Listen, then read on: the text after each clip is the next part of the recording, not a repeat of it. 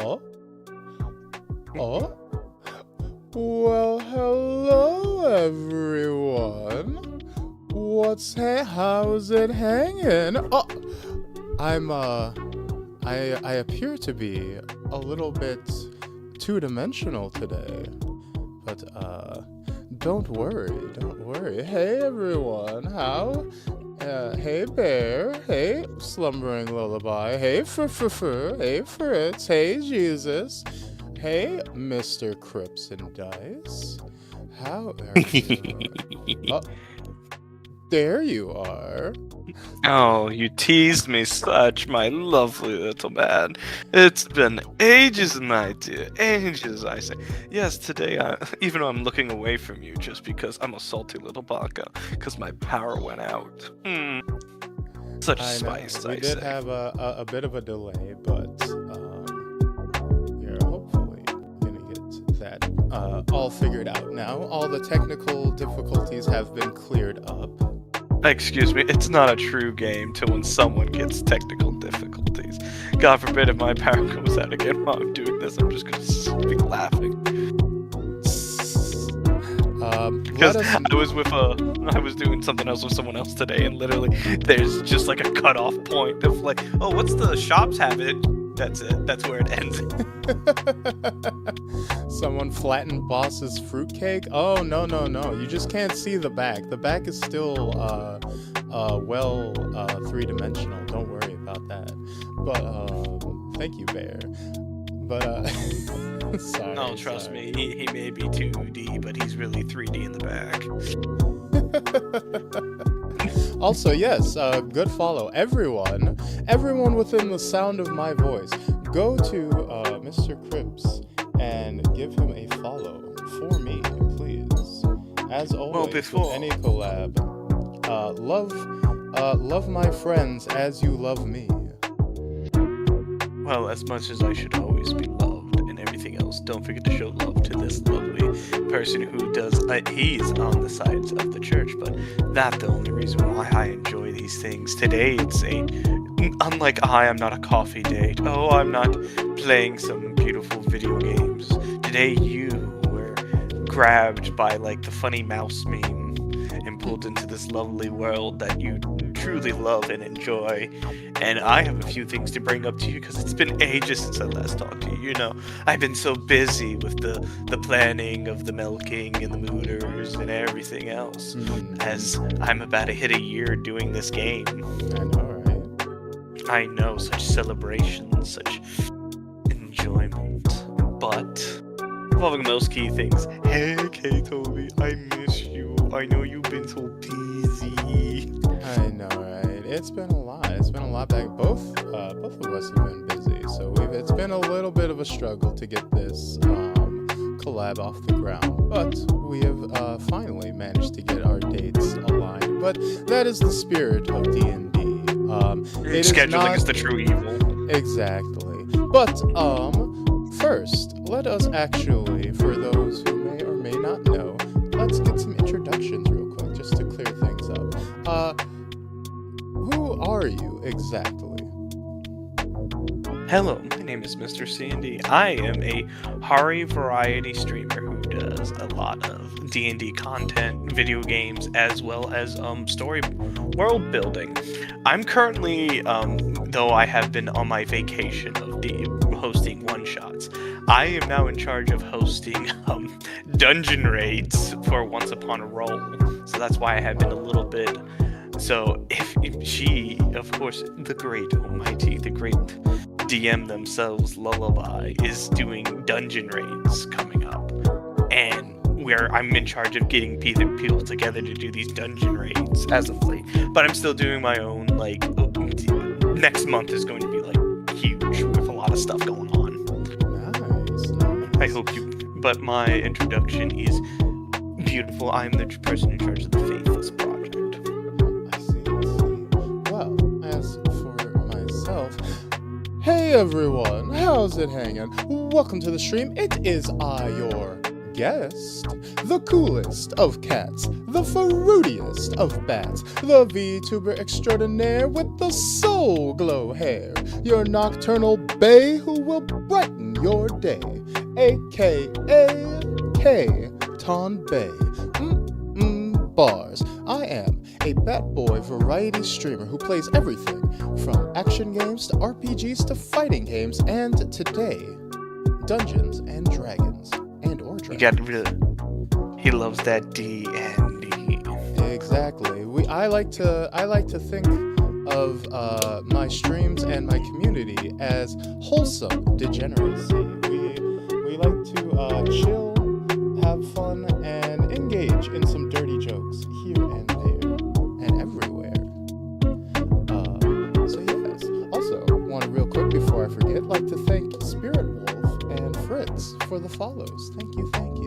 Appreciate it. You are seen, you are felt. Also, check on my end.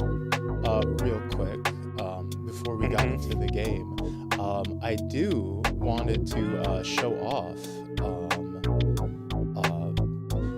because this is such a special occasion to do a special episode just for my character for the Faithless project, Noah Dark.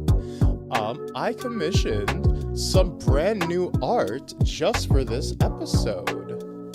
Hey Willow, hey Piro, hey Jesus, hey everyone. I gotta get that sent to me so I can show it on my end. I did send it. It is. I know. I'm more like saying I gotta email it to myself. Give me a second. Okay, gotcha. But it will be there in a second. Yes, it is on my stream. I will be showing it now. Boop. As so you can see, it is a playing card fusion of myself and Noah. We have it looks really good, doesn't it? I call it the King of Fruits and the Jack of Crosses. Oh my god, it's so dope, isn't it? Oh my god. Let me unlock this so I can actually zoom in. We got the hair, we got the sword, the liquid gold sword on deck. And then as you see, their bodies kind of fuse together. And me dangling out, that's obviously where I pulled my reactive from. Me sitting here like thinking like this is clearly not an homage of like if somehow you get corrupted in any formulation it could turn into a bad boy. But don't put it past me, man. Some people have definitely transcended the mortal coil to different aspects of existence. Oh god. But yeah, like the extra details and everything. And this the art was made by one of the artists that I've commissioned before, and one of my absolute favorites, by Alimonade. Let me pop her on there. Alimonade at Blue Sky is where you can find her, and I will actually throw her link, her direct link up in the chat for anyone who wants to commission her. A sketch like this, a colored sketch, costs $15 US.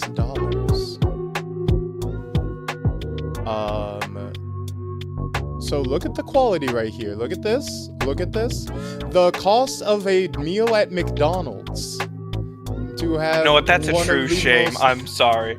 I'm sorry about that. Like, that's like a little bit ridiculous. Not gonna lie. You can save yourself a heart-clogging Big Mac and have some of the most amazing art you've ever seen in your fucking life. That's not even a hard choice in my opinion. It's so good. It's so good. She's one of the best. She's one of the best. Obviously, this is cost me a little bit more than that, because I got all like the fancy background and everything with the extra character and stuff.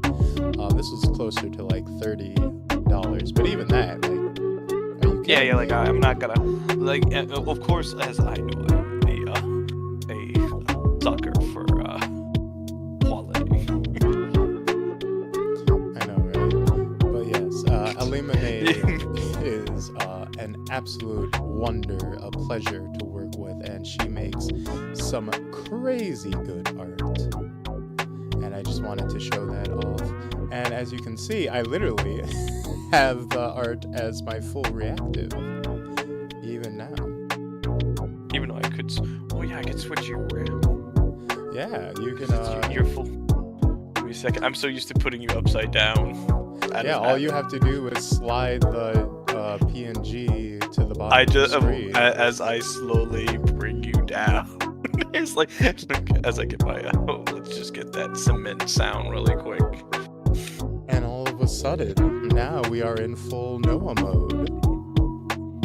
You know, in the back of my head, I'm about to like put this on my notes. If you could become part of the dark side of the force, it's gonna be good. Don't put it past me, man.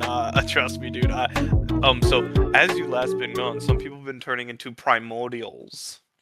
Oh. Which are like, so primordials are like kind of like the same, a higher level of a god in my world, and there hasn't been primordials of this generation as of yet. Lullaby or Knight is about to become the primordial green, and one other player is becoming the primordial black. Oh. When you do like certain things in these one shots that like are noteworthy, that follows the secret paths that I have in my world, you unlock powers. Like they're like secret skills and abilities. Gotcha. But sadly, and also then there's Tyria, who you love, is not going the path of primordial. She's becoming the guider, someone who guides the primordials against the great evil. I see. Very interesting. Oh, So, yes, indeed. But one second, let me grab your because we're going to be doing this the lazy way. I'm just going to be capturing your Twitch to That's perfectly fine. There we go. I also really like it because like I really do love your reactive for this. Like this is so dope. Trust me, as you have noticed, I have a lot of different art people. Exactly. All right. So I think we can actually just slide that away for the second. There we go. Actually, we can literally just slide. There we go. There we go. Look at that. Nice, simple, Here we go, and go, clean. go, shining bright. Glitter Force song. There was when I was with my niece, we were watching Glitter Force. The song kills me. Anyway, besides the grand scheme of it, I feel like a recap is in order. What has happened to you? Definitely, it has been a while. While. Because you're a changeling. At the moment, when you last heard, the House of Gadolk, the house that you are part of in the Faithless Church, has been labeled as a heretic. Basically, doing crimes against the church in a negative light, due to some bad situations and all that. And the Church of Gadolk has not been dissolved while you were away. There were things that transpired as from what you gather from you were still labeled a heretic. Oh, You're no. still you are still considered a black deacon. You are very versed of getting used to being labeled as a heretic and hiding away when stuff goes because people weren't happy. Whoa, one second. African American deacon. Listen here. Listen here. If I what I gotta do with the there was actually something really funny. When I was making the white deacons, which is another subset, the artist like sat there for a second and started making art of them, and I sat there like, "You got to redo all of them." It's like, why? What's wrong? You put points at all their heads. Oh no! I had to. So I scrapped the white deacons because that was not allowed. Like they were very like like the trench pilgrimage thing. They went like really hard on the trench pilgrimage, and Uh-oh. yeah. We, So We accidentally a racism. Yeah, and though the part like evolving with the key thing. So here's what has transpired for your house. Besides you being labeled as a traitor, which you never used to, there Mm-hmm. have been a lot of other members of your sect that have been arrested and censored, basically like killed off. So you guys have always been a very hard house to keep 100 members. You're only allowed to have 100 members because the Lady Godalk is always on house arrest. She's been in house arrest since she was 13 years old because of Mm. what her father did. No one really knows what her father did, but he was considered a traitor. The only reason why no one has done anything to your house is because, position of powers that have been inherited over the years. There is not another Lady Godalk around, and she's considered the second light cleric.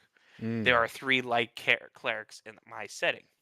There is, of course, Catharos, who is the third light cleric of this world, as well as Mm.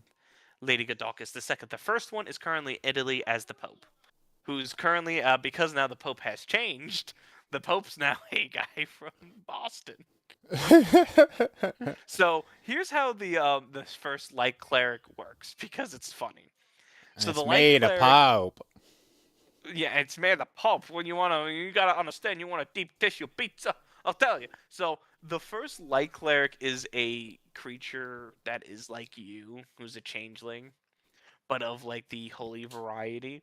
So whenever a Mm. pope switches, he takes like the aspects of where the pope is from. So he's always holy, divine, and everything else. Now because there's a Boston, so he has changed to that.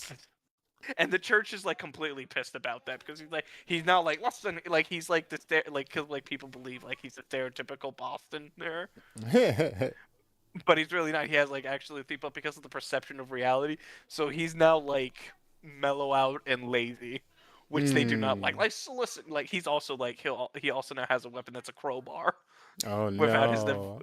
like all the popes are all history of their set for their thing. He has always been like an old man with a cross, an old man with a cross. Now he's like a youngster with a crowbar. Like listen here. I love I love the first light cleric. It's so stupid. And and that's like a cool like he's like the oldest one. He's the first like light cleric of this world. No one Mm. knows how old he is because he always like reincarnates to whatever's the new pope or what's considered the most holiest figure of Mm. the faith that he's a part of. And Gotcha. at the moment, we have now Boston, Boston, stereotypical Boston cleric, and I love that. That's funny. But evolving now back to the serious efforts, evolving with that in. So here's what has happened that you've been informed by your buddies as like I rolled some good percentages on that. They are forcing the marriage between Catharos and the Lady of Godalk. They're forcing their marriage now. Mm. He's about 18 years old. She is about 35 years old. They're forcing this marriage between these Mm. two houses. It's a way of like keeping the peace, or more like their house wants more power, unlike the other one. They don't like that. They really don't like your guys' house as like how freelances you guys are. Though you guys are effective, it's more like that. And you guys only have 85 members. You guys lost a few members due to the church being labeled as a heretic during your phone call that you did long ago. Mm.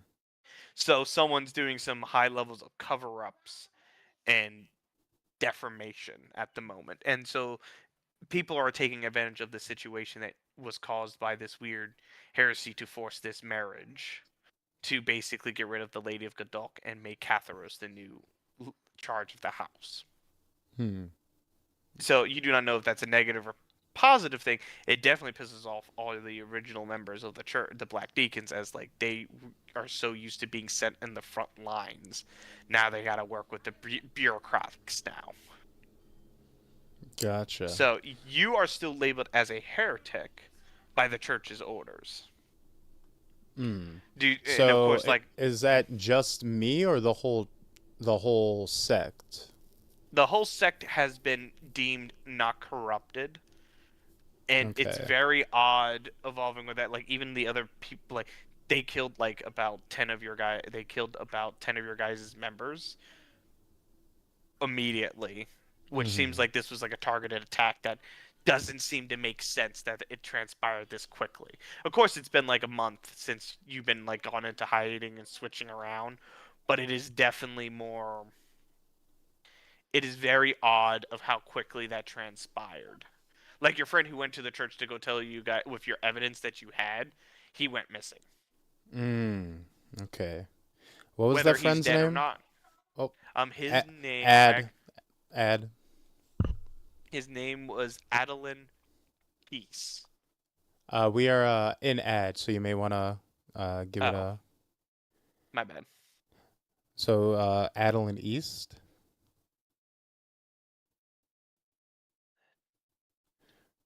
So my friend who was my contact went missing. Yeah, his name was Adeline East. I will send you his name. Oh, thank you. Yeah, just don't He and wanna. he and one thing about Adeline East, he was not a deacon or a priest. He was part of the security team. Hmm. He's more like so. There's like three at the like most church sects. You have your deacons, you have your church members, and then you have your security. He was in Hmm. charge of the sick, and of course, then there's the investigation bureau, which you are more of an investigator than a combat usually. Gotcha. And Gotcha. from when you sent that text message, the RSE, from what you know, have definitely had some ploy to cause the schism in your sect, which is very dangerous as you think that there might be a compromise going on. Hmm. So our one-on-one this time is to, of course, for you, you're a little bit more scuff as it's been hard for you to sleep as of late, Hmm. as well as you went back to the church where you met Catharos last time. That church has been completely destroyed and it is gone. Everyone has left due to the war between Zigguroth and the Horsemen of the Apocalypse of War. There's a war between war. War is currently with war in war. War is in war against Zigguroth. Zigguroth Oh, is in war okay. with everyone, basically. Gotcha. Okay. Okay. So they've been the conflict is still ongoing. It wasn't just that attack on the compound. Yeah, he got a little upbeat. You killed a lot of art assets. Gotcha. Gotcha. I That pride was very. myself. I pride myself on wasting money. Hmm.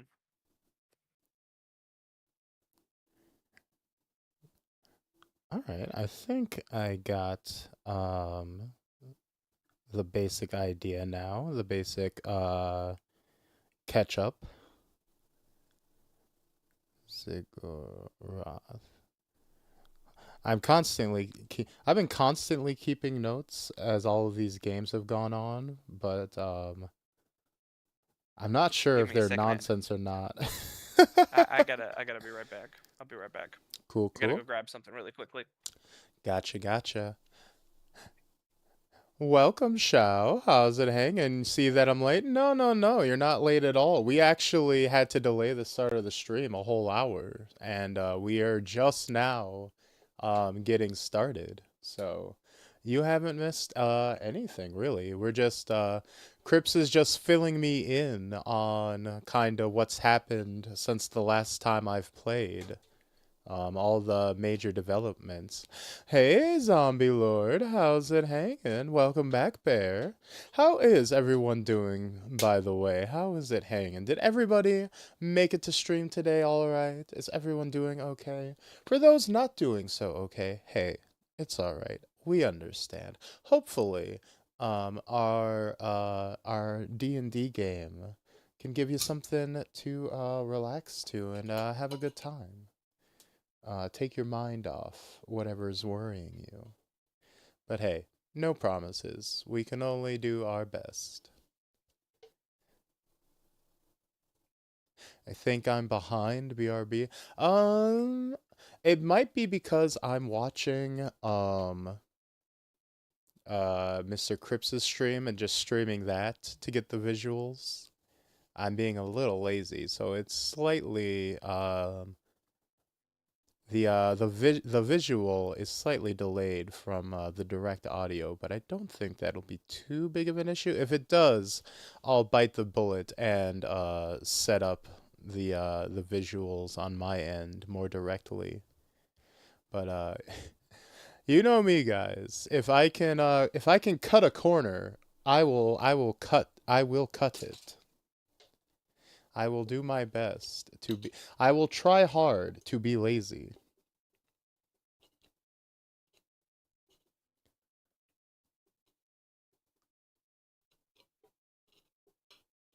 Sleepy bear. Yeah, bear, you're feeling sleepy. Hey, it's okay if you're Terribly feeling sorry for terribly sorry. We're getting ready for a flight, not like tonight, but for tomorrow Oh. for a work conference. Oh, I see. Interesting. You know, I've been very busy trying to get stuff ready for legitimization of my group, of all of us. Oh, I Um, see. You're all out and about. so back to what we were discussing. This has been it's a very weird situation going on with you. Mm. Yeah.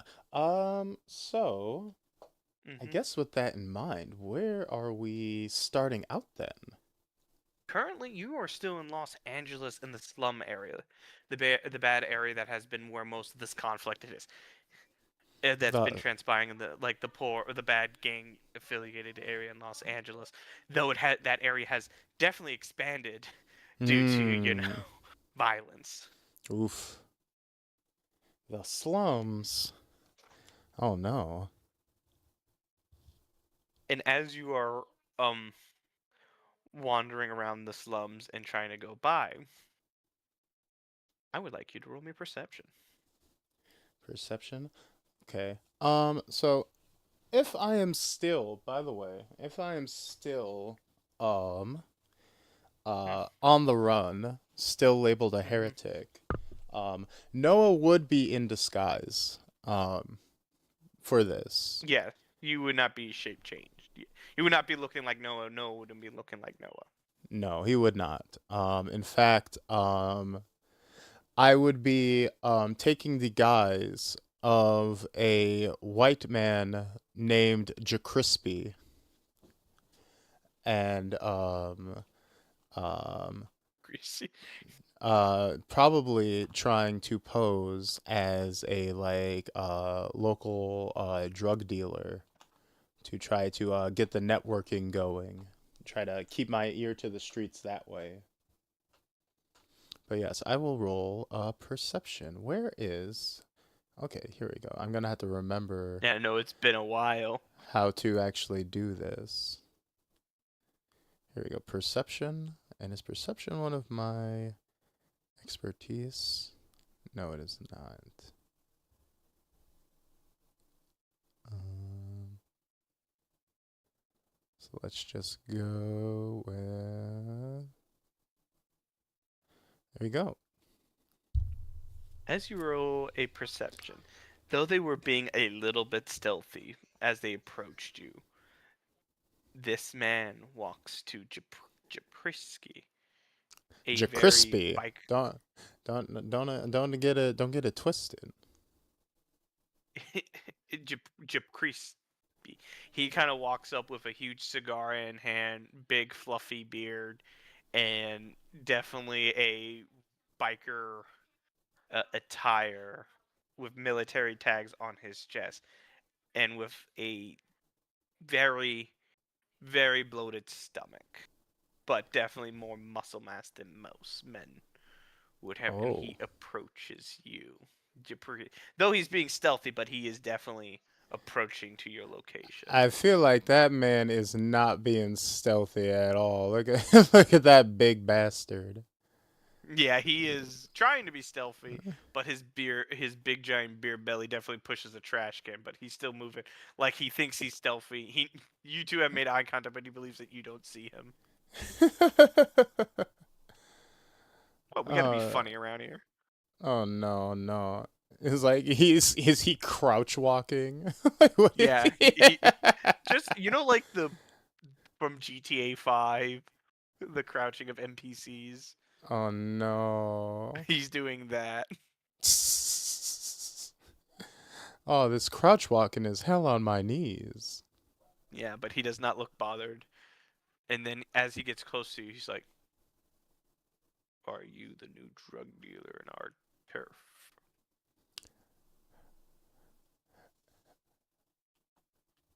Yeah. What do you need? I have been requested to speak to a man who has a false face. Well, look, man, I don't even know what the hell you talking about, man. I'm real. I'm just crispy. I represent myself real in these streets. I ain't got no fake nothing. Look, I'm wearing real Rolex. I'm wearing real Jordans. I'm wearing real Gucci. Look, everything on me is real. I'm real. You saying I'm fake? You saying I'm fake? You trying to like discredit me? You trying to discredit JaCrispy? You trying to say that JaCrispy ain't real? I, you trying to mess with JaCrispy's credibility? I ain't trying to play. I ain't trying to hear that. I ain't trying to hear that. JaCrispy ain't trying to hear that. Look, if you buying, then you got to tell me what you want. But otherwise, you can get up out of here. I am required a more radiant opportunity. Well, look, how about if you want to talk about radiance, I can put some light up sneakers, the Batman's, and shove my foot up your ass, and your insides will be radiant. How about that? Are you using the right code and lingo? He kind of like pulls out his booklet. It's like, wait, dude. He looks at you. You speak thieves' cant? Yes, I do. Okay, radiant. He wants the special radiance, which is usually the thing that the black deacons try to use for each other to communicate, to like discuss different conversations in private. And he's like, looks up his book, like, I think I said the right words, or am I actually buying drugs today? Maybe I'm with the wrong person. You know what? You got nod his head because he believes you to like no end. You're like, oh yeah, 100%, yeah, 100%. Oh, yeah, you know. He turns around like, yeah, you know. He just turns. He thought he was using the correct lingo in the black deacons. Like maybe I was wrong. I'm going to insight check him real quick if that's okay. Yeah, you can incite him. Um Insight. Boop. With a 20. So you have this person has been noted in more different ways as commonly known as Ape Boy. Can I get a feel on whether he's like coming at me with hostility or like ill intent? Like, should I be? Do I think it's a good He came. idea to drop my guard around him and like reveal that I am actually Noah? He kind of walked to you with like kind of stealth and worry because he knew that he was walking up to a new dealer and he didn't know if you were really a real person or not. He Hmm. definitely is a intimidating fellow, but he came in the guise as a passive. Doesn't have any weapons, but you could assume that he will delete your head in most situations. But with your insight evolving in most things, you definitely see Ape Boy on the back of his head, back on his jacket, and he's definitely more like he didn't come there for violence or actually to buy drugs, but he definitely came here to discuss. But he has clearly assumed that he did not speak to the. He didn't say Black Deacon or anything of all of that. He just like looked at a book of like certain slang terms to do like thieves can't, and just Hmm. assumed that he didn't do the right. He assumes that you're just some random drug dealer. Gotcha. Gotcha. Uh, well, look, man, I don't know who you actually looking for, but I seen lately if you talking about radiance, my memory is a little hazy, but I think there's like this weirdo walking around in this like I think it's a priest uniform or something, and uh, I don't know. It's just a little hazy, but I don't know if I were to be reunited with my friend Mr. Benjamin, I might remember where I saw him hanging out recently. Give me a second. Goes into his definitely not the front pockets, but definitely inside his pockets and his jacket. Uh, what's the going rate? Well, maybe, Mr. Benjamin Franklin. We haven't talked to him in a minute, but if me and maybe his brother Benjamin Franklin Jr. He throws out hands you $200. Oh, thank you, thank you. Well, oh shit, I remember now. There was this weird priest guy, fucking weirdo. He hangs out around this hotel here, and I think if you went to room 107, maybe you would walk into him at some point. Like I don't know, he comes at like the dead of midnight. Crazy weird fucker. He never buys nothing, so I don't fuck with him. But shit, maybe I don't know. Your appreciation of information is quite useful. He hands you another $200. Thank you, thank you. Much appreciated. Look, hey, hey, money talks in this world. So if you ever need a friend around here, Crispy has your back. Thank you. He will proceed to turn around, walk down a block, get on a motorcycle, and drive away. All right. So, Noah is going to go back to his apartment, right? And he's going to try to rig up his place with some booby traps.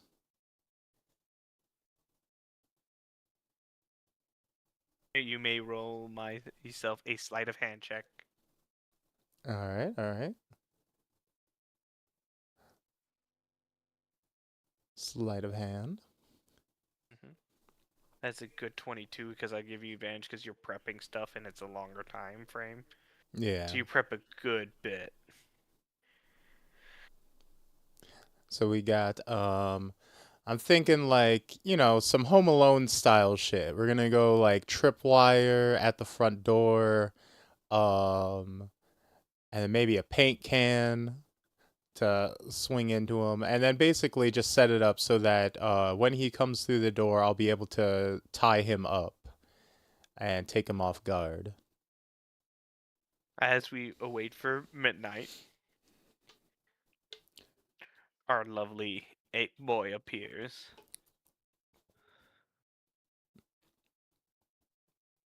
And you notice from the he drops off another fellow because you can see from your vantage point.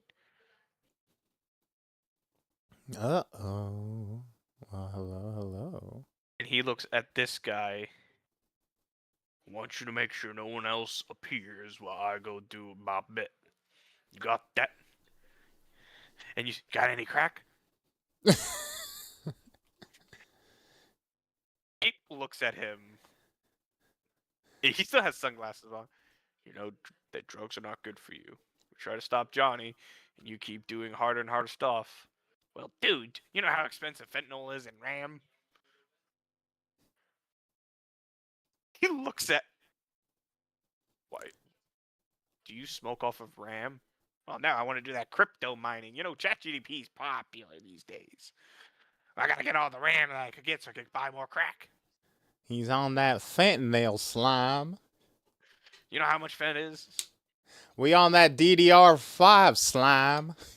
I hate you so much. Can you just keep an eye out on the bikes and make sure nothing else bad happens while I go talk to this fella up here? You know 100% the boss don't like you doing stuff around here without him. This is not involving the boss's work. I am doing my own bit. You are a crack addict. You watch the shit. You watch the bikes. Anything goes wrong, you come back, you pull out your gun. And then I get crack afterwards? I'll signal you. Okay. He turns around to you as he walks up to the steps with very heavy thuds. Like one of the steps even breaks because of how much he weighs as he this time, as he makes it closer to the doorway, I would like you to roll me a perception check. All right, 1 second. And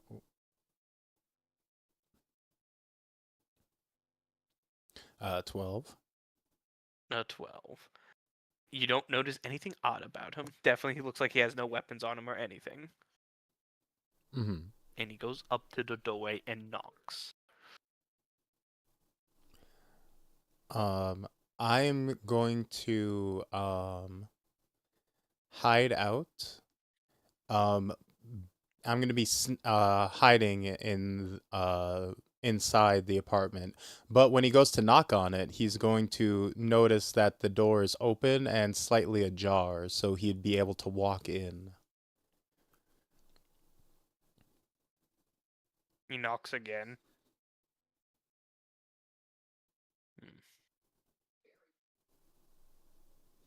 And I'm going to quick roll stealth. You can roll stealth. Yeah. Just so I could be hiding inside the apartment. I would give you 25 advantage.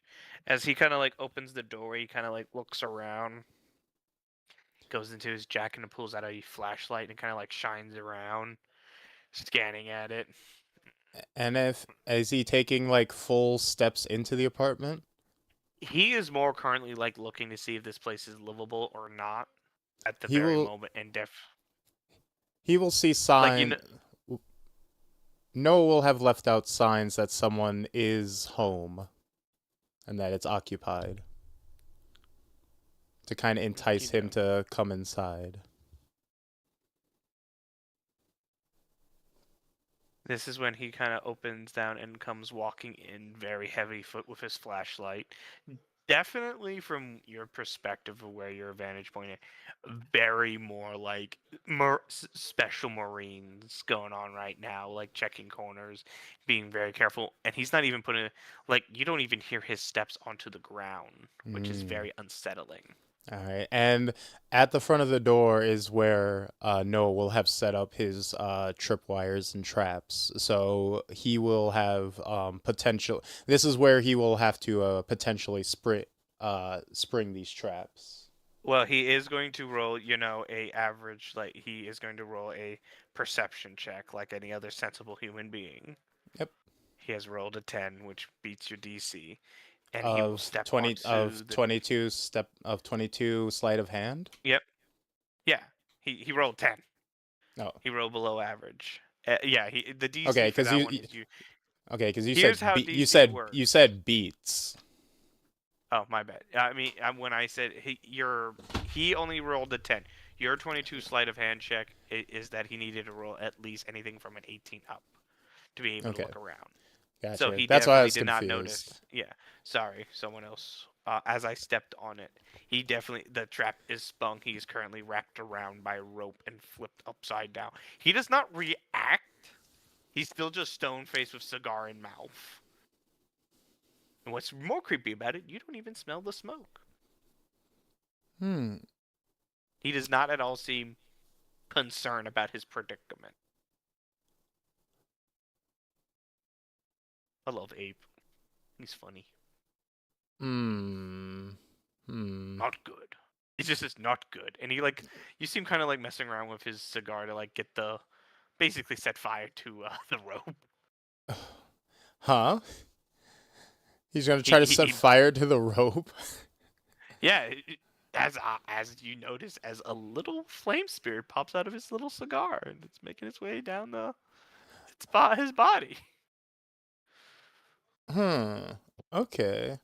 So Noah's going to step out with his gold sword already drawn, and he's going to like swish blow away the flame. The flame spirit immediately runs back to its cigar and like looks afraid as it goes back to the cigar. Oh, no, none of that. Hello, sir. I believe you've been looking for me. That is correct. Well, to what do I owe the honors? Oh, my name is Ape. I assume you are the person that they go by.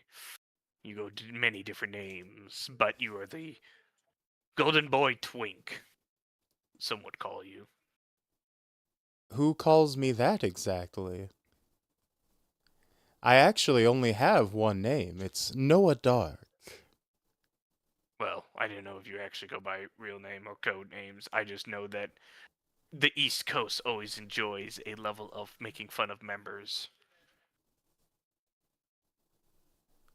I see. So, I'll make this quite simple.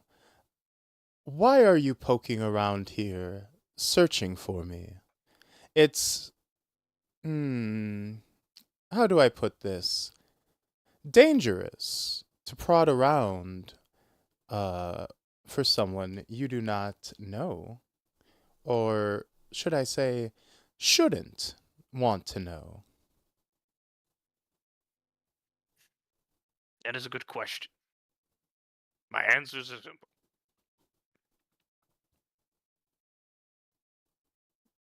Yes? You actually wanted me to elaborate. Usually, most people just shank me right now, so that's why I just was preparing for the stabbings or the torture. No, it's fine. I'll give you a chance to answer peacefully first.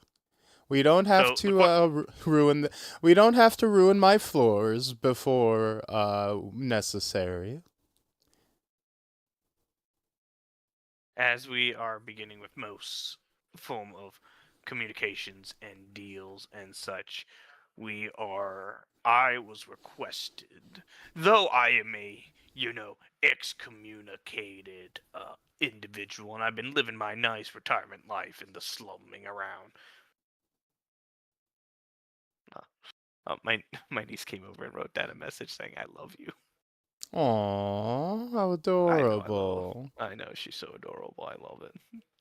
I love her too. I can't wait to play Minecraft with her soon because she loves that. But anyway, um, he sits there looking at you very dead serious. And I enjoy to stay excommunicated and enjoy my life how I see fit. So when someone tells you to do something, when I fake my own death, I kind of gotta move around once in a while. I see. And what does this have to do with me precisely? Assume that you know something that the guy, not my boss, the guy wants you to talk about. I, who likes to enjoy his retirement, and well, or faking his death, or whatever fits the far extents that I need to do, who I just want to make sure the job gets done. I see. Well, I'll have you know that this matter. Okay. I suppose I should start. What sect of the church were you part of exactly?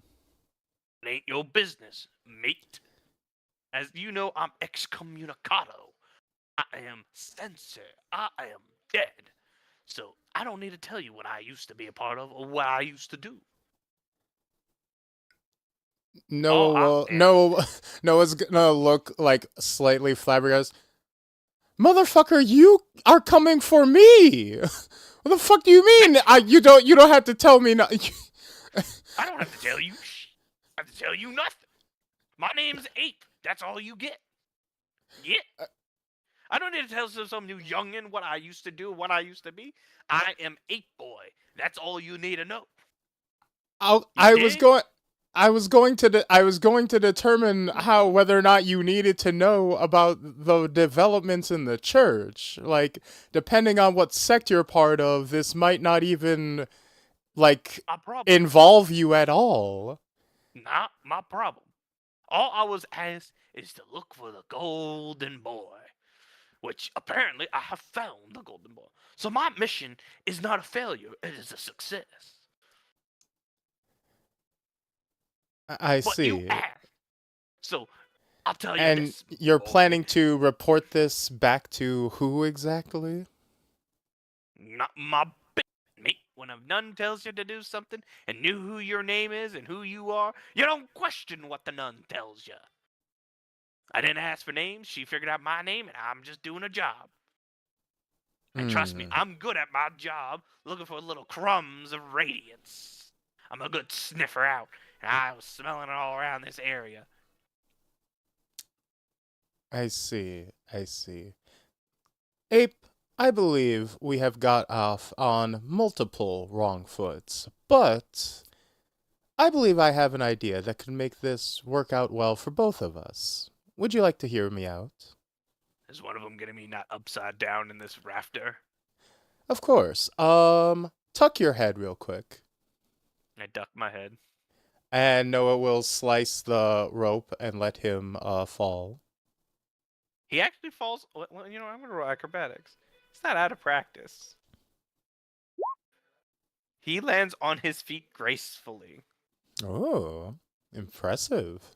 with his 16, and he looks at you as he like hits a huge thud, and then you see like the ropes immediately like break off his body. Ah, very nice. But, so, you said that this nun has contacted you, wanting to find me, correct? Was she looking That is to simply confirm my location or retrieve me? She got questions, boy, and I'm gonna bring you to see what she wants to talk about. I don't care what she's gonna talk to you about. I want to keep myself off the grid, I And she wants see. to talk to you. I don't know what she wants to talk to you about. I don't even know if she's alive.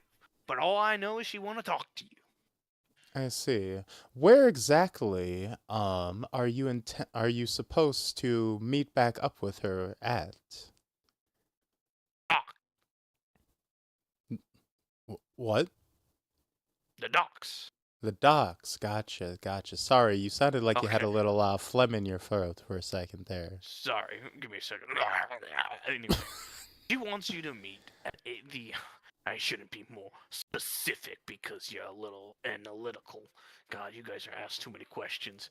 Back in my day, anyway, you guys are going to the underwater dock area where the Gotcha, I see. minotaurs are at. Hmm. Ape, I have a proposition for you. I What's your want, proposition? as you can see, and Noah is going to shift into Ape. As you can see, I have no problem, taking on your form. If you want, you Wait, so could. you became Abe? Yes. I need you to roll me a wisdom saving throw. Jesus fucking Christ, why do you keep doing.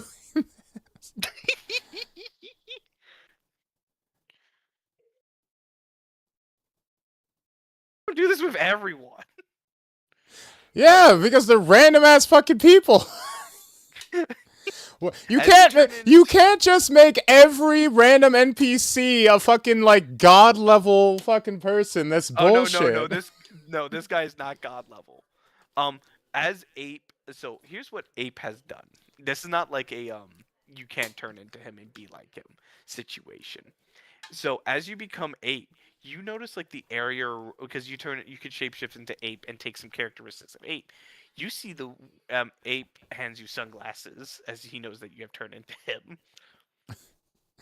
And you see everything in the world in a black and white film. Oh. As you become Ape, you notice like you see like the shadows like kind of creep around that seem a little bit unnatural, and this is a little bit overwhelming to you because like as we explain your shapeshifting, if you turn into someone that you know, you get some characteristics of skills that they may have sometimes. Hmm. Ape sees stuff like this, the world in a black and white kind of film, Hmm. and it's a little bit unsettling as like even though you are in a bad area, you see like the areas of miasma of the world, like stuff of like corruption and how bad it is of the area that you're at, and you see like these little like even from you see like these little like kind of like black shadowy creatures going around and affecting the normal populace around you, and it's a little bit overwhelming for you. That's why he Ugh. hands you the shades. Ugh.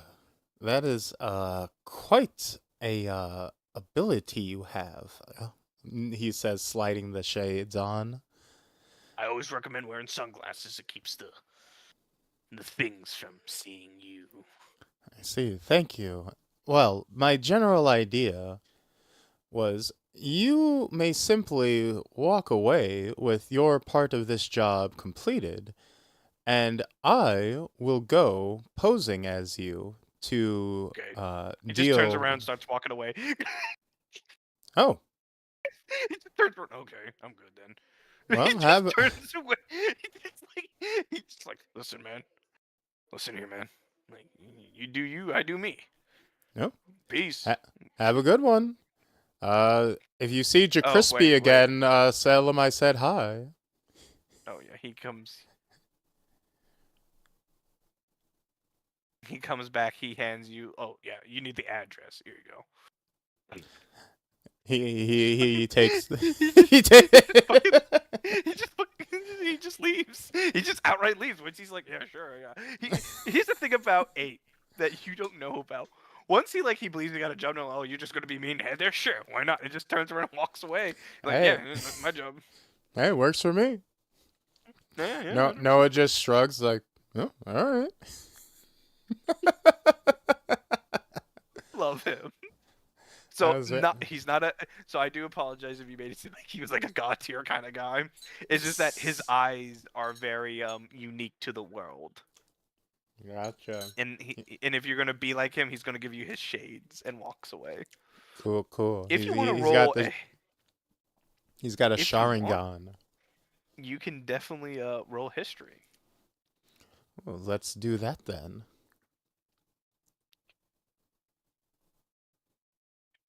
with a 17. As he kind of turns around, you definitely notice that he on his jacket, though he has like some dented out medals and everything else, not of note. You notice that he definitely has some medals of like high honors in the Faithless Church. Though they look like warped and different in most situations, not many people would see that.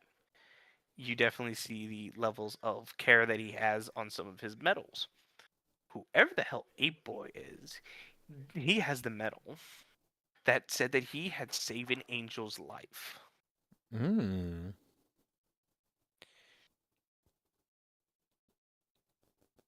And yet he still ended up excommunicated. Interesting. Anyway, Wow, we had to get to the bottom of this. So, with that in mind, Noah, still in the guise of Ape, is going to try to track down this address and see if he can find this mysterious nun lady and be away. yes, indeed. As you begin heading to the dock area, you go into a little bit of an abandoned area that Ape Boy has clearly represented. Oh, this is not quite the docks I expected. I must This is away. the This is the underwater docks. Oh shit. Well, And I as was you kind gonna of think about scouting it ahead, but there's not really much to scout, so I guess we're just yeah, it's going to basically straight. kind of like a sewer entrance near the waterway. Gotcha, gotcha. Just a straight shot then. As you walk into this tunnel,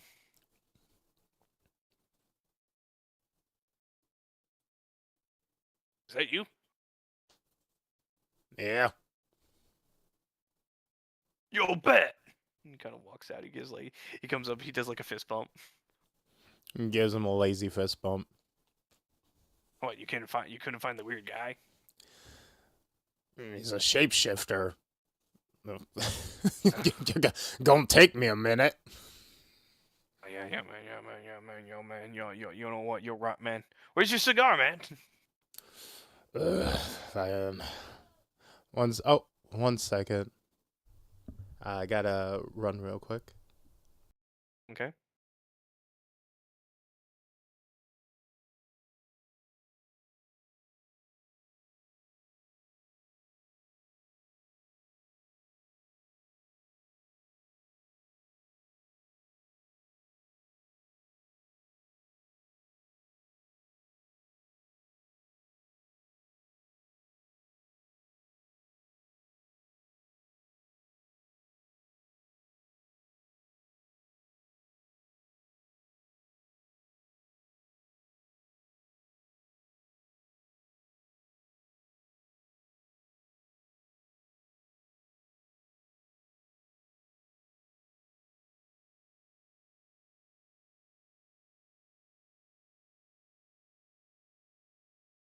Hello?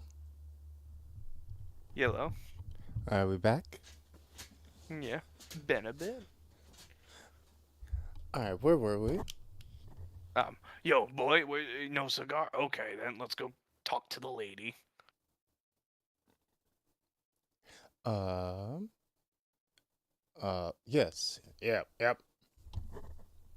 Okay, man, like, dude, like, trust me, man, those shifties are weird. God, racist slurs, shapeshifters. You gotta be careful of them shifties, man, I tell you. Yeah, exactly. So annoying. I know. Anyway, he kind of like sits there, and as you walk deeper into this area, you see a familiar face deep in here. Oh? And he kind of like sits there. Well, here's 8 Boy. He's gonna give you the information. I'm gonna go back drinking. Walks away. So, was it not possible to find the person that we wish to speak to? Uh, it's, it's kind of hard to find them. It's like a needle in a haystack. A big ass haystack. And the needle's a shape shifting twink.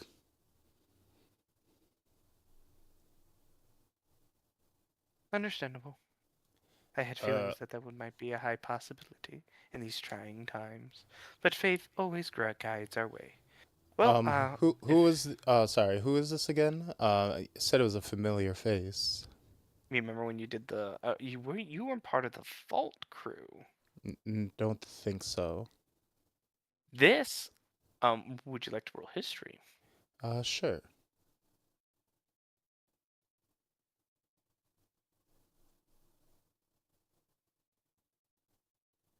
with an 18? This person is the right hand nun for Cathador's the son, not Cathador, son. She's usually a nun that hangs around with Cathador, though sometimes it's hard to see her because, like most people, nuns are not meant to be spoken to or seen. Hmm. But she is known that she works with the son of Cathador's house. I see. Gotcha. Um. Hmm. Uh. Look, it might help if I kind of knew what the situation was, kind of a modus operandi, or like what this kid's motives are, or like why I'm going after him. Kind of give me an attack plan. I know. I hope not I, for I violence. Well, just for searching, and I initially didn't want to know any of the details because I'm not trying to get involved. But at this point, it's not. I'm running out of ideas on the minimalist front Roll me deception. You have advantage. and expertise. Yeah. Mm. 26. I will roll her insight. Hmm. From what I know of him. So your question is why we're looking for him, right? Yeah. Well, most things ain't. I understand that you are trying to keep politics out of the way. Well, I was I don't tasked. really care about the politics so much as like you know if he's like some kind of killer, then I could kind of No, good adjust. heavens, no. It changes how you try to search for someone, or if he's like a thief, that changes how you try to search for someone. You know what I'm saying? Well, he is no thief, from what I know. I know he works for for the House of Gadolk, the Black Deacons, but I heard nothing more than high regards of his expertise and perfection of most things of ways of dispelling of corruption. Mm-hmm. Uh huh. So like, what's the deal then? Well, from what I know, he was labeled for censorship. I was tasked to obtain why he was potentially censored, but clearly we have hit a dead end. So I should head back to the church and continue with the next and seeing accordingly. And Abe, you can be relieved of our deals. I know I was just meeting an old friend. Oh, well, that's good. Uh, well, actually, one second. 1 second. Gotta check my notes real quick. Mm-hmm. Um, God, what was? Oh, uh, what? I'm gonna ask. Off chance. What would you guys say if, for example, uh a revelation will come out that Dominic Carroll,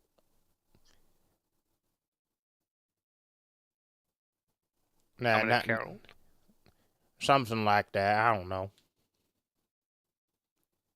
We have obtained information. Wait, why? She kind of says, "Oh yeah, you're part of his group." Then I guess there should be throwing many arcane secrets around here these days. Yes, there has been. Dominic Carroll has definitely been doing. We are currently gathering accordance of the information that we have at hand for him. Mm.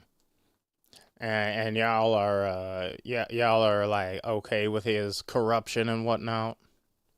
Heavens, no.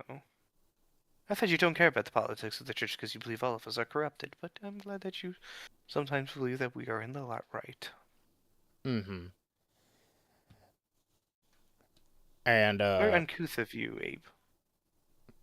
hey, I'm nothing but coof. That is You a don't correct you don't statement. you don't tell me what to do. That is correct. I just asked just to make sure to know key information.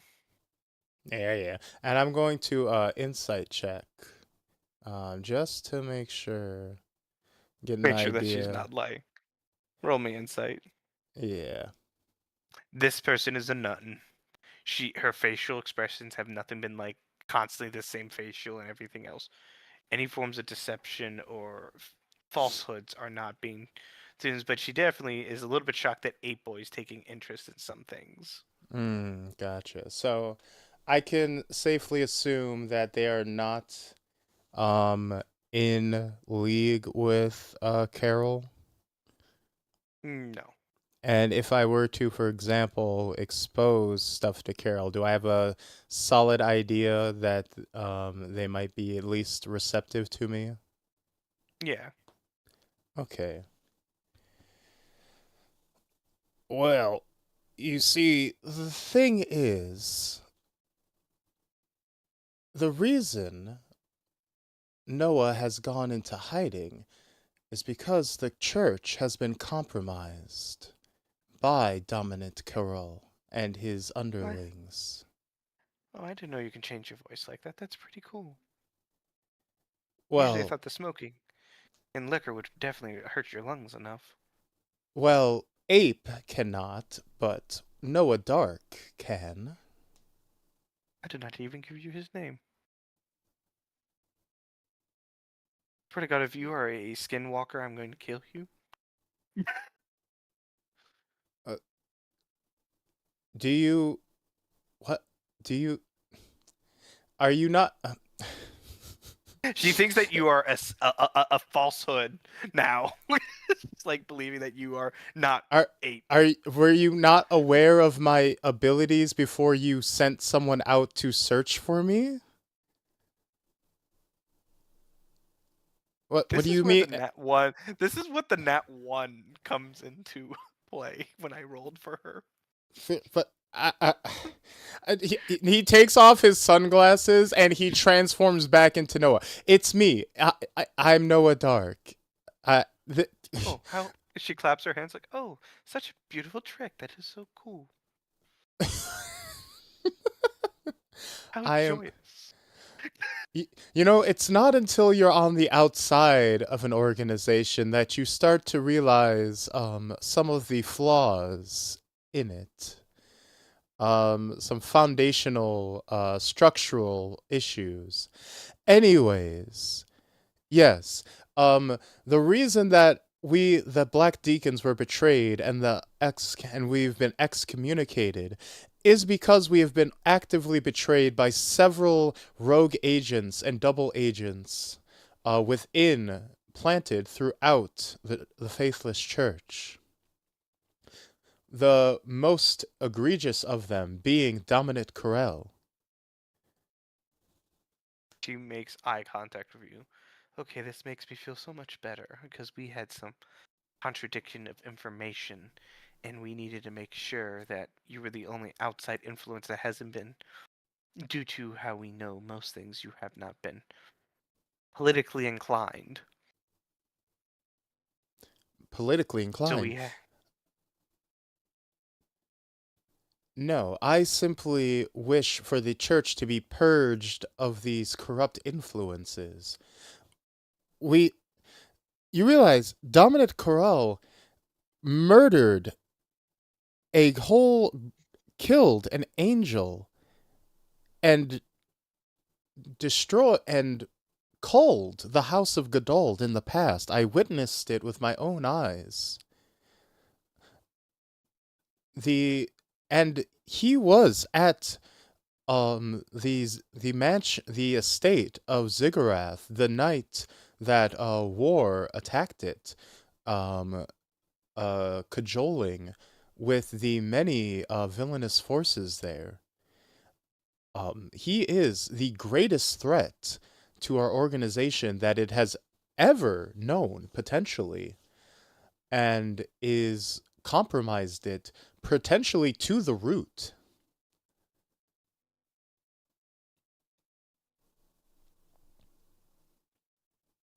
thank you so much for this right now, Noah. We had information given to us by an unreliable source, and I wanted to make sure that everything that we were making sure that everything that we were doing was all aligned.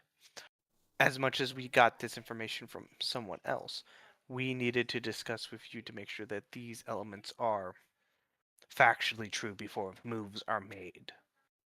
Ah, I see, I see. So let's just say I would not trust the person that gave us the information, and I knew that you, of all people who are in Los Angeles, definitely had information that would be able to influence our choices in a more positive light. Because it's Dominic was the one that wanted you to be labeled as a heretic quicker than most. Hmm. And we needed confirmations. I thought that I would never be able to see you, as I thought he got you already and killed you. Huh. Well, not for a lack of trying. He's Yes. Cole. He's Well, I have no idea how many members of the Black Deacons he's called. I've been in hiding this whole time. I have some information to bring to you that my, um, the son of Catharos, that is correct. I work Yes. for him. Yes, of course. There will be plays that will be happening really soon that will be dealing with, dare I say, I do not wish to have a holy war between two houses, but that is where the direction is heading towards. And we are Hmm. gathering allies. And so far, war is coming between the House of Godolk and the House of Catharos. This will be then we need to figure out how to get allies from other houses, as currently the son of Catharos will be trying his best to ally himself for the House of Godolk. I am tasked to discuss with, though the Black Deacon should not be aware of Catharos' role in this war that will be happening very, very soon. There will be things that will be happening really soon that will lead to a conflict between both of these houses. But the son of Catharos is on the side of the House of Godolk. That is all I'm able to tell you and inform you of. That is the point of our meeting. Because we believed that the person's information that was given to us was, though very accurate, we needed check our sources. I see. And why is this? Why is we know that everything going on within the houses is the result of rogue, blasphemous agents. Why do the houses need clash with each other? This is absurd. This is unholy. The two houses, the church, uh, brother and brother need not clash with each other. That is not God's way. Yes, I agree. But she looks down the hallway, she looks down the other way, and looks at you. The person who's currently in the House of Catharos has been compromised. We have reasons to believe from the information that we have gathered, though yes, the stupid Hawaiian shirt man is a threat in any other ways of existence.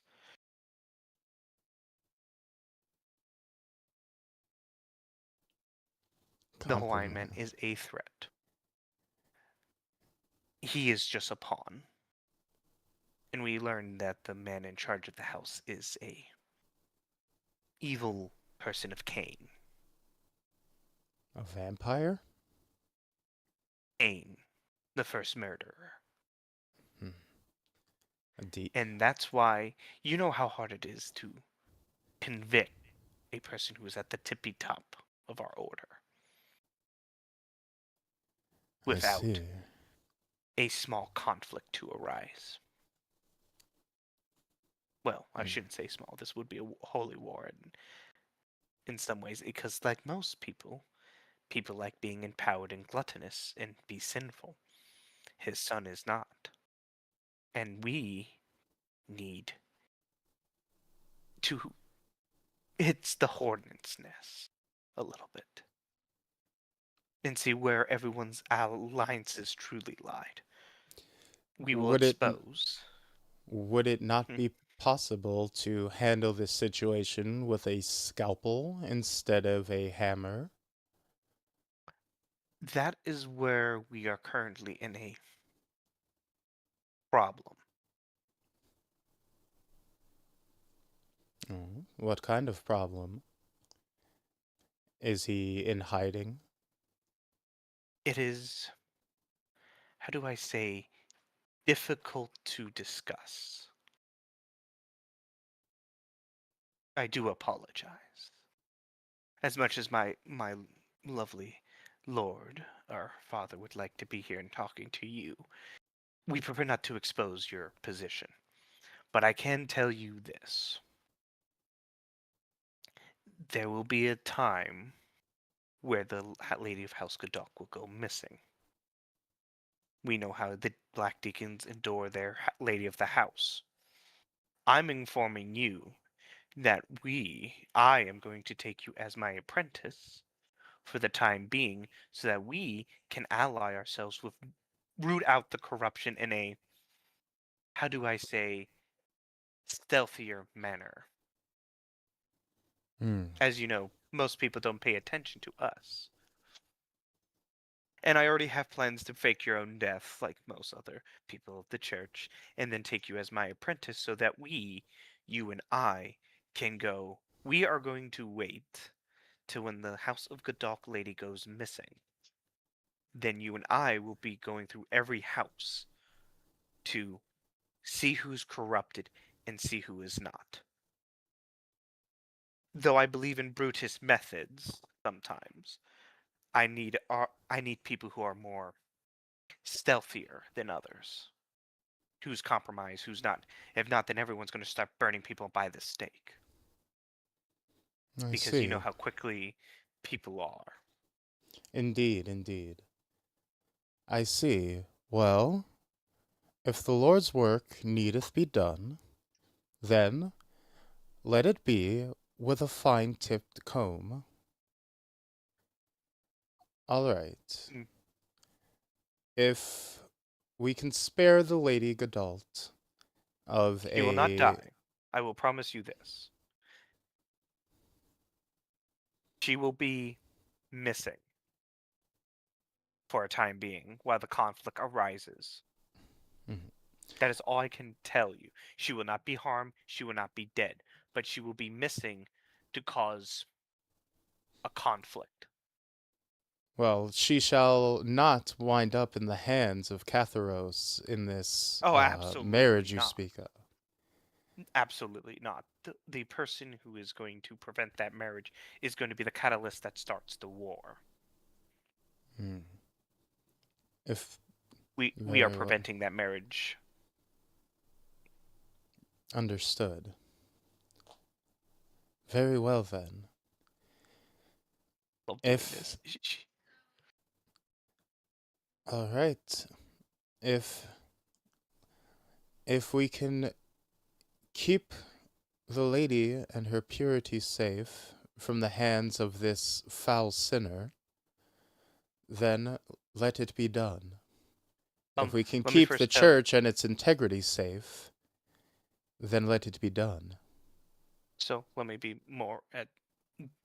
They want her to marry him, the son, to merge the houses, use him as a pawn and all that. Like basically get rid of the lady, the good dog's house. She's not marrying Catharos, like the actual big Yeah, person in no, but charge. fuck them all. Kill them all. Yeah, but I do want to say that he is her boss.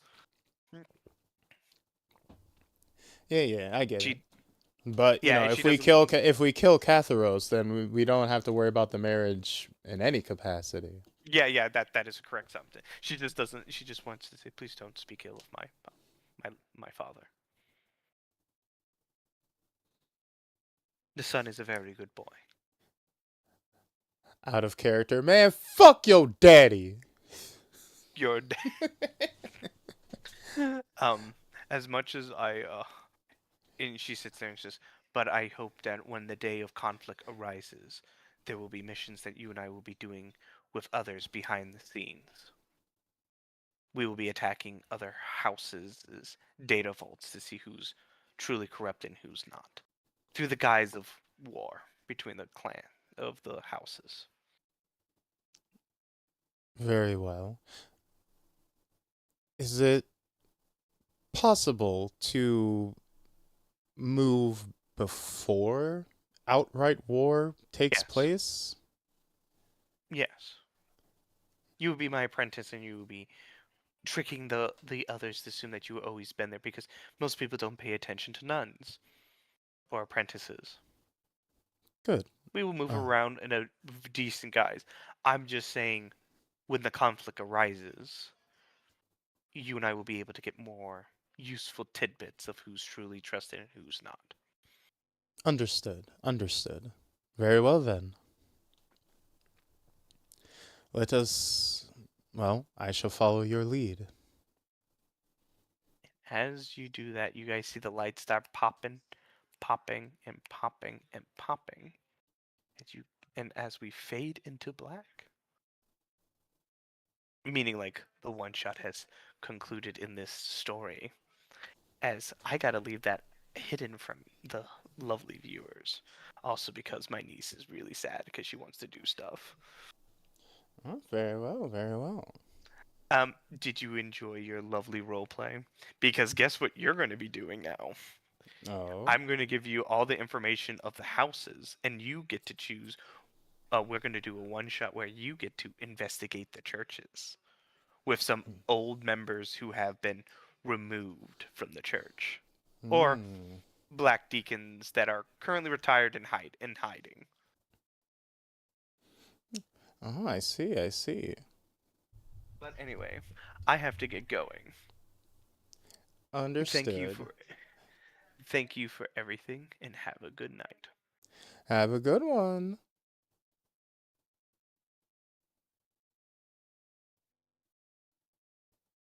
So, there you go. Oh no, I've been turned invisible. Whoops. One second, guys. Let me boot up VTube Studio real quick. Let me Here, let me, boop. We put up the art again to act as a, thing in the meantime. Let me leave the, share chat as well. Yeah, I think that went pretty well. Nice, short and sweet. But, I actually had, who has their points ready? I actually, had a few videos and stuff I wanted to react to and watch. And then, since we have, basically the whole rest of the night still, I think we can find something to do, since this did go pretty fast. So, let me just real quick close out of that, close out of that. Open this, open bonk. And thank you guys again for being understanding with the technical issues, the delays, anything relating to Vtube Studio. You know, obviously, cannot control the nature of Mr. Cripps having to deal with his power going out. That was unfortunate, but we managed to salvage it, did we not? Damn, I miss playing small games like this. Yeah, it was pretty fun. This was my first time. I should probably get you back out of my face. Thank you again, Alimonade, for this amazing piece of art. Seriously, do go check her out, even if it's just to browse her page and see all the other stuff she's done. I have gotten her to do other art pieces for me before in the past, and I've like thrown them up on the Discord already, and I've showed them off on stream before. Very amazing artist. This is easily the best piece she's done for me, though. Like, look at this like card style. I want to throw her link up into the chat again real quick, and then I am going to real quick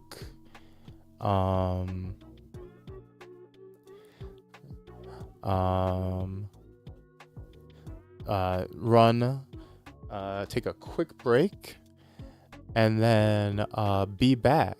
All right. So I will leave you on this and away.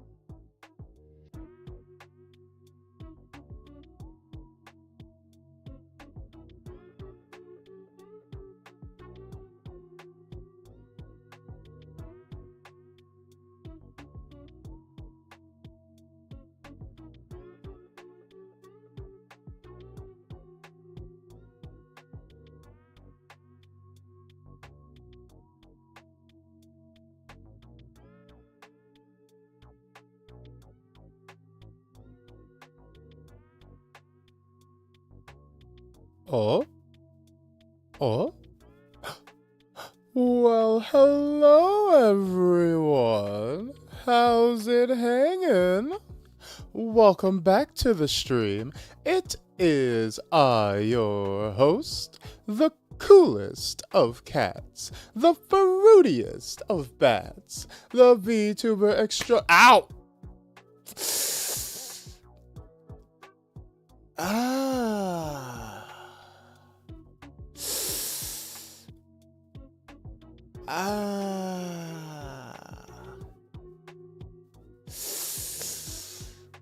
Ah. Ah. Ah. Ah. No. Ah. Mercy. Mercy. Please. Ah. Ah. Ah. Ah. Thank you.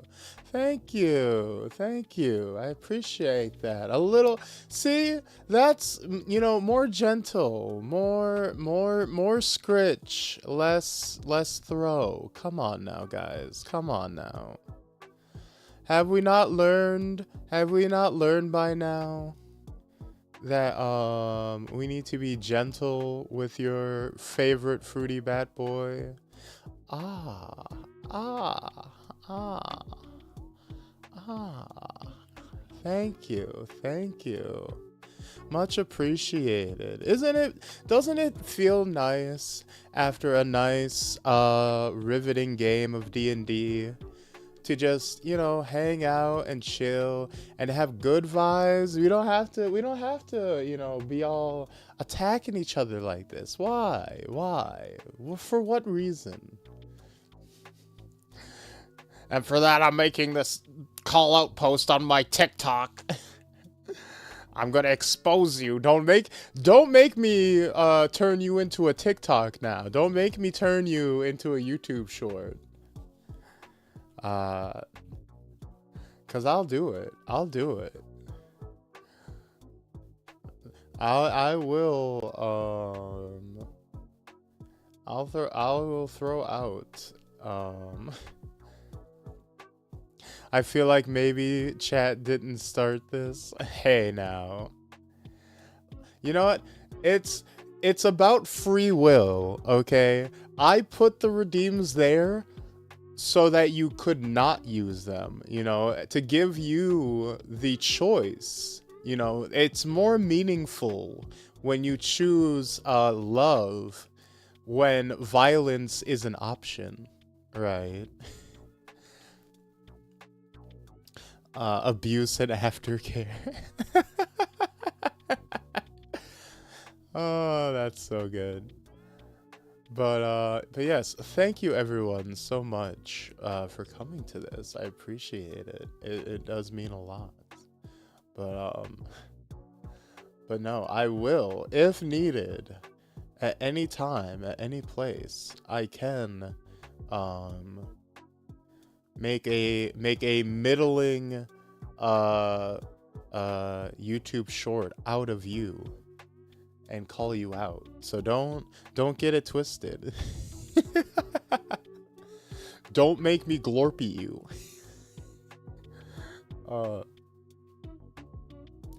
Yes, there was let me try to find what was it that came out today? There was a trailer that dropped. Oh yes, a collie just dropped for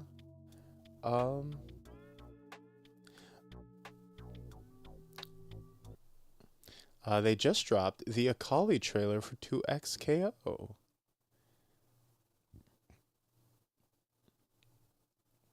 Let's remove you. Let's remove you.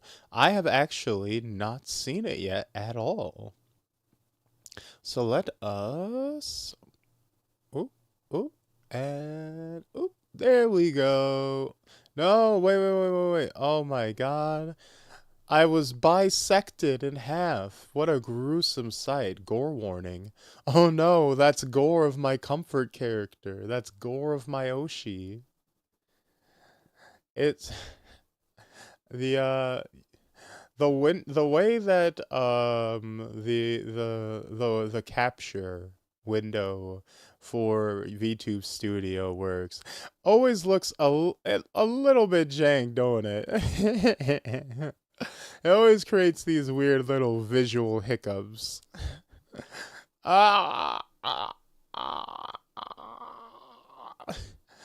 ah, chat, if I don't make it, tell my wife hello.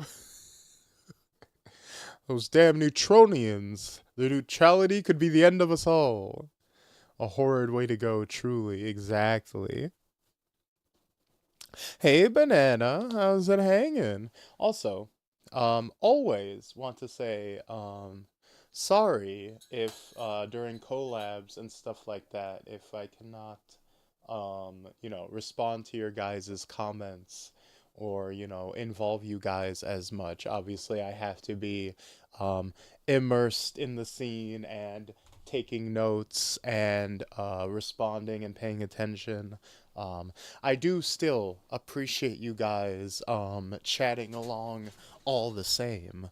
Um, you guys still chatting is I am paying attention. Don't think I am not actually looking at you guys. I am. I'm just not able to take a moment to call out what you guys are saying. But you are still being watched. You are still being perceived. So don't get it twisted. You could still get yourselves in trouble. Ooh, trouble. But anyways, yes. Let's they've got him in the thighs, the tragedy. They got him in the thighs, the tragedy. Also, it looks like Noah is going to go from like a priest to like an Assassin's Creed style nun outfit. It looks like I'm going to just have to commission Alimonade or Kimi-sama again. Those two are my $15 one-shot artists that I can get for a like quick turnaround. See, no talk about overthrowing you. I have to say, you guys are always plotting something. That's the thing. Just when I'm like, I was gearing up today to make a whole spiel about how wholesome my community is and how much I appreciate you, how proud I am of you guys. Just to come on today and see, oh, so we can't overthrow you? You know what? I take it back before I even said it. I take it back before I even got a chance to say it. You're making Crispy very disappointed. Come on, man, what are you doing? Why you want to overthrow Tonbey like that? What come on. Look, what you really need is to get yourself your fix, man. You need to buy yourself some crack. You need to get yourself, otherwise if you fucking up, you gonna get them Timberlands up in your ass. We gonna show your inside some style, all right? We gonna get your guts on that New Year's Gucci, all right? Well, you know what we talking about? We gonna show you. We gonna get you on those Payless Batmans with the light brights, all right? Alright, good. Alright. Look, if you ain't buying and I ain't selling, you ain't hearing and I ain't telling, alright? We gonna walk on by, alright? Oh, walk on by. Don't rearrange my guts, Cage a Crispy Tonbey. To anyone who doesn't know, that's actually a Impractical Jokers reference. Because me and my family used to be obsessed with that show. We would eat dinner together on the couch and all watch an episode of Impractical Jokers. And it was like, yo, I'm looking for a white guy named Crispy. And that name stuck That name stuck with me. I've never had a chance to use it literally anywhere except today. But anyways, we are going to be checking out the Akali trailer, new character being revealed for 2XKO. Are they going to be able to salvage some goodwill after firing half of their staff at like 2 weeks after the game went into 1.0? We'll see. Crazy. The game launched with 11 characters, very small roster. And then they're like, don't worry, we're gonna make it up to you guys. We're gonna be able to release 5 characters a year. We're gonna get that roster size up. And then they fired like 90 people, cut their entire staff in half. That doesn't necessarily fill me with confidence that they're going to be able to keep the characters coming. It took them 10 years to make 11 characters with twice the, dev team. So we'll see if they'll be able to, keep this game going strong with these massive layoffs. But you know what? This is your shot to try to do something here. But you know what? Open hearts, open minds. A member of the Kinku, joining a disgraced swordsman? I couldn't care less about your honor as long as you fight for what's right. Stay where I can see you, assassin. Then I wouldn't be much of an assassin, Darius. Here. Okay. You're going down. Oh, Zuna drop? Okay. That's pretty good. Fear your shadow. You didn't really think you could beat me, did you? Oh. Vanish in smoke. Not here. Oh, that's nasty. Ooh, okay, she's kind of sick. It's been a while since I had this much fun. Ready?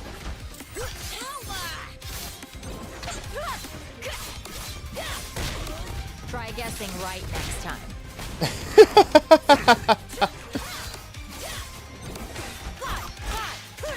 Hostiles, we're gonna have to stand our ground. You stand your ground and Ooh, I'll the take care of kunai this. rain? Oh, that looks so annoying. You won't escape. This is your execution. Find balance. In death. I'm waiting for change. Time to act.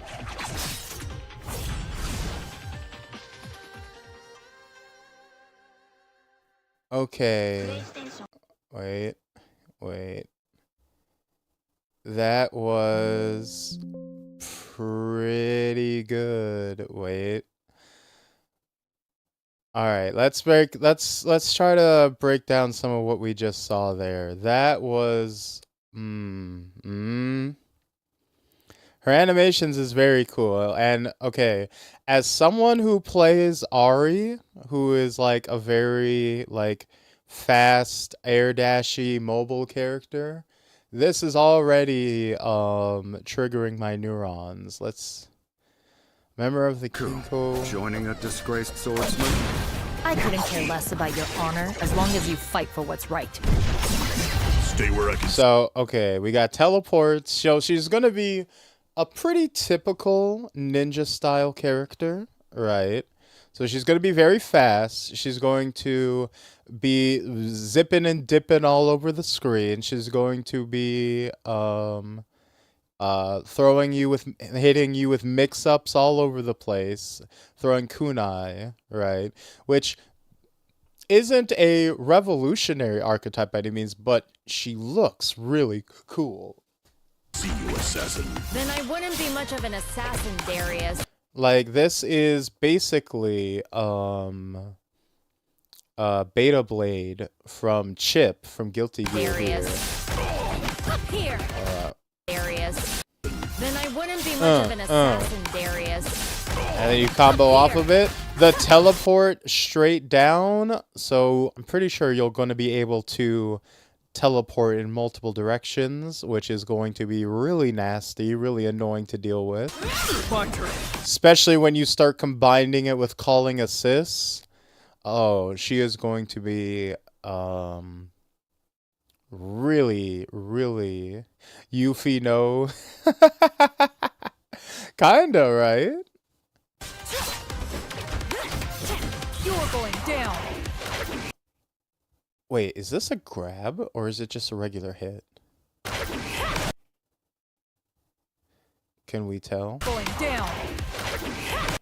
Okay, he was mid swing, so it's hard to tell. But look at this. So she goes, this is cheap. He blocks and he push blocks. So he pushes her away and she has time to cancel into super while he tries to punish. So that's fucked up. He goes to punish her because he blocks her attack and she's like, nah, fuck you. Going down. Punished for punishing. Never punished. Not one. And we get a sick Azuna drop. Every ninja Not needs an one Azuna drop, right? And you know what? I can already tell the ground bounce on this.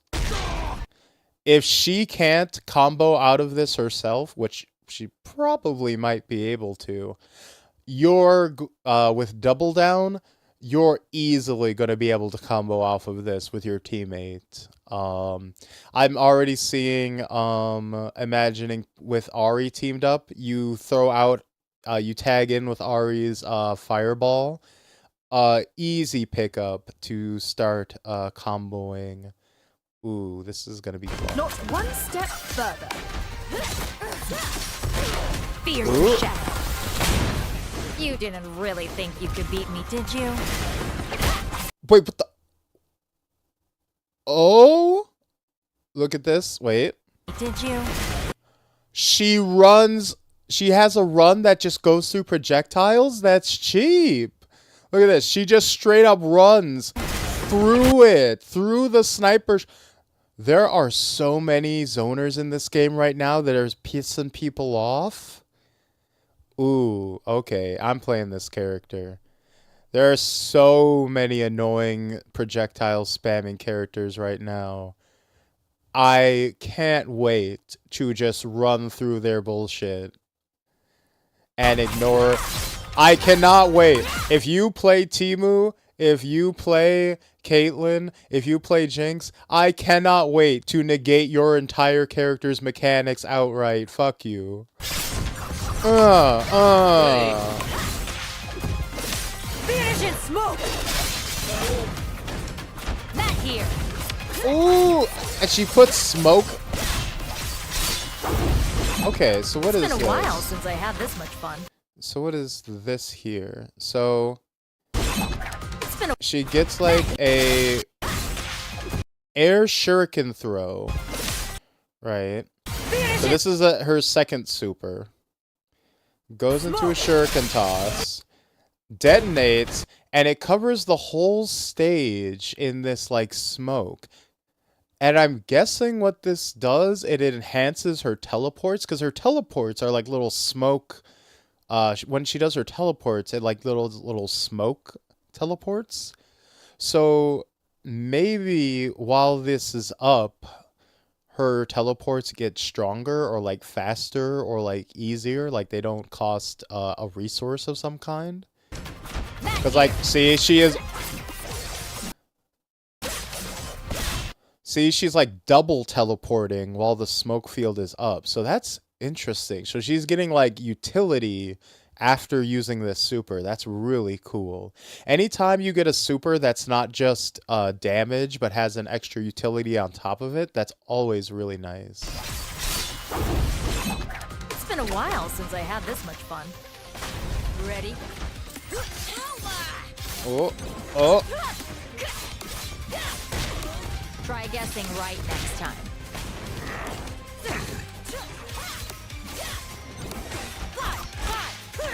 Hostiles, we're gonna have to stand our ground. You stand your ground, and I'll take care of the rest.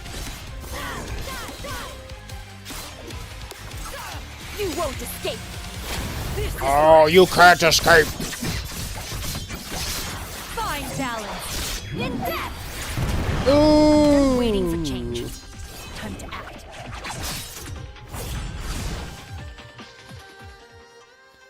Yeah, she looks really cool. She looks really cool. I think,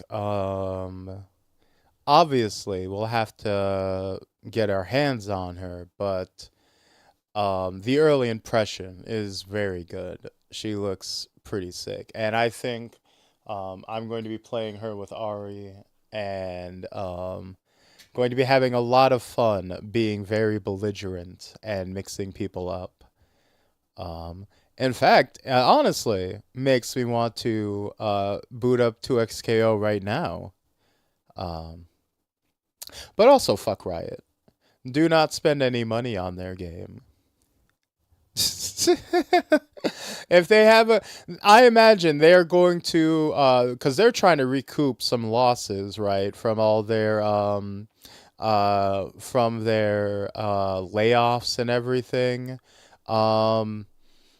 So I would be surprised, I would be shocked and appalled if they didn't immediately, drop her first thing with the KDA skin, right? With the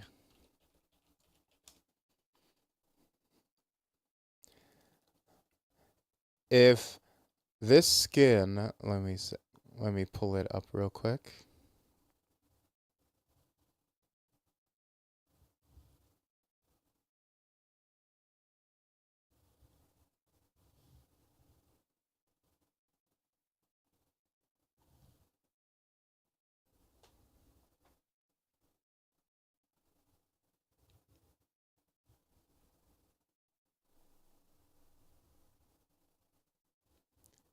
If this skin is not available on launch and not heavily shilled, I will be very surprised, right? This is like her most famous skin. People who don't know League of Legends know this, right? Know this this skin, this aesthetic. And people is me. I don't know League of Legends, but I am familiar with this. You know, I have seen the KDA shit before. You know, her with the fancy spray paint black light mask and everything. Like, if they want any chance of making any money off of this fucking game, they would surely, you would think, throw this costume into the game as quickly as possible. But who knows? I would never accuse the 2XKO devs of making smart decisions. I don't care who the IRS sends I'm not paying my taxes ass character.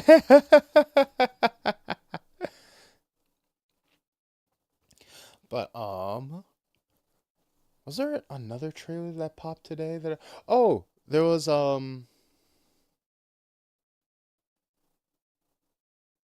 God, what was it? Let me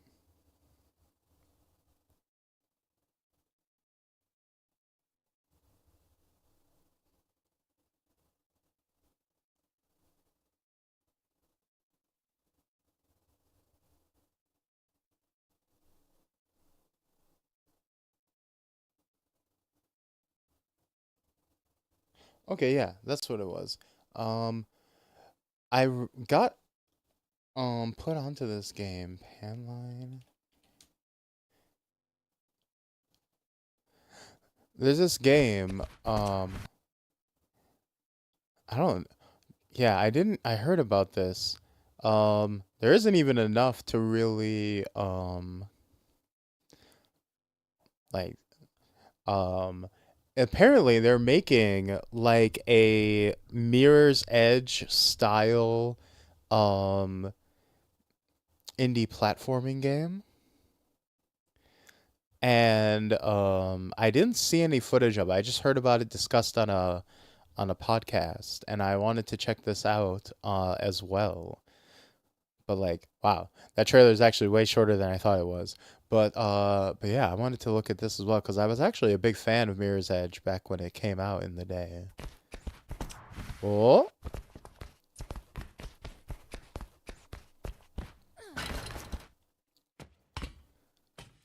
I mean, that's... I love that it's using yellow. Oh my god, it's Mirror's Edge, but with yellow paint. Oh my god. Oh my god. It's just Mirror's Edge, but with Resident Evil yellow paint. That's so funny. Oh, but that is just Mirror's Edge. That is actually like, look, this is not Mirror's Edge. Mirror's Edge news, new Edge type game. Yes, there is Mirror's Edge news. A new game called Panline is looking to be a spiritual successor to Mirror's Edge. Gonna turn off the volume on that because that. But yeah, look at this. That, oh my god, that looks so incredibly spot on, doesn't it? Yeah, it's basically 1-for-1. Ooh, it looks good though. Like on like with modern graphics, like taking that art style and like polishing up just a little bit. Like Mirror's Edge's one's art style is basically timeless. But still, it looks, god. Here's the thing. I know there's going to be a lot of people who are like, there are two ways to lamb. There are going to be like two responses to this, right?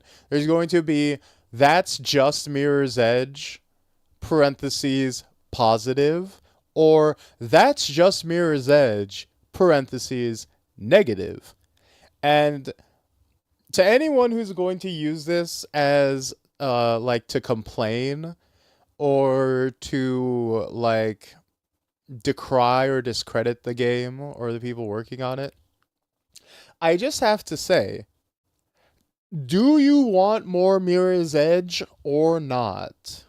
Right? And I say this whenever there's like a game that's like very heavily influenced by another game, like whenever somebody makes like a heavily Cuphead inspired game or a Hollow Knight inspired game, where it's like, do you actually want there to be more Mirror's Edge? Because Mirror's Edge came out like 20 years ago, and they made one sequel that was like worse than the first one, and they've made no indication that they're going to make a third one. And even if they did make a third one, it would probably suck because it's made by Ubisoft, right? And it would have all the trappings and bullshit that comes with being made by Ubisoft, right? It would have all the pre-order bullshit. It would have all the DLC. It would have all the Ubisoft towers you'd have to climb. And it would also be, made by a company filled with sex pests, right? Go look up that lawsuit.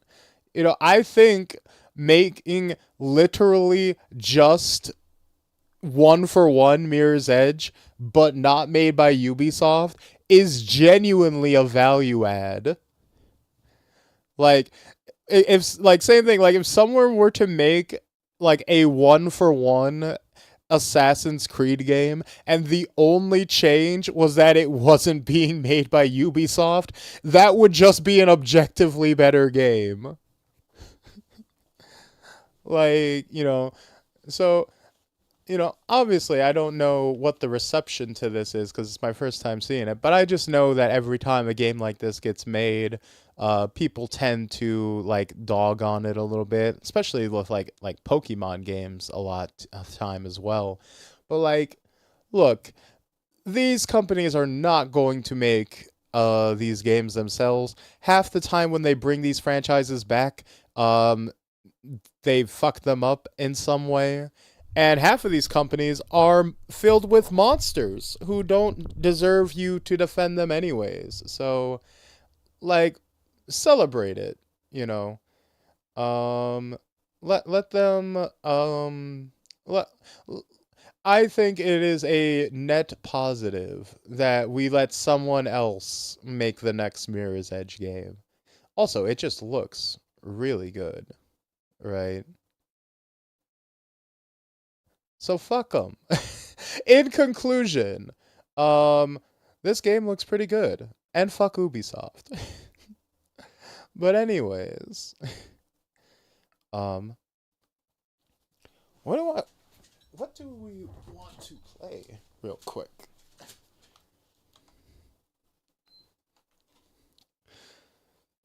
Cause we do have, you know, we have like at least an hour or so to kill, since we are. Ooh. Yeah, down with the company. Exactly. That's my standpoint, at least.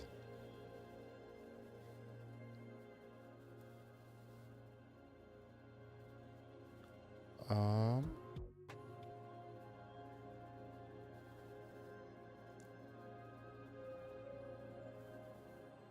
Hello, hello. What are you,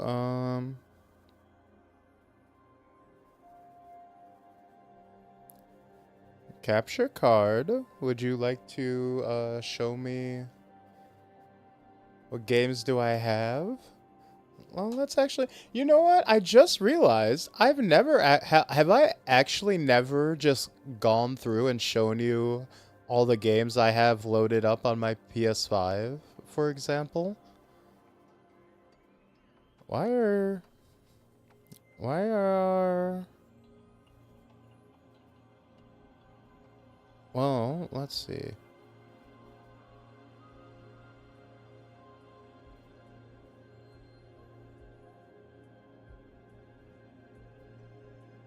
Okay, there we go.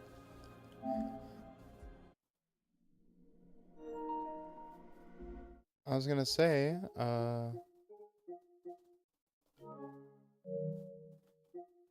so, we have FF7 Rebirth. Considering how many times you say you had and then you didn't. And I know I don't think so. So let's see. We got FF7 Rebirth. We got Guilty Gear Strive. Street Fighter 6. RE9, which of course we're jumping back to tomorrow. Zenless Zone Zero. As much as you've disappointed me constantly, I just can't delete you. I just can't. I can't bring myself. 2XKO. Bomb Rush Cyberpunk, which we should probably get back to at some point, shouldn't we? Balatro. I have Cassette Boy, which is, I believe, a demo. I never actually got around to trying this. Neon White, which is a, like, parkour game, that I remember getting because I thought it looked really cool, but I haven't tried it yet. I have 13 Sentinels, downloaded. I have another Crab's Treasure, which is like this, Souls-like, where you play as a hermit crab. I haven't booted that up yet, though. Axiom Verge 2. Castlevania Requiem, which is Symphony of the Night and Rondo of Blood. I have this multiplayer game, Crawl. I do have Cult of the Lamb. I got it off PS Plus. I've personally never played Balatro, only heard stupendous song on it. Yeah, Balatro is pretty good. I'm not like super addicted to it like everybody else seemed to get, but you know, it was alright. Death's Door, Duck Game. Duck Game is really fun. Duck Game is a really fun party game. Ender Lilies, which is a Metroidvania. Enter the Gungeon, probably my favorite Metroidvania, or not Metroid, probably my favorite roguelike of all time. Haven, which is like a story-based game. Metal Hellsinger, this is like a rhythm shooting game, which is pretty cool. Nidhogg, another fun like party game slash like simple fighting game. Power Rangers Battle for the Grid. This is like a 3v3 fighting game. Yes, it is Power Rangers. This one is super cool, actually. This is like deceptively one of the most crazy fighting games you'll ever watch. This is like every character in this game has like touch of death combos. It's like ridiculous. Roller Drome. This is like a skating shooter game. Skullgirls, another fighting game. Super hot. Super hot. Towerfall Ascension, another party game. Tricky Towers. This is like physics-based Tetris that's competitive, like 1v1 physics Tetris. Very fun. Ultimate Chicken Horse. Maybe the best party game ever made. Maybe, perhaps, or at least my favorite. Windjammers. This is another fun little arcade game. And then Tunic, which was a like little Legend of Zelda style game.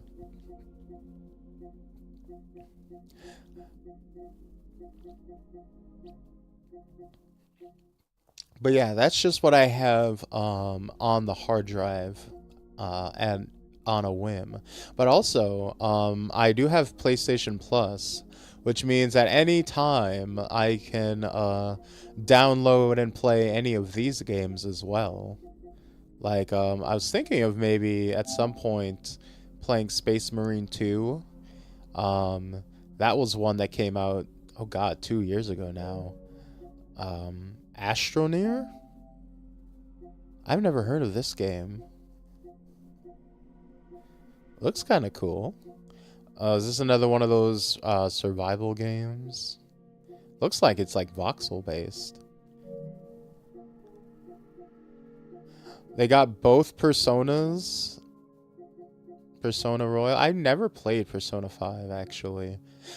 When Persona 5 came out, I was like, you know what? I'm gonna wait until the fucking Persona 5 gold version comes out. And I did. And then when Royals came out, I'm like, you know what? I just don't have time. Never mind. Blasphemous. I played Blasphemous 1. I haven't played Blasphemous 2. It's a very long voxel survival game.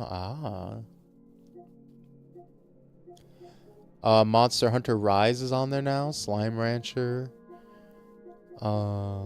Spider-Man 2 is on there now. So if we ever wanted to continue from Miles Morales, I suppose we can now. RE8 is on there. Like a Dragon Infinite Wealth. Darkest Dungeon 2. Wow, they actually made it. They actually threw like some pretty good stuff on PS Plus lately. Not gonna lie, you know, it was kind of slim pickings for a little while, but you know, they upped their game a little bit. Hey, I have good games on there now, exactly. But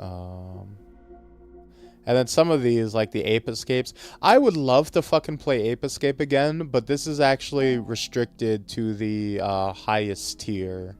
You have to upgrade. You have to pay even more to get the, like, PS1 games. Which, you know... Ooh, Hat in Time. I would love to play Hat in Time on stream at some point. That's, like, one of the best 3D platformers ever made. Although... I might play it on PC to see what like the mods are looking like on that game. Ever played Village? Yes, I did. I believe I'm pretty sure I did. Did I? Did I play Village, or did I just watch a Let's Play of it? I swear to... Wait. Is there a way to check?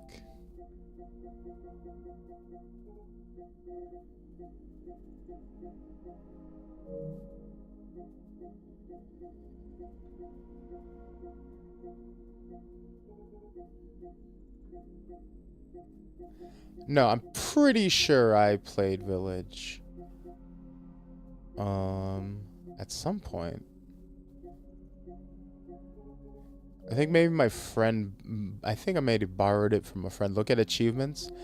Yeah, let me...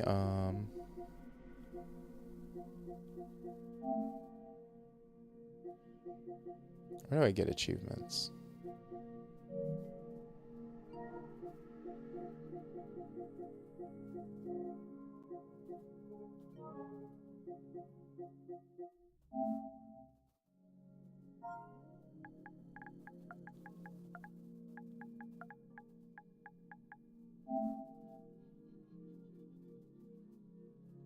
Oh.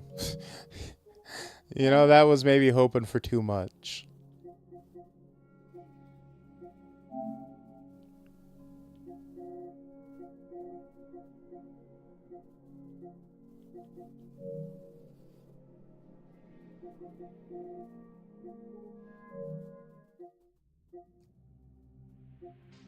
Oh, here we go. Okay, that's only on the game by game. Okay. I do not know how to get to my general list of achievements. It only lets you go, like, you have to go to the specific game first. But it's not letting me... Okay. I'm stupid. In this specific, area. Let me...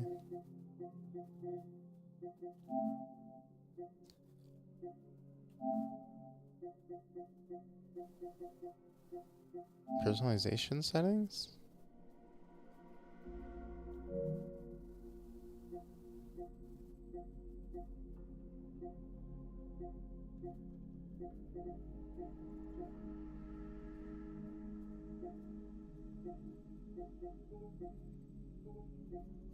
Yeah, it seems like there's no way to go straight to,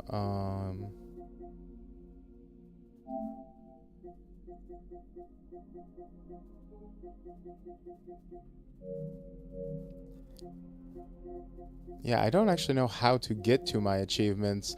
And unfortunately, I don't want to go poking into my settings menu live on stream too much. Look at trophies.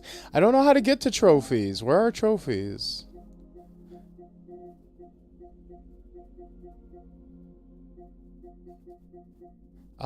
You guys, I don't know if you realize just how anxiety-inducing it is to open up your users and accounts menu live on stream. But it, very. The answer is very.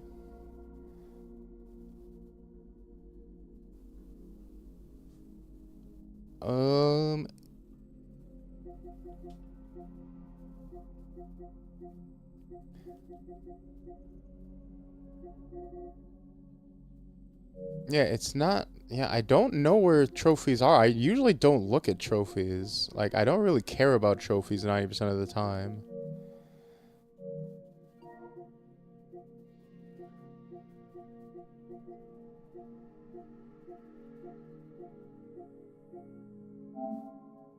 Oh, here it is.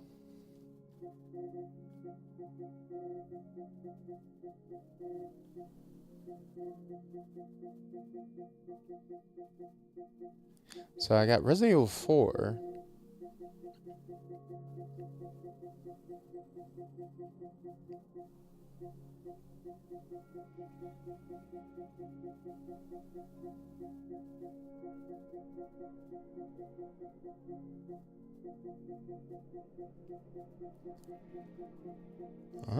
I guess I have not. Oh, I think I went to a friend's house, and I played some of it. I did not get it myself. That's what I was thinking.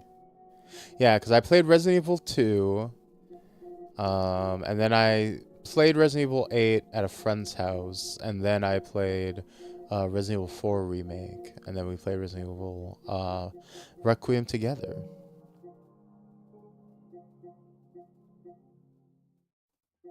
But yeah, I have, like I said, I have a rather wide range of tastes, right? Why don't we, I know you guys got excited for, Cult of the Lamb. Want to boot up that real quick? That or maybe, Enter the Gungeon? Which game did you guys, get excited for? What would you like me to, try out? Of the ones we have downloaded already. Poll? How do we do a poll?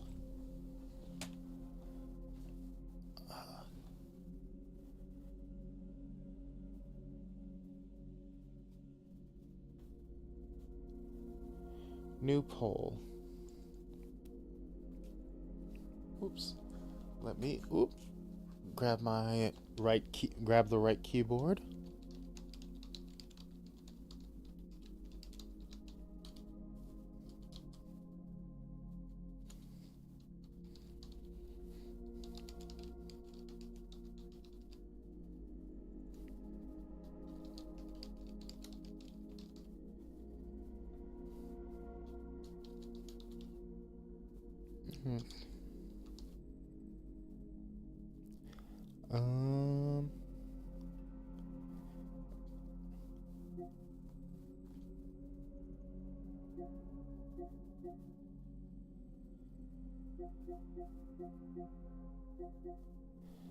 Yeah, let's throw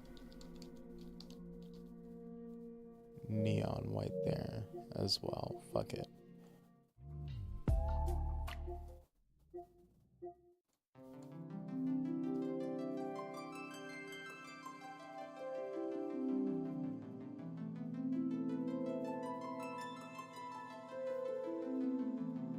So let's throw that up there.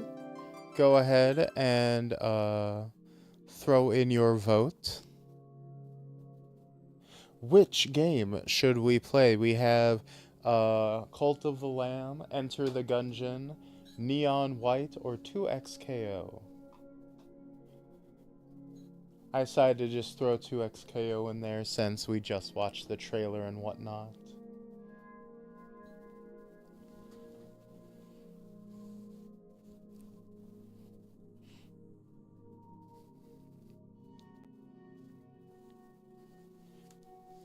But yeah, there's another one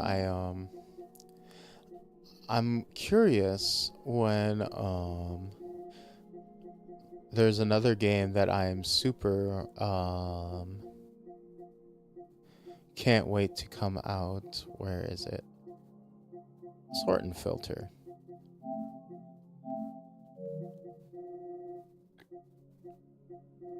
Oh. Oh.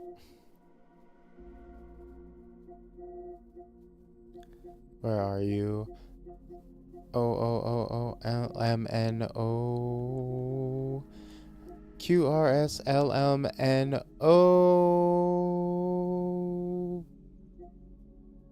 Wait, what? LMNO. Wait, where is it? Where is it? LMNO. Where the fuck is my Okami?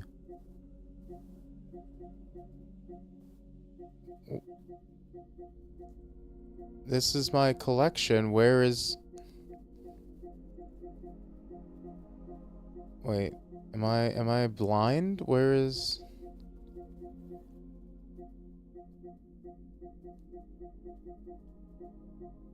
Am I just stupid? Wait, am I not?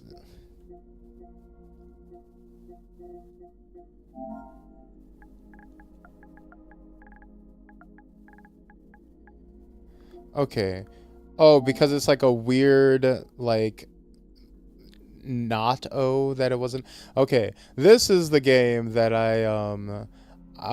whenever they drop, like, whenever they announce, like, the release date for the next Okami game, or, yeah, for a split second, I was like, did they, like, take it out of my, like, library somehow? Or did they, like, take it off the store? I was, like, panicking. Like, whenever they announce the release date for Okami 3, I am definitely going to stream the original Okami. Because this is, I forget to bring this up whenever I talk about my favorite games, but this is definitely on there. This is an all-time GOAT of a game. Holy shit. If you have not played Okami, you need to check this shit out. It's so good. But let me check out our... We have... Cult of the Lamb has won. What the hell? We have... Is that 6? Wait. 6 votes for Cult of the Lamb? 3 votes for Enter the Gungeon? 1 vote for Neon White? That doesn't make sense. How the hell... How the hell did we have 10 people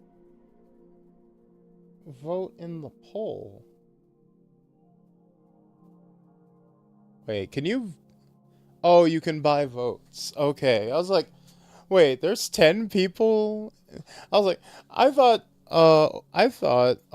Twitch had gotten better about showing you accurate viewer numbers. I'm like, wait, there's 6 extra people watching that, like, OBS isn't reporting to me? That's crazy. So, looks like we're doing Cult of the Lamb. Wait, are we? Wait, let me look at the... Yes, looks like we're doing Cult of the Lamb. So I spent 500. I mean, it wouldn't surprise me.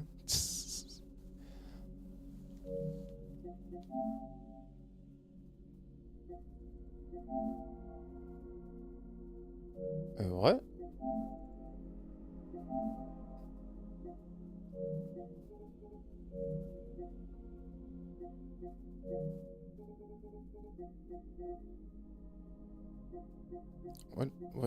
What are you... Wait, why are...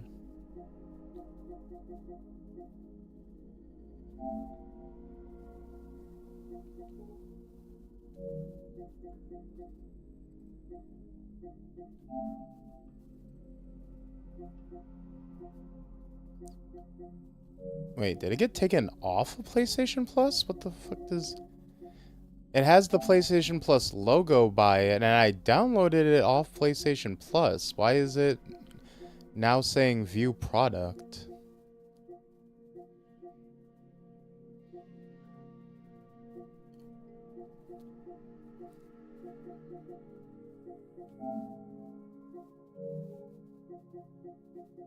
One second.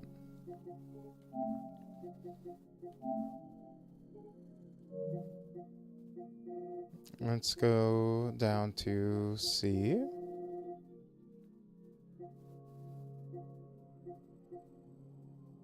So we got Colt, Hunty, Cuboid. Wow, they took Cult of the Lamb off of PlayStation Plus already? It was only, it wasn't even on there for like a full year. What the fuck? Wow, PlayStation, wow, what the hell? That's crazy. Like, I understand that they, like, can't keep every game on, like, PlayStation Plus and Game Pass, like, permanently. But, like, it was not on there for very long at all. What the hell?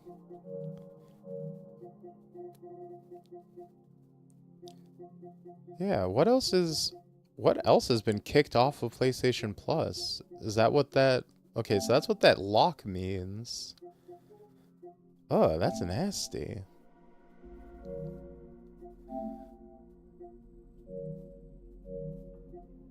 So... Oh wait, does that mean I've lost Metal Hellsinger?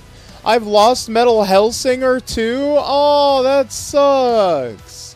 Oh, that sucks. Oh, man. I lost Haven. Oh, man. Oh, wow. Man, Sony, you fucking... Oh, and 13 Sentinels is gone? Oh, man. Wow. Sony, you are just trash. Sony, you are pure garbage. I can't imagine being someone who ever once in their life, like stands up and defends a company, like, ever. Like, stands any of these fucking people. They all suck. Like, it's crazy. Because my shit just got renewed, this week. I just renewed my fucking PlayStation Plus. I was at work, and I got a notification on my phone from PayPal. It's like, oh, $150 charged to your bank account. I was like, what the fuck is that? Oh, that's my fucking PlayStation Plus fucking for this year.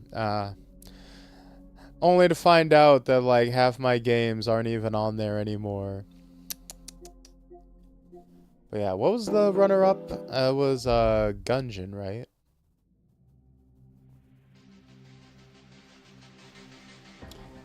That one I know I have, because that one is at least mine. That hoe is my hoe. So yeah, let me... Can't imagine ever defending a corp in the first place. Hey, some people make it their identity, right? That's what the console wars were about.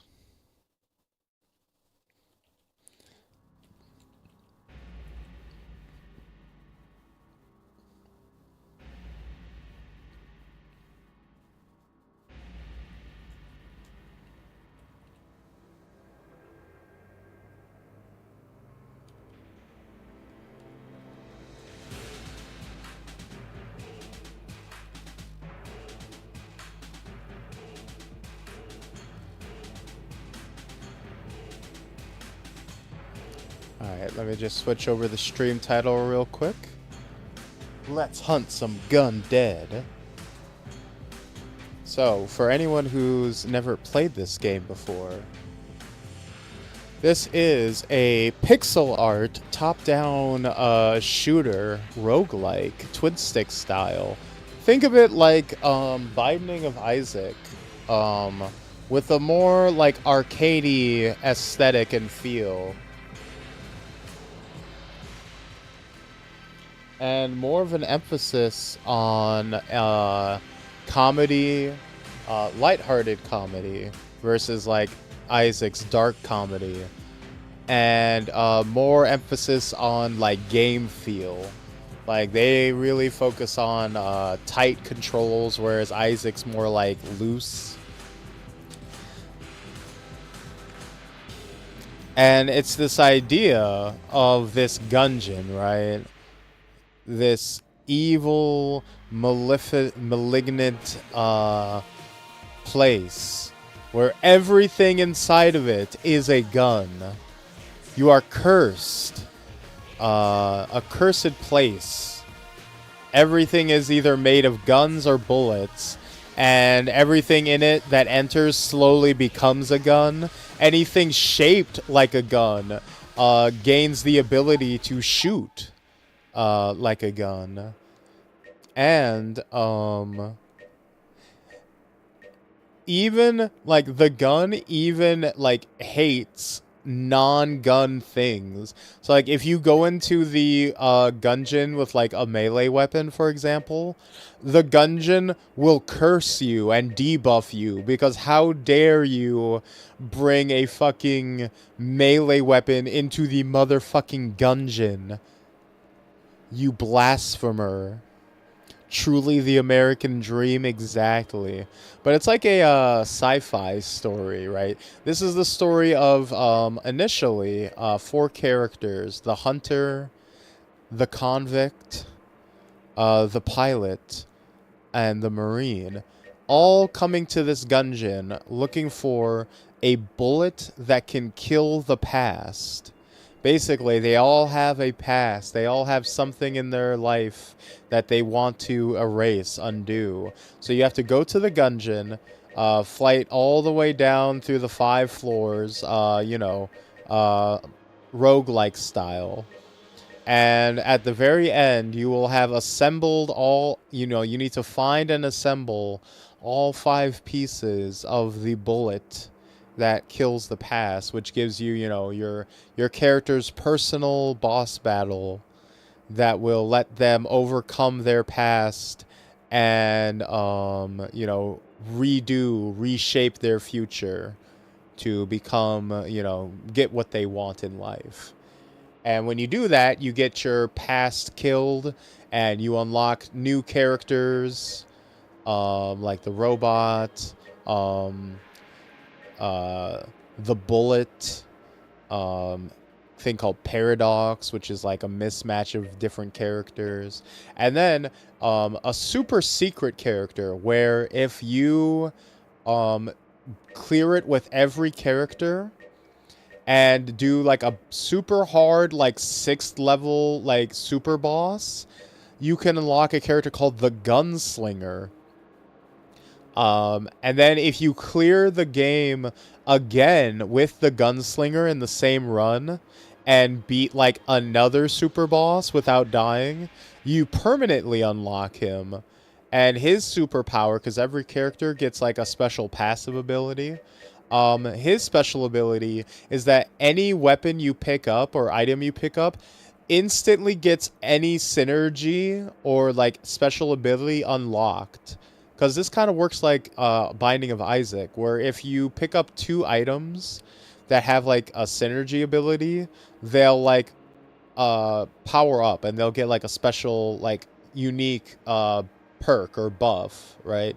Say you unlock one gun, like a water gun and a like fire weapon, and it'll modify it so that your water gun will shoot like lava instead of water, right? Simple idea, right? Well, if you're the Gunslinger, all you have to do is pick up the water gun, and you don't even need the second item. It'll just upgrade your water gun to the highest synergy right away. So he's like super busted, and that's your reward for basically unlocking everything. It took me like months of attempts to finally unlock this guy, but I got him and I was so happy. Like I put a bunch of time into this game, but I want to do a like simple run to show off with one of the base characters to kind of show off what this game has. So we have a guy called the Pilot to start, and what do we have? The Knight's Gun, the Predator. And it's one of those games where you can buy like permanent upgrades and stuff like that. So you can buy new guns that will then show up as loot on your, runs as you go.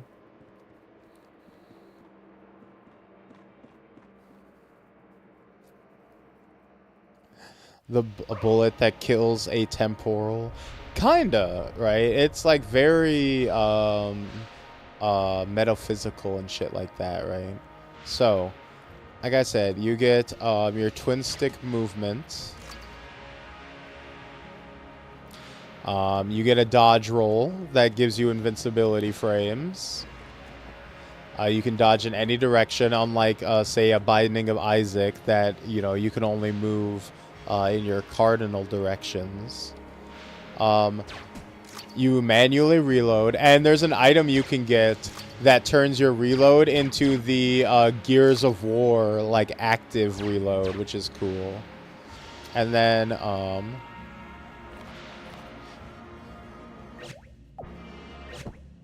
here we go. You can go into your, like, active items here. So, what the rogue starts with is trusty lockpicks. Chance to pick locks can only be used once per lock. These lockpicks have never let the pilot down, except for the many times they did. So the rogue gets a chance to basically get free keys, which is really nice.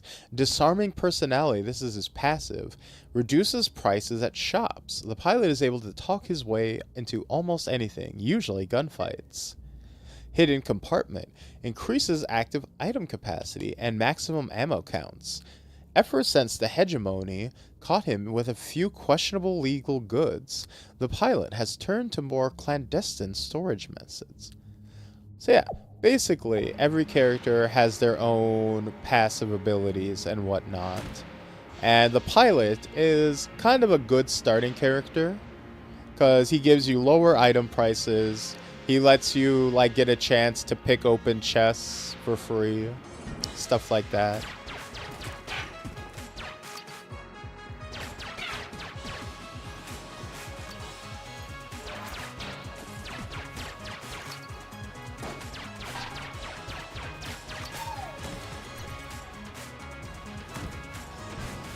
And I think I might have turbo mode on right now, which is why the game is going pretty fast. Like, it doubles the game speed. So usually it is not this blisteringly fast. But we're kind of zooming right now. Hey, get back here.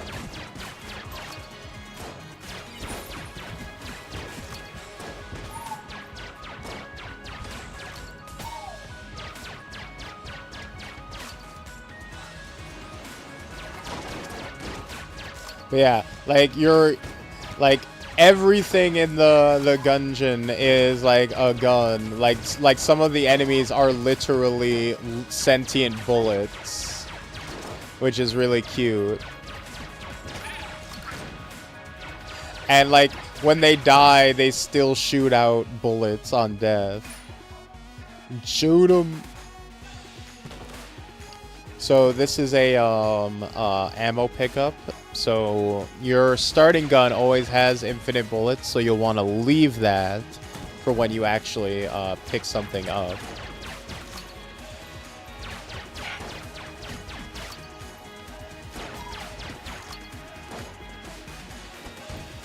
Also, you can do stuff like this where you can flip up a table to act as a shield, which is pretty cute. Or you can slide across it with your dodge roll.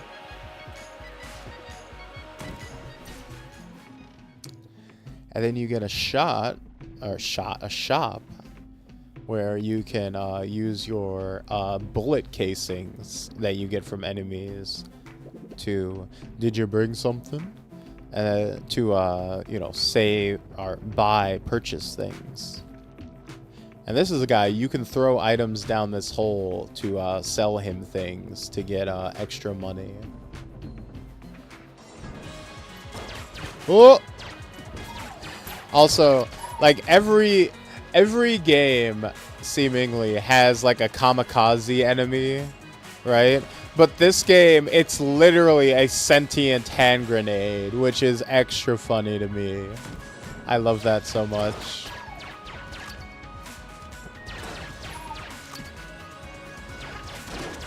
Oh! Like, your heart, like, your health is, like, 2 shell casings crisscross to be, like, hearts.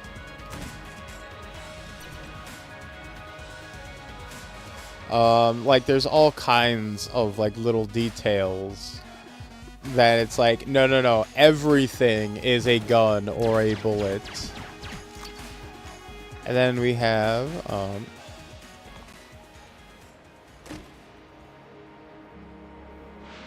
what is this? Stone Dome, big head mode.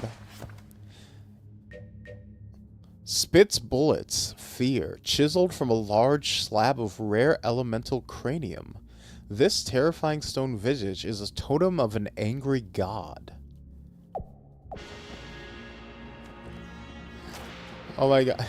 Oh my god, look. If fucking, when you roll, the head, pops off your head. That's so funny. So, like, SCP-3664, by that I mean kill the past. I'm not familiar with most SCPs off the top of my head anymore. I think the last time I was, like, big into SCPs was probably high school. Like, so unfortunately, I'm not going to be able to, recall any SCPs just by name. Actually, no. I would probably recall them by name better than by number. Unfortunately. I only know a few from high school as well. Yeah, exactly. And you get the slimes that, separate. 9996. You know, I know the one. Oh god, I have to bring up fucking Max Landis again. Scumbag piece of shit, but he can write good. He made an SCP. I don't know the name of it or the number or the name of it, but it was essentially it was a gag SCP. That its whole gimmick is that it's a oh shit. See, so I tried to use my lockpick there, and instead of it failed, so I didn't successfully open the chest, and it locked me out, unfortunately. So now instead, what we're gonna do is we're gonna break it for trash. Next time, use a key. But it was an SCP that was a random Tupac record that when it's played, it will list out and name random crimes and murders that are happening around the world somewhere with perfect accuracy before they happen. Either before they happen or like it like gives the information and details of like crimes that are still being investigated, like unsolved mysteries. And it like compels people to want to go and solve them. And it's like the SCP Foundation tried to like contain it, and like Tupac, like the next time they played it, Tupac started rapping at them about how you can't stop him from solving crimes.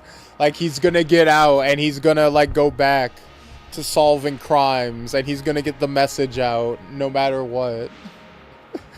Oh, it's so stupid. Hey Sheena, how's it hanging?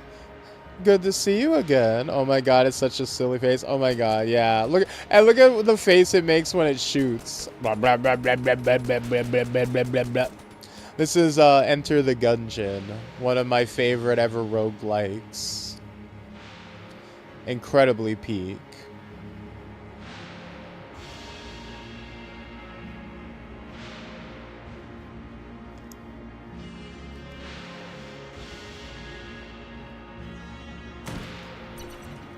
Like the coffee machine that makes anything or the bodies in the lake. You don't recognize the bodies in the water? Huh. My fave is the instant gender change rock that they use to prank people.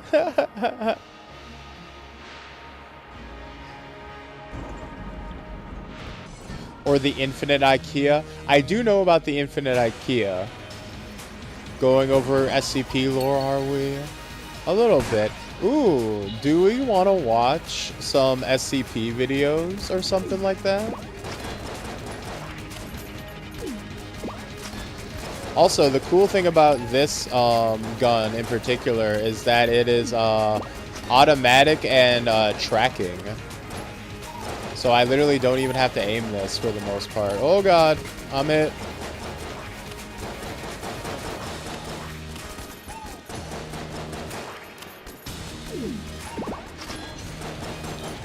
And you also don't have to reload it. It's like really convenient.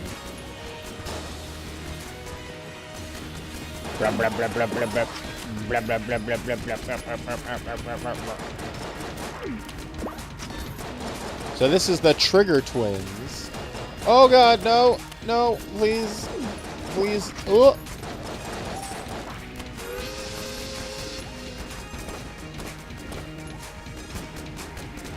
Oh. No, no, no, no, no, no, no, no, no, no, no, no. There we go. Okay. I like the bullets holding guns, shooting bullets. Yeah, that's the thing about Enter the Gungeon. Everything inside the Gungeon is a gun, and anything even remotely bullet shaped or anything even remotely gun shaped that enters the Gungeon becomes a gun. Sniper rifle, scope creep. Scope creep. Low rate of fire, piercing, handcrafted by the rifle gun dead. Each sniper rifle performs slightly differently. Though the Gungeon rarely offers many opportunities for distance shooting, this gun still rewards a steady hand. Don't look up SCP-686. There was a really cool SCP someone made for like a contest that was like all like pictures or icons, because like the whole gimmick of it was that you weren't allowed to, like, you couldn't write down information on it, because if you wrote any text about it, the thing would instantly know about it and come grab you. And, like, the most creepy thing about that is that, like, the picture of it coming to grab you has a little heart on it. And it's like, oh, that's unsettling. I don't like the implication of that.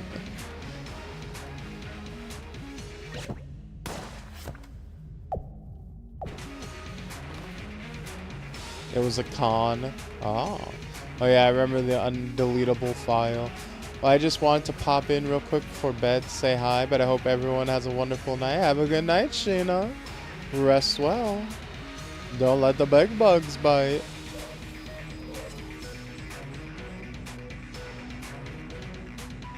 That, yeah.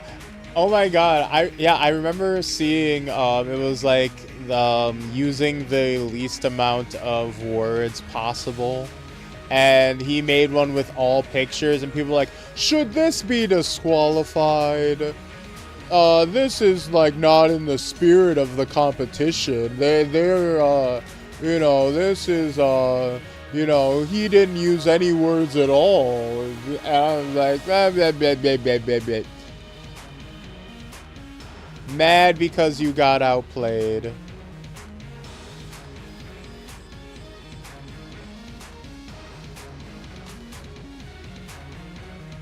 Alright, let's grab a key and head out to the next area.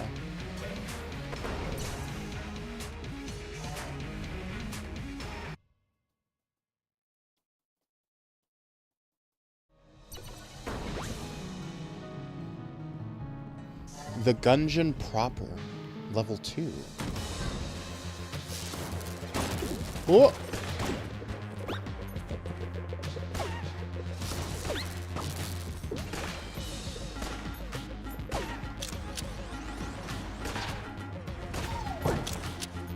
Oh, did you see that fucking quick scope? I hit an enemy, it wasn't even on screen. Come on, guys.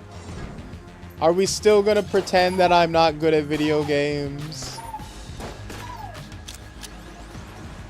Are we still going to hold on to this? Oh god, ow.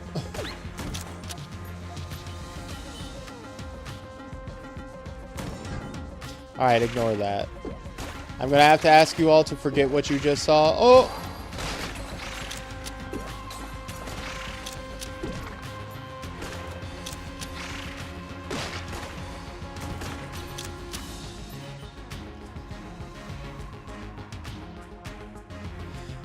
On SCP YouTubers, I recommend SCP Illustrated and Site42. Oh, okay, okay. Are they generally okay with reacts and whatnot? Oh god.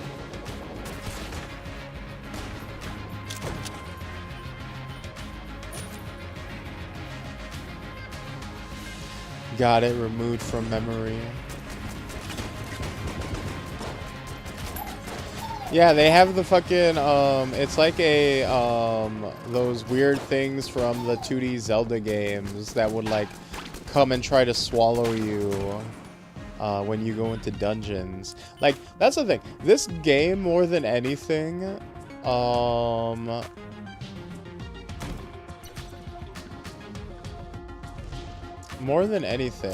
this game has a bunch of references that are super cool.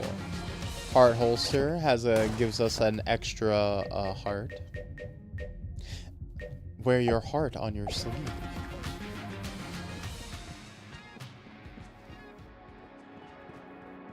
You know, just wanted to double check, you know, 'cause some creators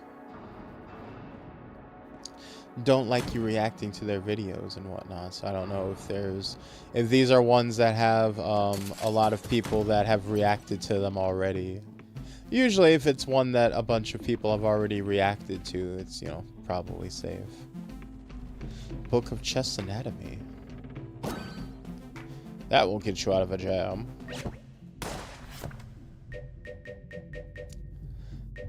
Improves the contents of broken chests. Collective learnings of generations of treasure hunter. This handy book details the mysterious inner mechanisms of the dungeon's chests. Oh, uh-oh, whoops.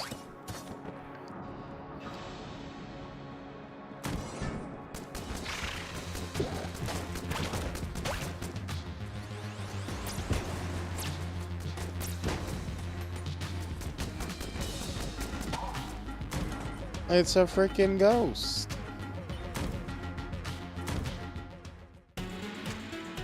Well, hello. Who are you? Let's see. I think I've got the perfect match for you. What do you say? Are you feeling it? Sure. Well, good matchmaking isn't free, you know. Ah, shit. We threw away all our money. Oh no, we can't afford it. So she will give you a free item that will synergize with something you already have equipped, if you can afford it. SCP Explain seems to be good. Okay.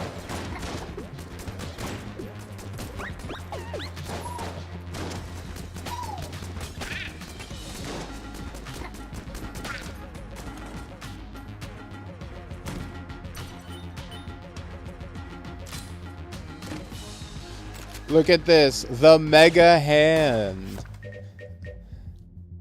The Mega Hand is a relic of the 10 Days War against the robots. The most powerful robot masters would modify it for their own styles of combat. This one is basic, but it still works well.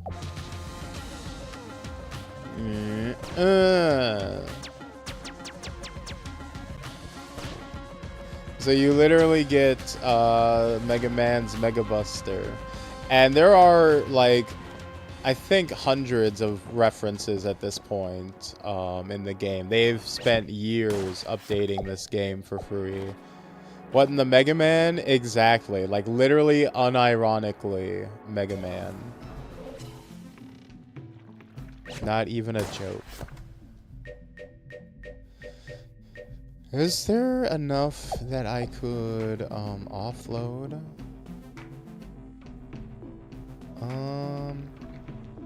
Let's do... Oh, fuck!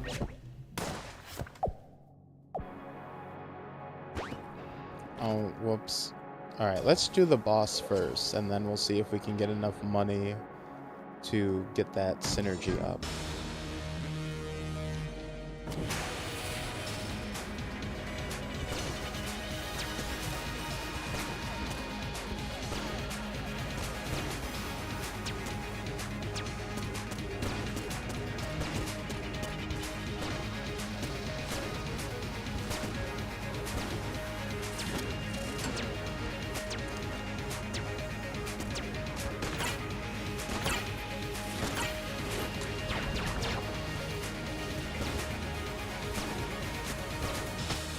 Hey, there we go.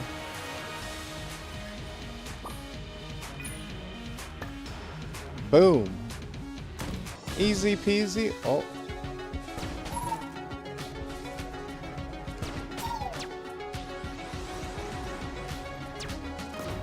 Ooh, oh. Ow, ow, ow, ow, ow.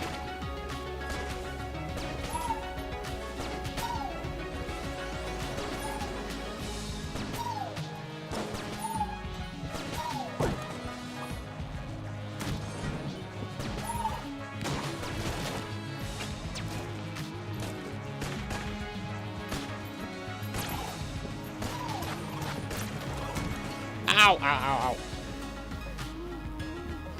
So my favorite. Which SCP-01 give me good story ideas for D&D? Oh.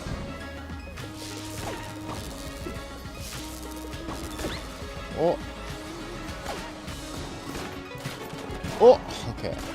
Also, you get what are called blanks, where if you click in both sticks, you'll just send out a little shockwave that'll clear out all the bullets on the screen to kind of give yourself a moment to breathe, which is very handy when you are about to get completely killed. You are like in a no way you can dodge situation.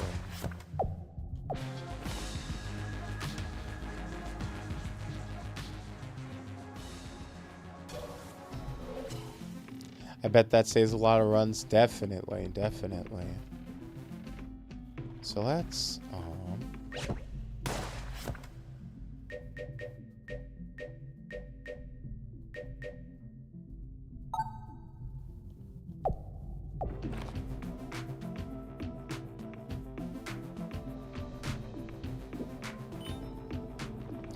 there we go. We'll drop that junk in there. We'll drop that junk in your trunk.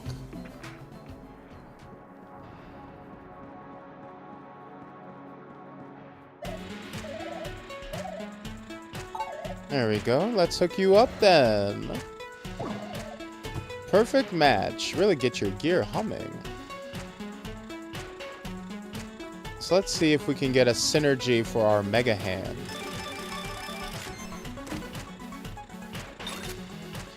Colt 1851, you dig? All out of law. So that means our heart holster is synergizing with our Colt 1851. An ancient example of fine guncraft, the Colt 1851 has been the gun of choice for many a nameless gunslinger. Skilled wielders have been known to quick-fire multiple shots, though the technique has been mostly lost to time.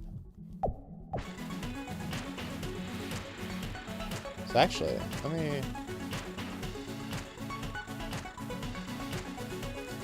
And just like Binding of Isaac, though,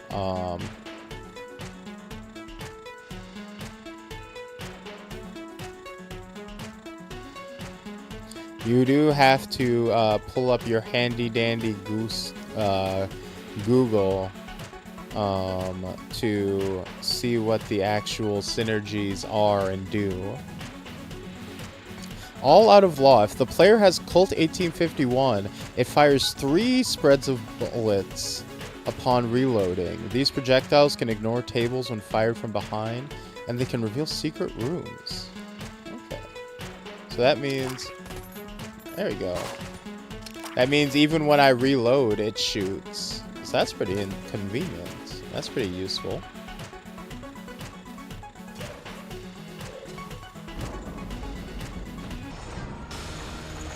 Ooh, we are fighting the Amoconda. Get it?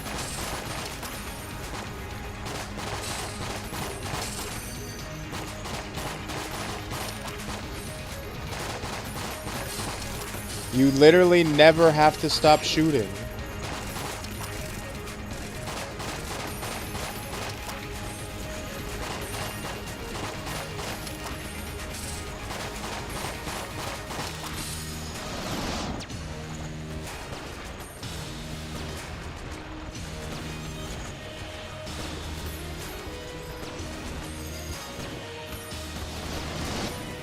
Why stop when have bullet? Exactly.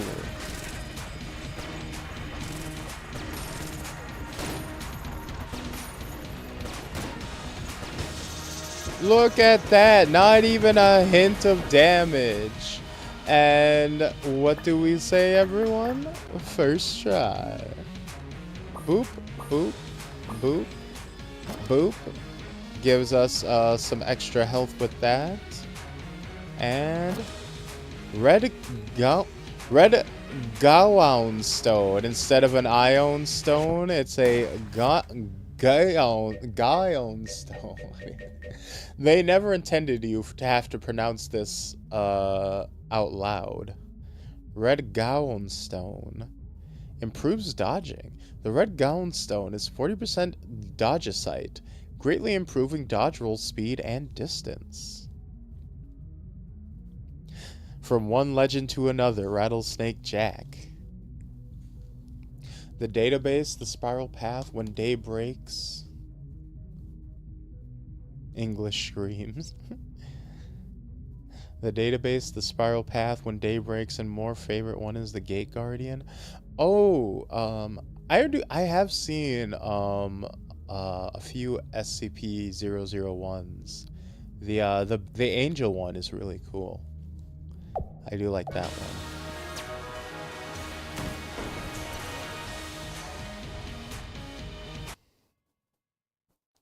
I also like the one where it was like the head council, whatever they're called, found out that there's literally nothing after death, or like it's either there's nothing after death or there's like endless torment or whatever. And they all had to they had to like amnesia themselves to cope with it. Because they're like, yeah, no, even we and our infinite like evil shit, we cannot handle that information. Even us are like cannot handle that. Uh-oh. The O5 Council, yeah. Oh shit.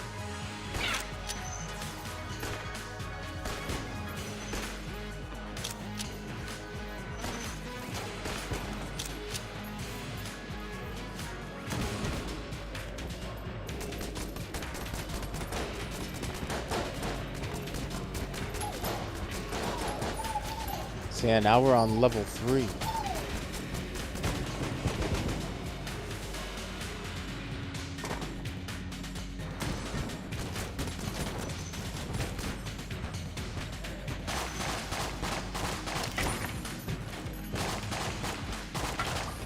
Oh.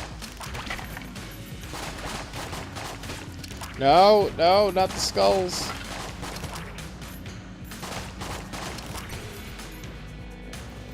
Head pats for boss. Ah, thank you.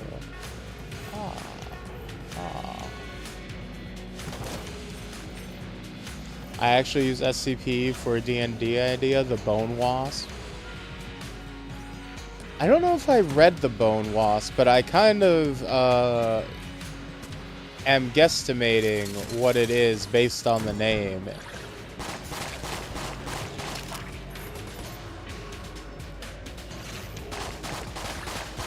Also, I hope you don't have arachnophobia.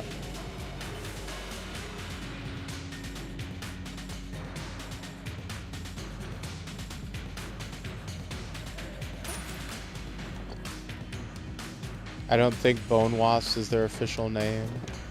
Are they wasps that just plant themselves inside, lay their eggs inside your bones?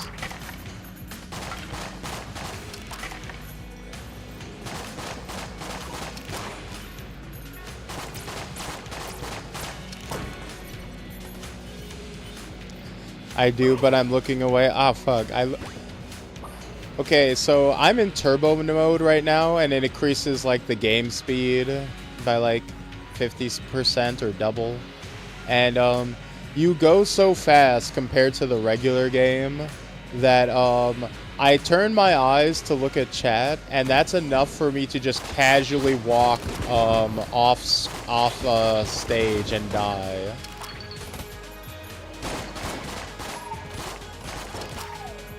Also, look at some of the little bullet guys are like they're grizzled veterans who have beards. Look at them. Look at them. Isn't that cute? Isn't that cute? Some of the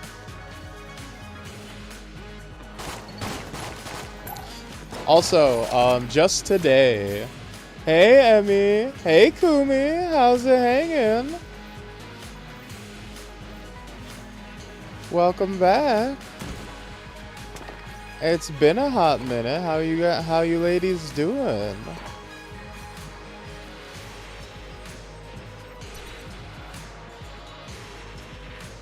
You guys been having a good time being all sexy and gay all day?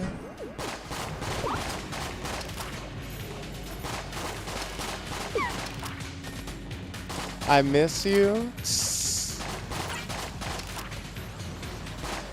You know, I realize, we've never, like, tried to do a collab or anything like that. Maybe we should talk about it.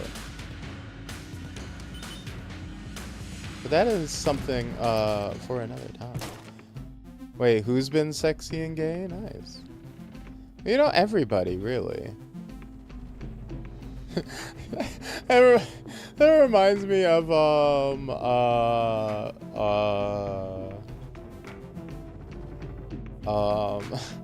I was watching a podcast, and it was around the time that Blizzard,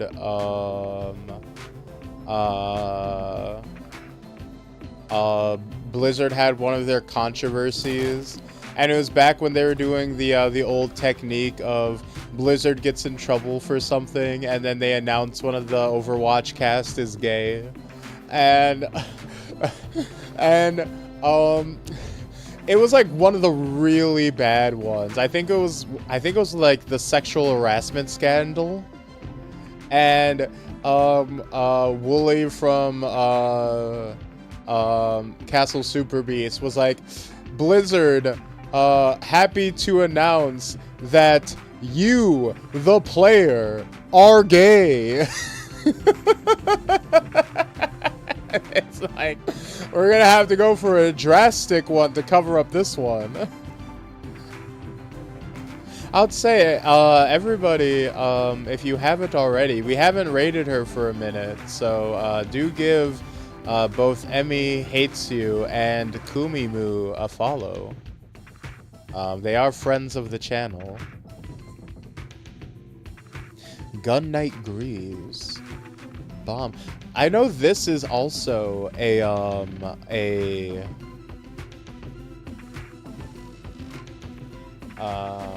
this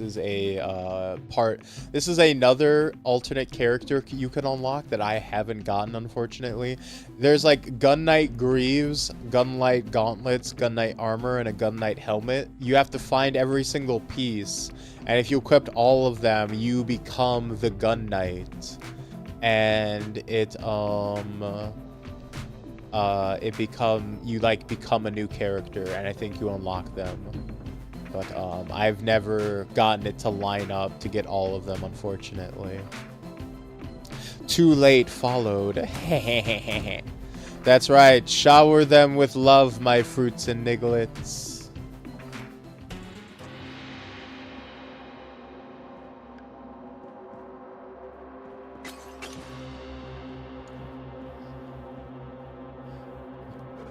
I just want to share them with you.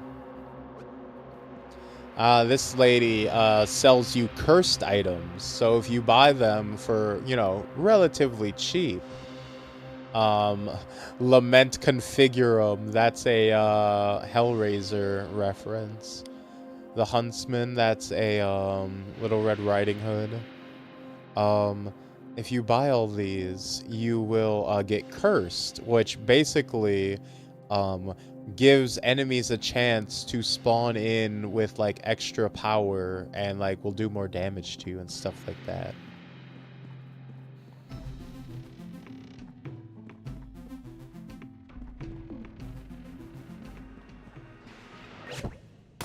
Whoop.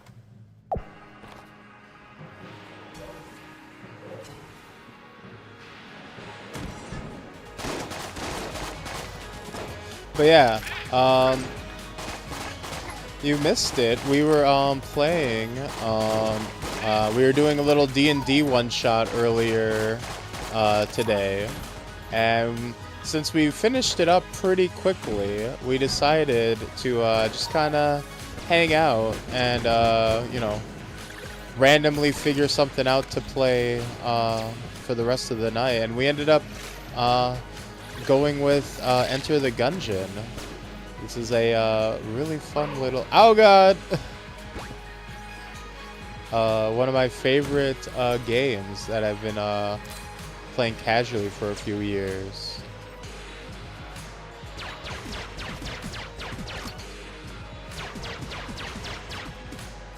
Hey, at least we got a shield.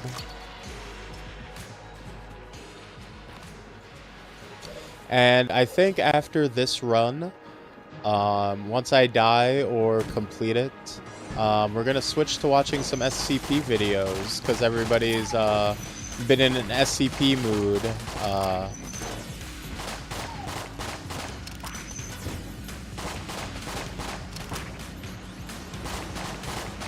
See, that right there is a cursed enemy. If that guy hits me with those blackened balls, if he manages to get his black balls on me, instead of taking half a pip of damage, I'll take a full heart of damage. So that's the downside of getting cursed. You know, you raise your risk of getting smacked with black balls.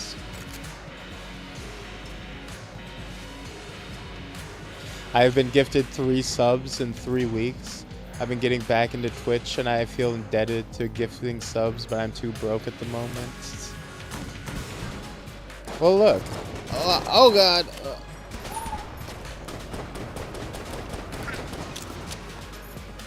If you can't gift subs, you can at least try to gift DOMs. Right? But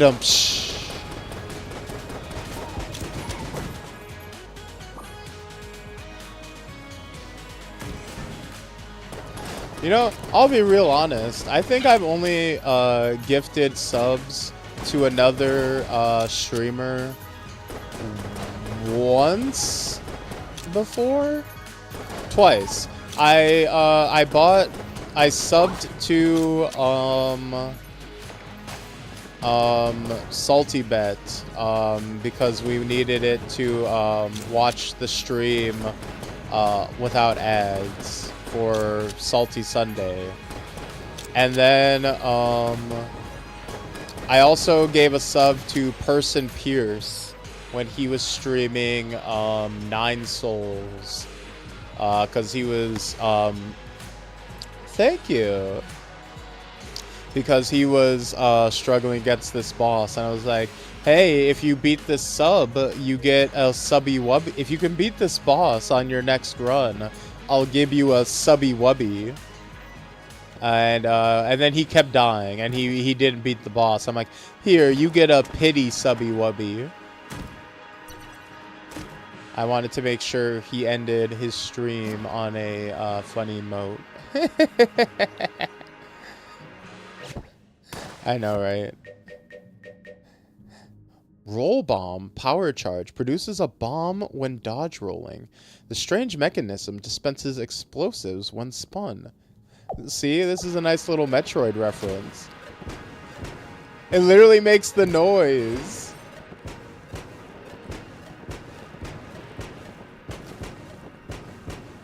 Isn't that so cool? Tortured the poor dude. I have thighs now.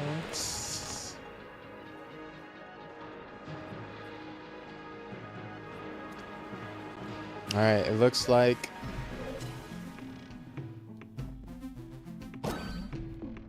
armor every floor. So this will give us a free piece of armor every time we hit a new floor, which is nice. And then do we have enough to buy? You know, I would have bought that monster blood because that's a free heart, but we are getting a rapidly growing arsenal of stuff, right? We are not hurting for equipment.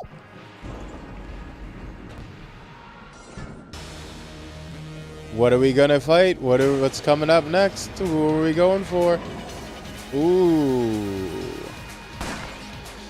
Cannon Balrog. Also, would you say that the pixel art in this game is very nice? Wouldn't you agree?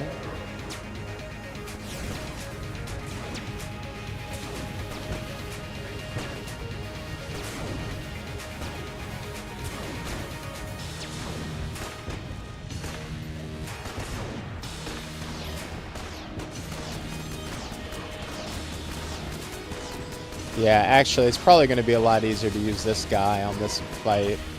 Because I got to keep so much distance. Oh!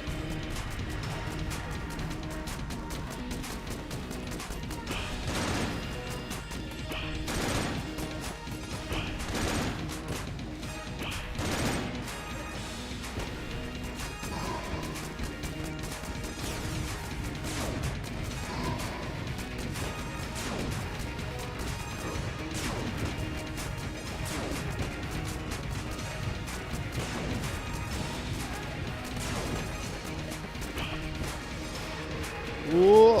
No, no, no, no, no. No, no, just die. Just die, just die, just die, just die. I'm not doing another cycle. Oh, no. Oh, oh. Oh.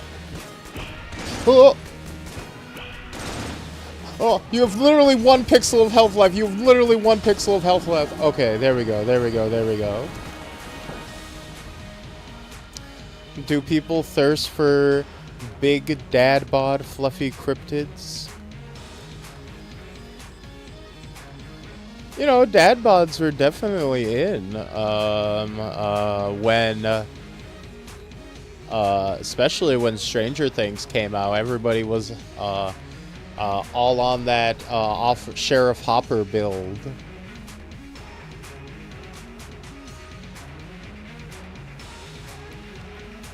And you know, furries will go for anything for certain. Look, at the end of the day, everybody is someone something. Alpha Bullet. Why autocorrect? Why? Increases the damage dealt by the first bullet in a clip. One of a pair of artifact bullets forged by Edwin's daughter as part of her journeyman's trial.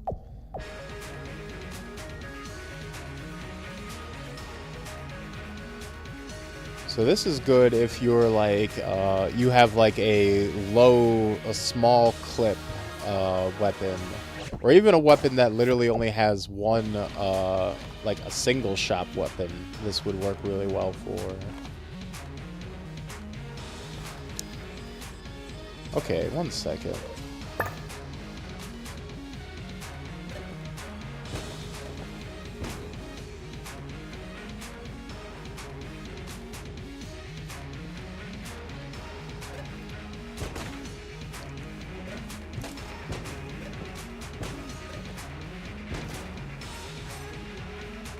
How do we get to you?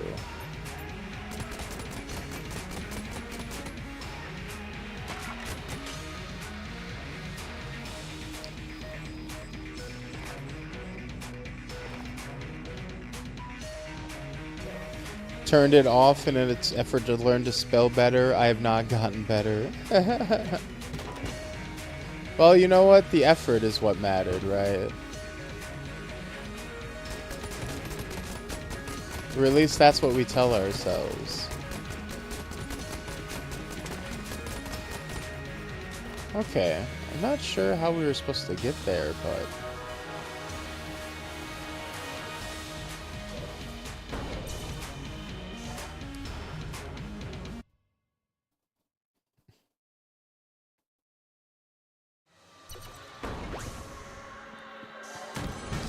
The Hollow.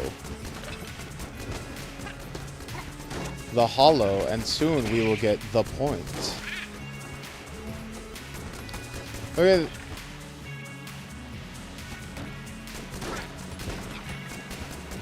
This little goober trying to run around and summon shit.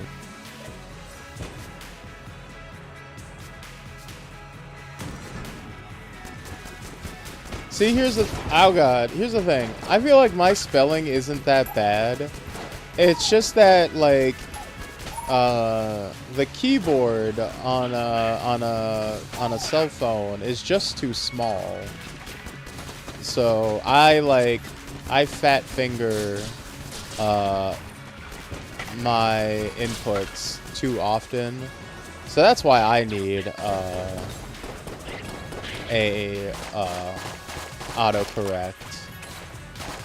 It's mostly for that. If I could find, if I had a, you know, if there was a better way, I could go without it. Because autocorrect fucks me so many times.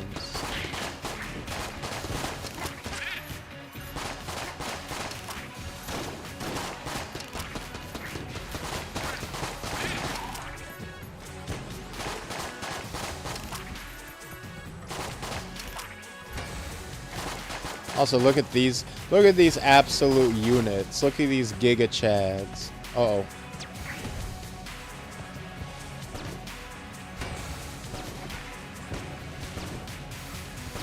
Look at the aura as he tries to walk me down without even buying me anything first. Oh, hello. We put forth that a knave such as thee could never clear the forthcoming room. In challenge mode, prove thee can, and we will reward thee handsomely. In return, we shall hasteth from thee 22 casing, as thy part for the wager. Prevail, and I shall return it. I accept your challenge. Wonderful! I have marked the room in question on thy map. Do make a show of it, eh?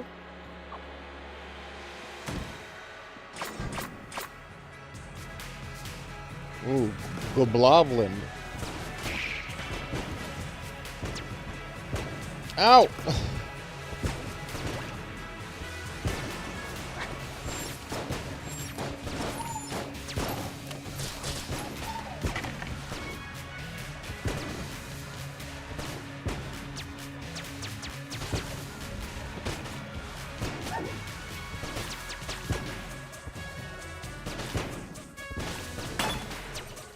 Ooh, okay, that was really scary. Oh ho! The victor returns, and to the victor the spoils. Manservantes, prepare a fitting reward for our entertainer and return the 22 casings. Yes, yes, something for you, yes, and your casings. Armor synthesizer, play well, get armor. Occasionally produces armor, less effective if rattled.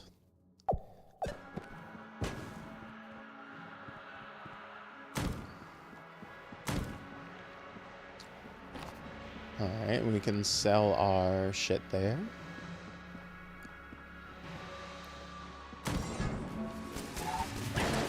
Oh! Oh,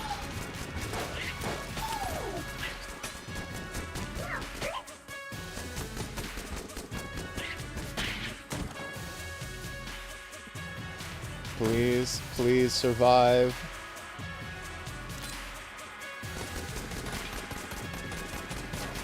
Ooh, a key.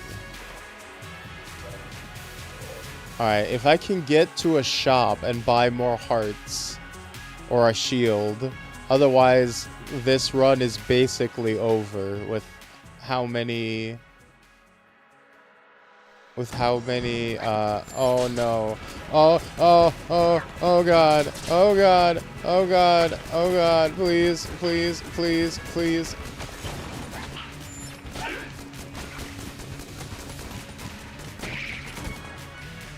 Okay, wait. We're so back. We're so back. Boop, boop. Mutation. Alright, we are living. We are living. Sorry, guys. You're gonna have to wait just a little longer to get your SCP videos.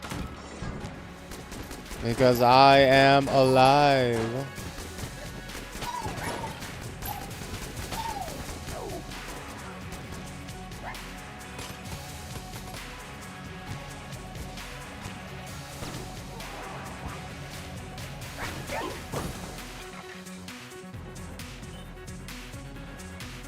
All good. We can sign your death certificate.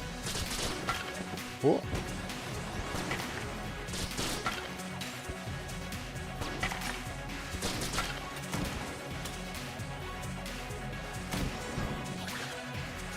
In Gungeon, in Minecraft.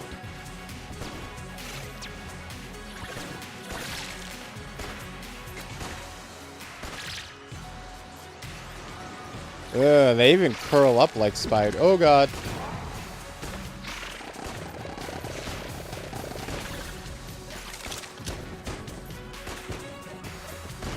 Also, I love in this game a cute little detail. If you ever get lit on fire, a little meter starts to build up and you have to dodge roll to put the fire out. So you could actually stop yourself from taking fire damage if you stop, drop, and roll. That was so ominous. I'm sorry. Ah, you're good. Ooh, ooh, ooh.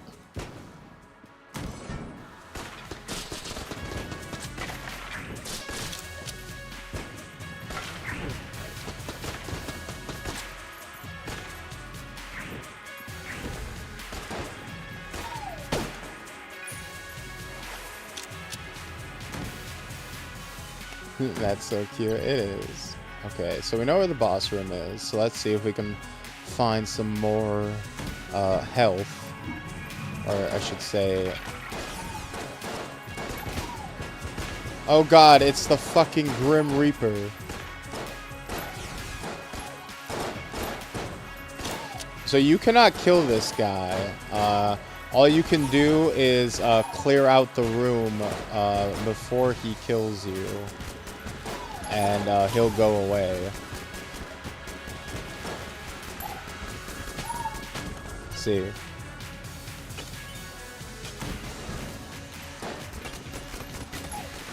I think Piro was referring to the sliding up and down the tables and whatnot.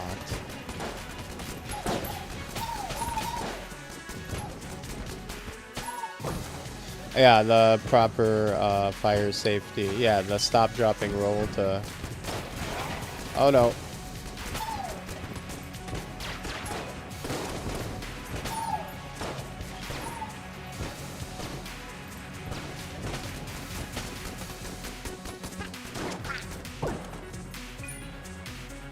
Okay, wait. We're not dead yet. Full heart.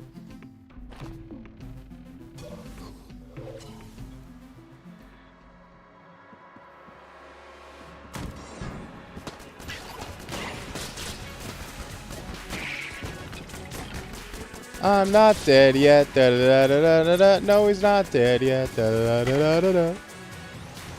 I bop him on the head. He's not dead yet. Whoa.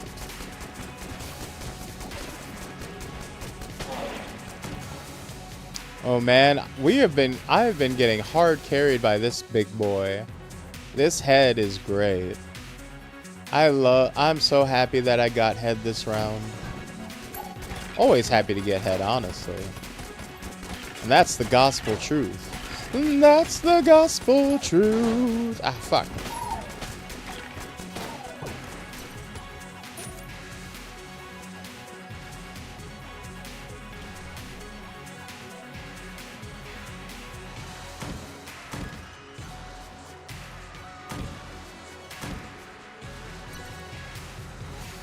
Lewd. Come on now.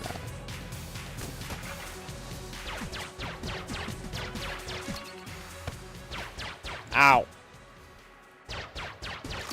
What did I do? Magic bullets. Grant all bullets a small chance to transmogrify. Each of these rounds has been enchanted by a sorceress of great power. They appear to be extremely old. So we got fruit. Thank you, Jesus. Thank you.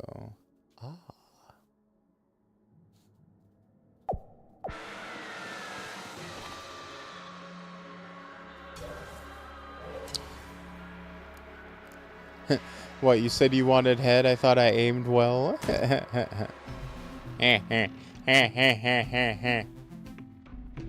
Ration, drum clip, wood beam. Okay, let's go sell some of our bullshit and try to what do we not need?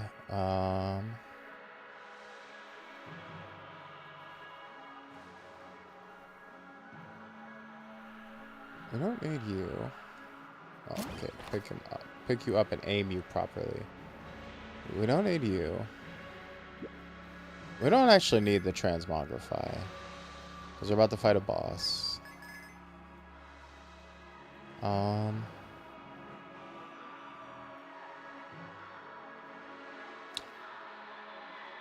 not really worried about this. Getting better like shit from broken chests. We're just gonna start. We have enough keys that we don't need to break chests anymore. 118 now. Let's see. What do we have for weapons? Okay. Yeah. Phoenix. This one sucks. So let's drop you. All these other ones are good. Actually, we're kind of low on the sniper rifle, so we'll just drop you. There you go. My legs are not an open buffet, mister. But thighs.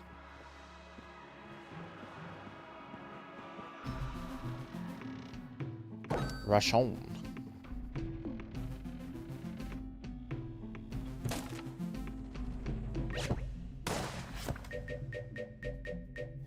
Provides healing on use. If equipped, it will be used automatically on death. This MRE comes in the form of a dry and dense cookie. It doesn't taste great, but it delivers the calories the body needs. It's a calorie mate.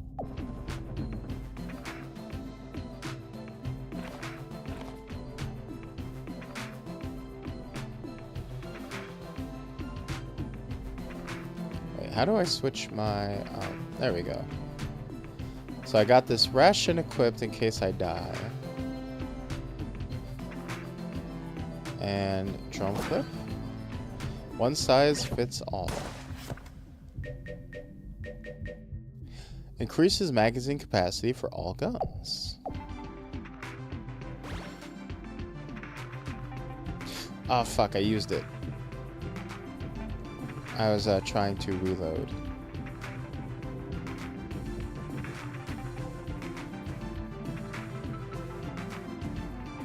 Buy K dinner first. I have to say, I am a boy with standards. I like to be wined and or dined before you just go diving in there, you know.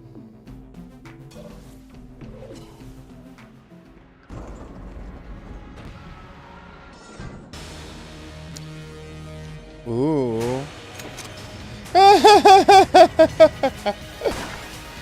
The High Priest is literally just a fucking gun. It's, ow.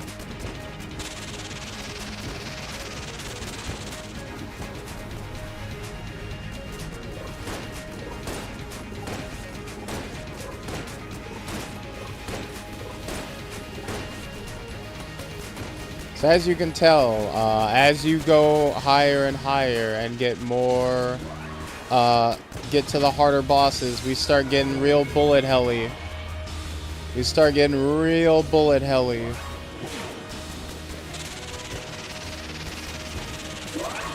Oh! Oh, that came out so fast. Gunhead.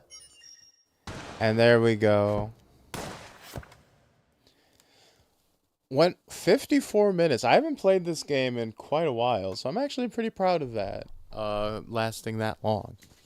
This game has 5 levels by default. It has, like, secret levels. So getting all the way to the boss of level 4 on our first run back for, like, I think it's been over a year since I last played this. So I'm actually quite proud of being able to do that, perform that well. But let's I thought it was a bullet hell. It is. It is definitely a bullet hell. You actually one of the secret level of the game, like the secret 6th floor, is literally just called Bullet Hell. Funnily enough.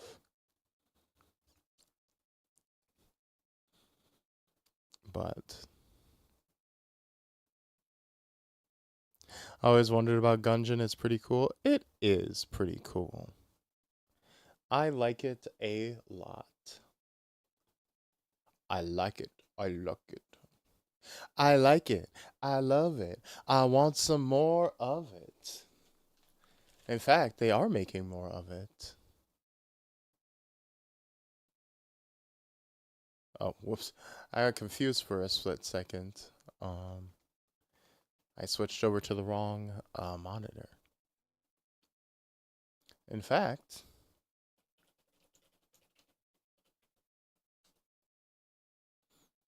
we are in fact getting a second one.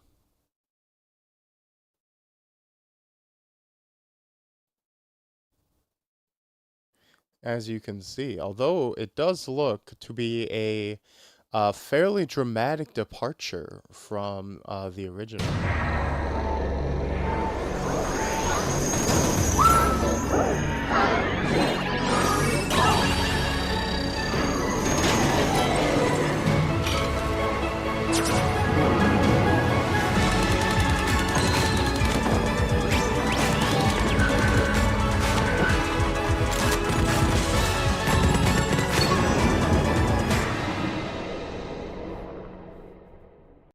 So yeah, they're going like full 3D now. So not sure how that'll end up working. But, you know, I trust these developers. They're good. They made a very good game.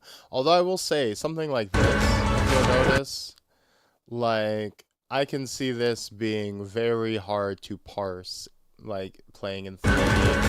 Where it's like, the bullets are going over your character because it's 3D. But how could you possibly parse that visually in the middle of playing? Right, see? Like, your character is passing under that, but how could you, like, being expected to tell the height of the bullets relative to your character to the point you can pass under them without, like, rolling? Yeah, that makes me a little bit concerned from just a gameplay standpoint. Neat idea. Visually, this is, like, pretty cool. I like that. That's fun. Yeah. This appears to be pretty early footage, so I'm sure will have, different colors for different heights. Did they have different colors?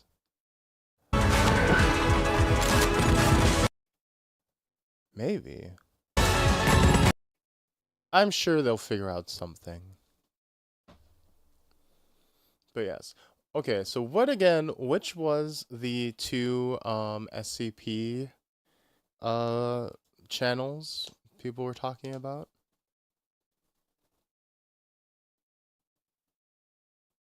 SCP explained.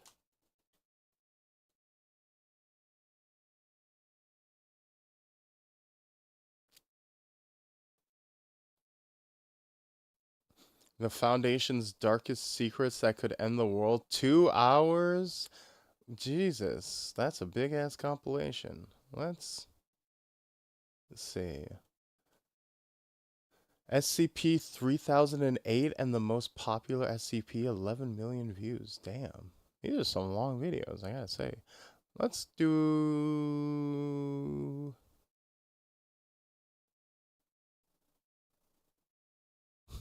Why are you so tooted up? I will never accept the redesign that they were forced to do. This is the actual 173. Sorry, not sorry. I know that they technically infringed on your copyright, artist, but who cares? SCP is a fucking independent, like, random indie project in of itself. So whatever. It's like a random nobody's on the internet making memes. Or at least that's how it started. SCP-343 God.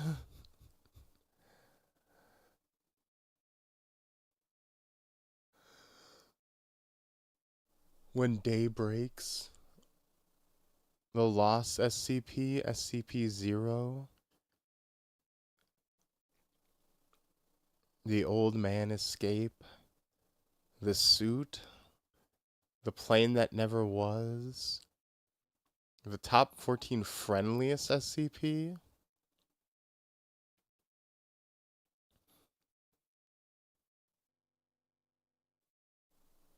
Look up the MTF squads. The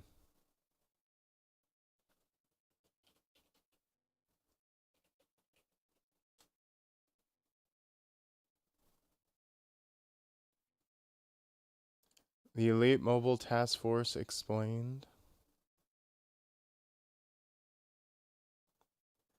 So this is when a hyper-aggressive SCP explained.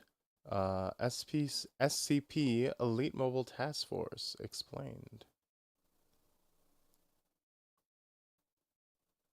And when a hyper-aggressive lizard or an evil living cow heart starts the fuck was that? Whoops. Let me take these closed captions off. Or should I? Would you guys like closed captions on or off?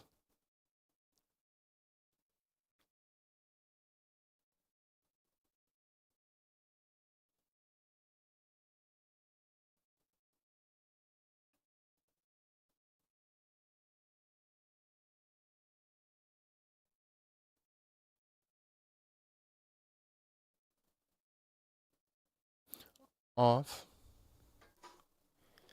Okay. paging through your town, or a sinister salesman turns up in your home, who are you gonna call? Hint, it's not the Ghostbusters. The answer is the SCP Foundation's Mobile Task Force. You probably heard them mentioned in every single video on this channel, but what exactly is a Mobile Task Force? What do they do for the SCP Foundation? And what are some of the most famous mobile task forces in the field? Let's crack open the files and take a look. In short, mobile task forces are the Foundation's elite personnel. They're there to be jobbers to show off how cool the SCP in question is. They're the power scale, you know. You need to show off how cool and dangerous the SCP you wrote is. So, you know, you got to show how many mobile task force members your SCP can take out in like 5 seconds.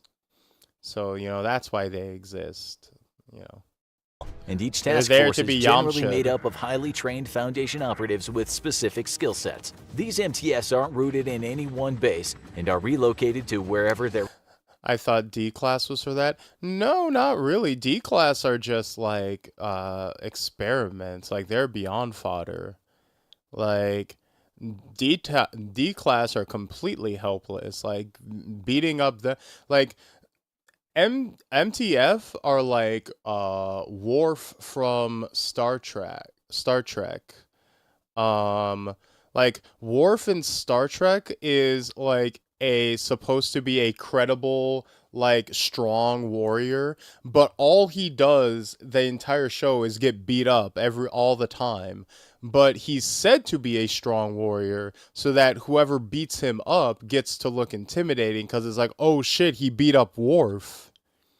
But because Worf is constantly getting beat up to make other people look strong, it kind of, you know, in a meta sense, you know, it negates the whole point of Worf being made to, you know, it's a contradiction, right? It's like, in universe, Worf is supposed to be a big tough guy, but in the show, in actuality, all he does is get his ass whipped because you want your bad guy to look cool, so you have him beat up the crew's tough guy, right? It's like a perpetuating cycle kind of thing. MTF or power level 1, D class or power level 0. Yeah, well, it's like in Dragon Ball Z. It's like a bad guy isn't impressive if he can beat up, like, if he can slaughter random civilians. But, you know, if he goes in and, like, one-shots Yamcha, that's a little more impressive. You can at least establish a baseline of like, okay, he effortlessly kills Yamcha. He like whips the shit out of Krillin. That's at least establishing that he has a power level, right? But like wiping out a bunch of like powerless civilians means literally nothing. Whereas, you know, beating up the weak guys at least establishes, or like the villain beating up Vegeta. You know the villain is going to beat up Vegeta because it's Vegeta. Vegeta's never going to win. But, but Vegeta is established to be a strong guy. That's what the MTF are, you know. They're super trained, highly specialized elite task force. But they're always gonna die, right? They're there so that like the SCP looks super dangerous when it like rips through an entire squad and they're like, what? Oh my god! How could it tear through an entire squad of MTF operatives? It's unstoppable. required, hence the mobile part of the name. The exact parameters on what an MTF can be is pretty flexible. The size of their units can vary from whole battalions of troops packing heavy artillery to small, tight-knit groups of intelligence-gathering spies. Some mobile task forces are bound to specific SCPs, whereas others perform more generalized tasks, such as securing certain facilities or territories. When the regular rank-and-file Foundation field agents can't do the job, the MTFs are brought in to pick up the pieces. Each group is controlled by a mobile task force commander, who reports to the Foundation Director of Task Forces, though the actual organizational structure of each group varies. Sometimes MTFs, which were created for extremely specific purposes, are disbanded after that purpose is achieved. How many mobile task forces are there exactly? The exact number is shrouded in secrecy, and oftentimes the answer will depend on who you ask. But you're not here for what we don't know. Why would we tell you want to know that? The details The on the wiki biggest needs to be badasses under perpetual. the Foundation's employ, and we intend to deliver. Much like our video on the proposals for SCP-001, we're going to give you a rapid-fire crash course on some of the most prominent and interesting Foundation task forces. And remember, if you want us to go more in-depth into the most exciting missions of any of these groups, let us know in the comments. But for now, it's time for a rundown of the Foundation's best of the best. MTF Alpha-1, aka Red Right Hand, are essentially the Black Ops of the SCP Foundation. They report directly to the O5 Council and conduct missions at the highest level of secrecy, with most of the information hidden behind a Level 5 clearance wall. Many also believe Alpha-1 to have links to the infamous Chaos Insurgency, a splinter group at war with the Foundation. But if anyone asks, you didn't hear it from us. Seriously, we don't want to get assassinated. Uh-oh. MTF Alpha 4, aka Pony Express, are a covert group deeply embedded into the world's logistics and postal services. The trafficking of anomalous objects is a worldwide issue, and it's up to Alpha 4 to intercept and keep a lid on those anomalous objects before they fall into the wrong hands. Think of them as a better-funded paranormal USPS police division. One object they've prevented from reaching the public is SCP-3060, a series of CPAP machines that cause nighttime visions of frightening entities. MTF Omega-7, aka Pandora's Box, was an experimental task specific. force which incorporated the use of highly combat-effective SCPs, including SCP-076, better known as Able. The test showed initial success, but after they ran out of missions, Abel's bloodlust proved to be too great for the team to control, and the experiment Oh. as well as the task force were scrapped. However, this Whoops. led to the creation of They try- MTF Alpha. Wait, they tried to form their own SCP Avengers? You fucking... Are we taking this seriously or not? The motherfucker is the council sitting around reading comic books one day, bored out of their minds, being like, "Hey, anyone see that new movie that came out? I have an idea." And they're just like, "Jimmy, you're crazy, but you just might be crazy enough." Absurd. It's definitely something the council would do. You know what? You know what? It's it is literally like, what are we, some kind of SCP squad? 9, aka Last Hope. This is a mobile task force designed to train viable SCPs What are we, some kind of secure protect squad? to provide services to the Foundation out in the field. This group has learned the lessons of its predecessor and has employed the use of more measured and reasonable anomalies. Those include SCP-073, or Kane, the much more even-tempered brother of Abel. MTF Beta-7, aka the Maz Hatters, are the elite cleanup crew for anomalous biohazards, chemical spills, and radiological disasters. So if an area suddenly looks like it's going to become Chernobyl's scarier sequel, or an anomalous fast-spreading disease is wreaking havoc over a wide area, the Maz Hatters are the guys to call. They worked closely on the containment of SCP-1280, a kind of parasitic nematode worm that often injects false memories into their victims. MTF Gamma 5, aka Nematodes. Red Herrings, are the Foundation's chief disinformation division. They prevent the leaks of classified info Wait, are you saying that behind it all along, it was red herring? Aw, think again, Fred. A pup named Scooby-Doo, Dooby-Doo.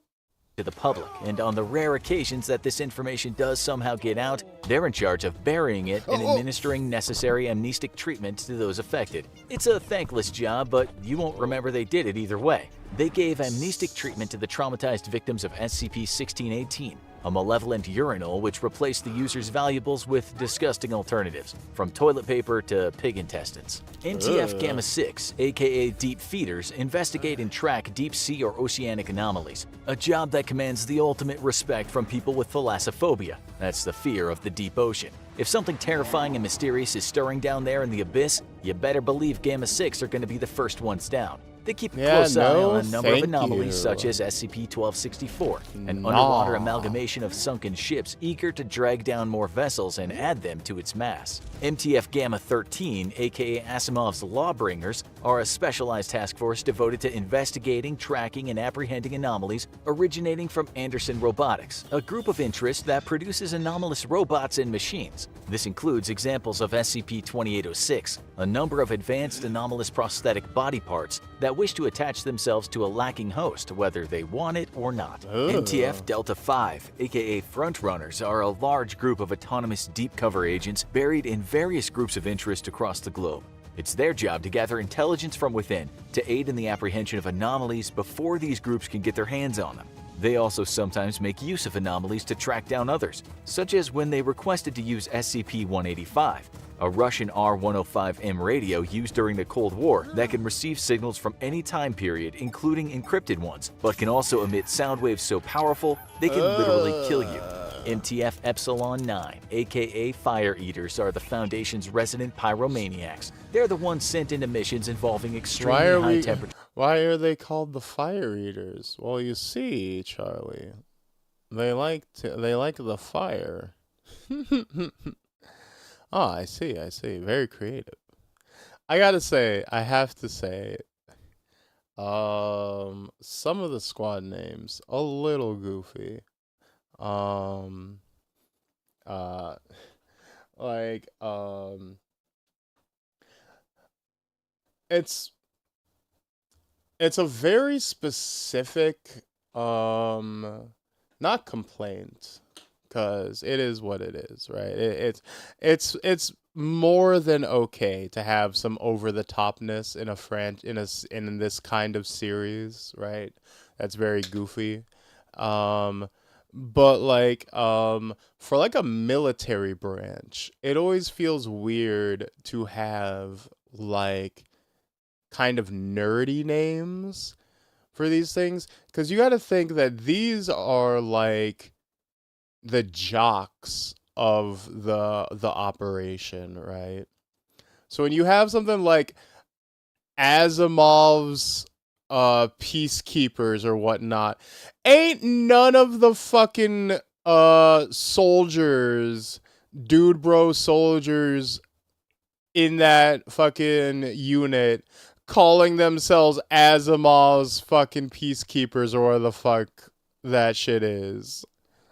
Like, the front runners, like, something, like, short and simple, like, these fucking people, like, you know, these types of guys, like, have simple-ass, like, laconic names, you know, like, shit like that. To be fair, it's all basically fanfic. Exactly, you know, it's all community-written stuff. But, like, I just always find it very funny when you'll have something like Delta Squad, Front Runners, Gamma Squad, and then like a name that's like a full fucking sentence, and then I just imagine them trying to like in the field call out that name like in duress, be like, imagine you're like, where are they?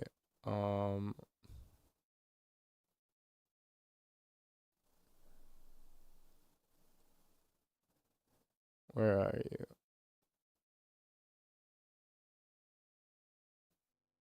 Here we go.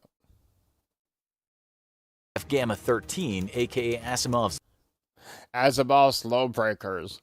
Or it's like, oh my god, Asimov's Lawbreakers! Asimov's Lawbreakers! Where are you?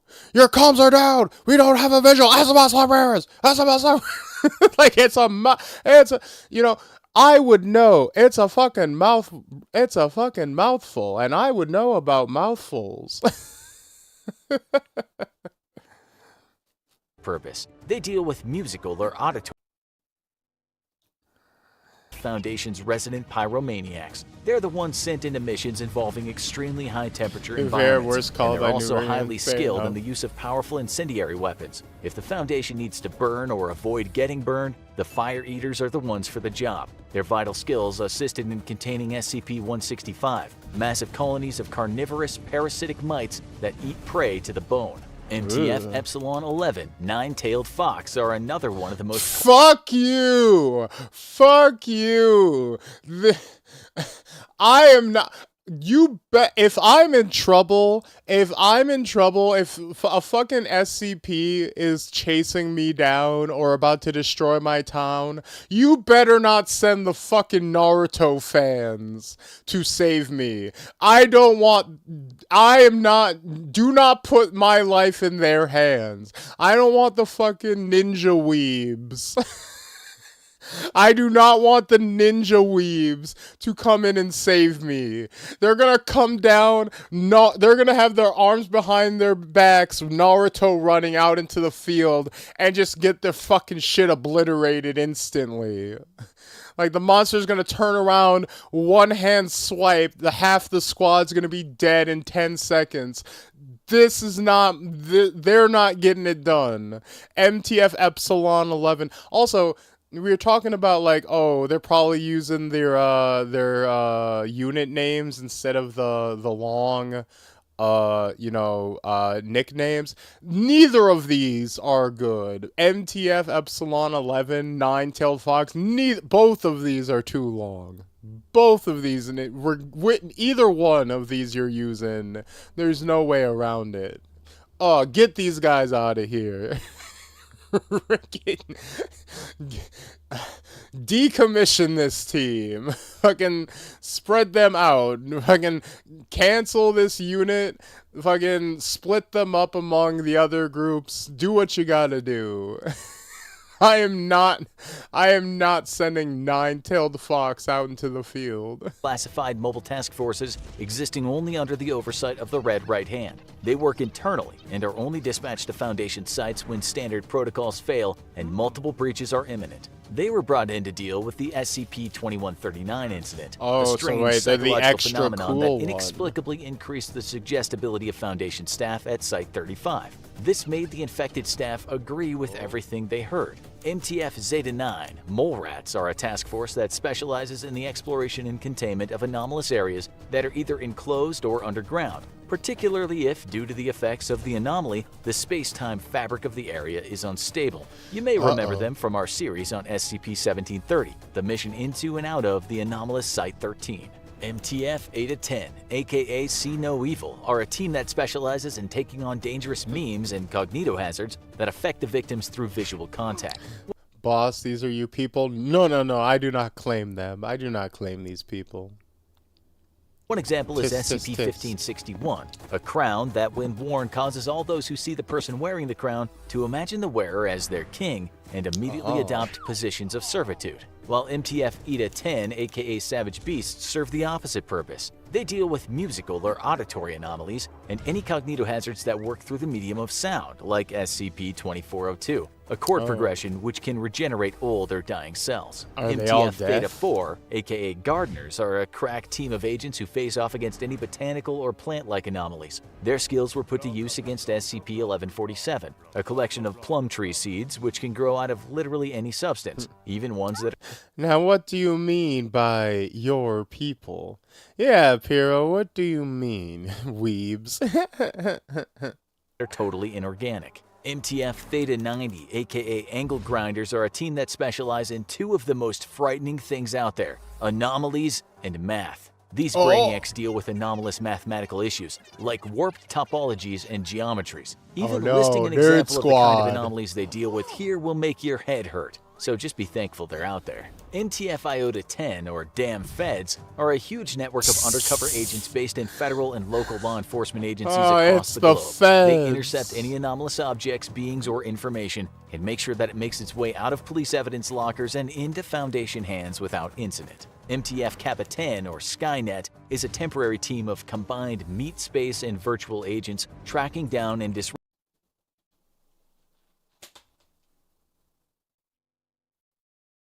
Whoops. Skynet? Skynet? Really? Really? Fruits? Fruits? Is this your king? Is this your franchise? Is this who we're backing? Is this the set we're repping?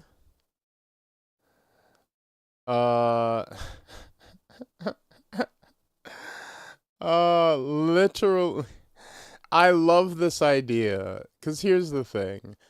It's not real, right? But you have to understand the concept that within the world, right? Within the setting of SCP, there are two realities here, right? There's reality one that within the fictional setting of SCP that is a parallel to ours.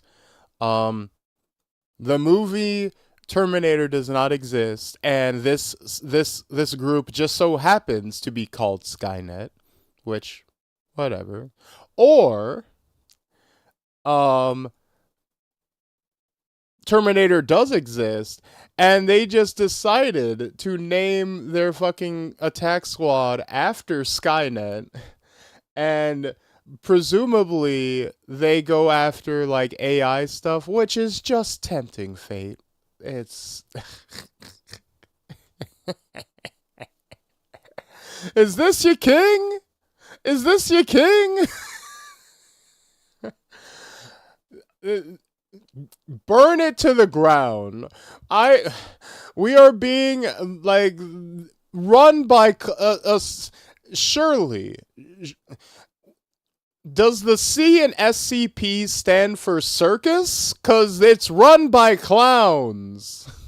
Hands without incident. MTF Kappa 10, or Skynet, is a temporary team of combined meat space and virtual agents tracking down and disrupting anomalous cyber threats, such as SCP-2987, an external hard drive basically capable of turning artificial intelligences into living souls for trades with soul-consuming anomalies. MTF Lambda 5, aka White what does Rabbits, that are a group that mean? specializes in combating reality warpers of all types, whether they're messing with space-time or exhibiting godlike powers. Some anomalies even respond directly to them, like SCP-2446, a phenomenon where corpses often identical to living White Rabbits team members suddenly manifest around San Jose, California. MTF Lambda 12, Pest Control, are a group of agents who exclusively go after anomalous vermin. Incidentally, they're one of the only MTFs who've never lost members in the line of duty. Their purview includes there you go. SCP-2810, Good on an you. anomalous pathogen that causes the victim's cells to become tiny versions of their own species, like a human cells becoming cell-sized humans.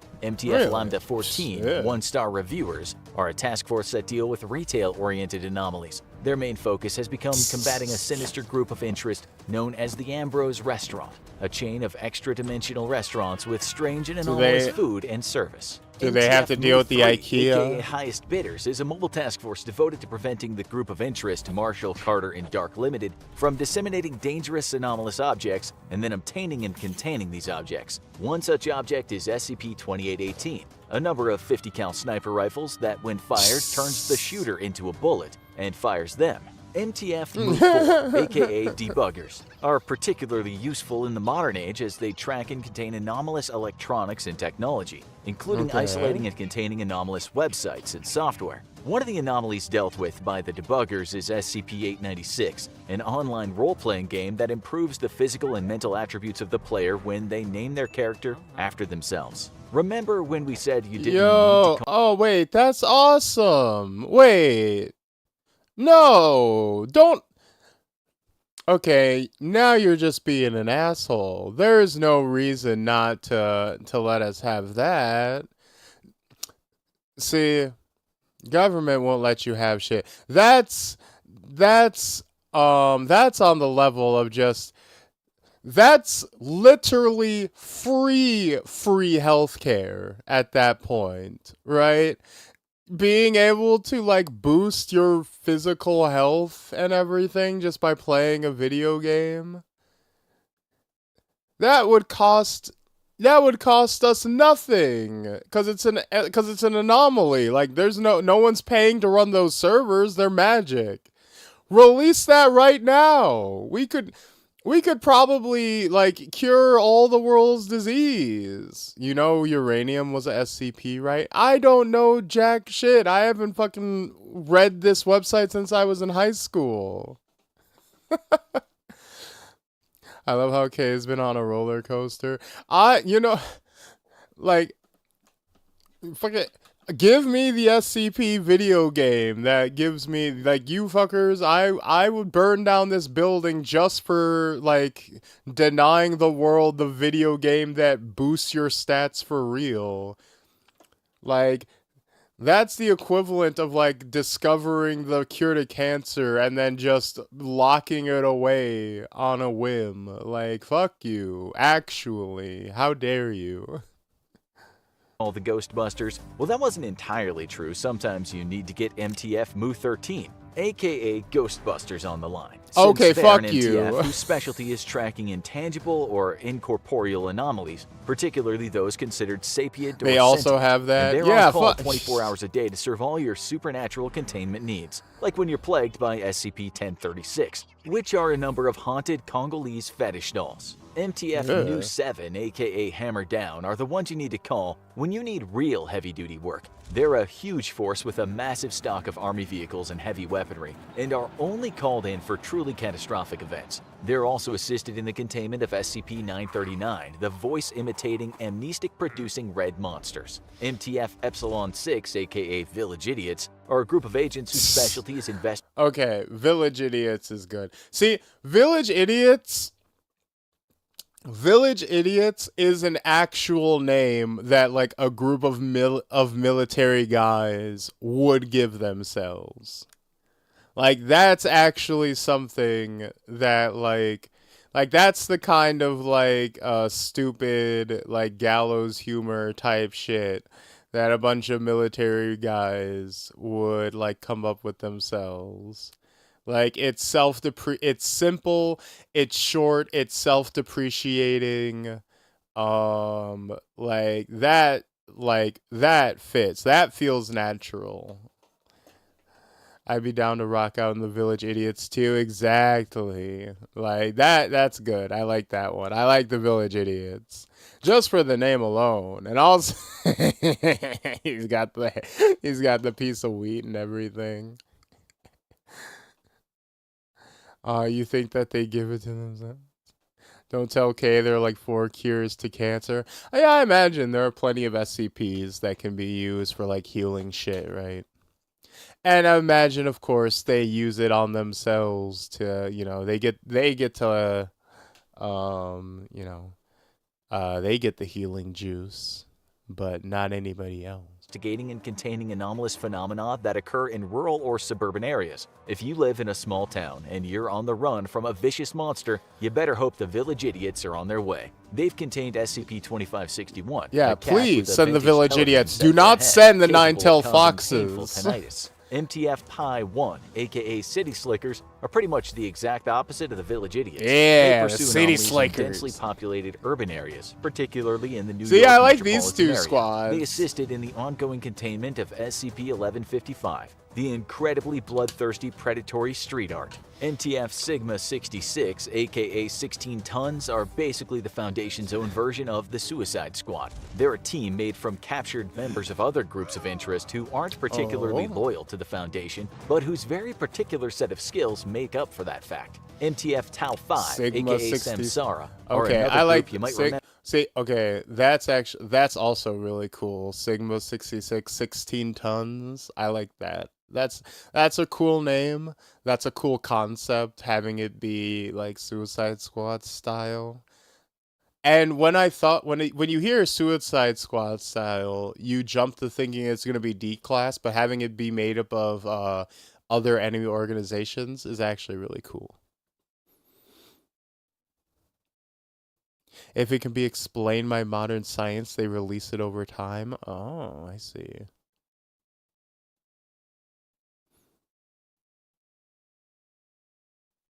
Predatory street art. NTF Sigma 66, aka 16 Tons, are basically the Foundation, but whose very particular set of skills make up for that fact. MTF Tau 5, aka Samsara, are another group you might remember from the events of SCP-1730.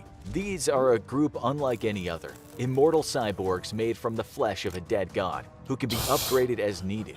They're equipped Okay, with that's experimental pretty and metal. state-of-the-art Foundation technology to take on thaumaturgic, magical, and psionic threats. MTF Psi 7, aka Home Improvement, is a team specializing in structural anomalies. In plain speak, they deal with anomalous activities concerning buildings, containing, and sometimes even demolishing when necessary, with a variety of heavy artillery. For example, they counteract the nightmarish SCP-3050, a building in North Carolina that once a year fuses all living matter inside its own They come from North Carolina. Sorry, that was a reference for no one. Structure on an atomic level. MTF Psi-8, aka the Silencers, are a team devoted to containing reanimation anomalies and those who've been affected by them. If you've just come back from the dead, then the Silencers are going to want to know your location. MTF Little Omega Pico Zero, Hammer. aka Ara Orun, are another highly classified mobile task force that's actually the memories of deceased Foundation personnel preserved on the Foundation intranet system. Their job is to protect their surviving co-workers against informational threats on the servers. They also contain SCP-3664, The fucking a damaged computer but highly ghosts? advanced assault That's rifle existing in the crazy. non-physical conceptual space. It can only be interacted with by thinking about interacting with it. And last but not least, MTF Omega-12, aka Achilles' Heel, is an anomalous task force, and these powerful reality warpers from another dimension hunt down dangerous and powerful reality warpers in ours. You can thank these guys for every single day that our reality continues on as normal, or whatever normal means now. They're enemies of SCP-3155, members of the iconic Pinkerton Detective Agency with anomalous abilities relating to combat. Alright, we did it! Of course, even Man, this is fuck only a the sample of the Pinkertons. vast number of mobile Good task on ya. forces at the Foundation's disposal who put their lives at risk every day to keep humanity, normality, and reality intact. They seem to have a task force perfectly tailored to every threat we could possibly encounter, and as new threats are cataloged, more mobile task forces are sure to arise to meet them. Want more in-depth explorations of any of these groups and their epic missions? Let us know in the comments below. Now go check out SCP-1730, Epic Battle at Site-13.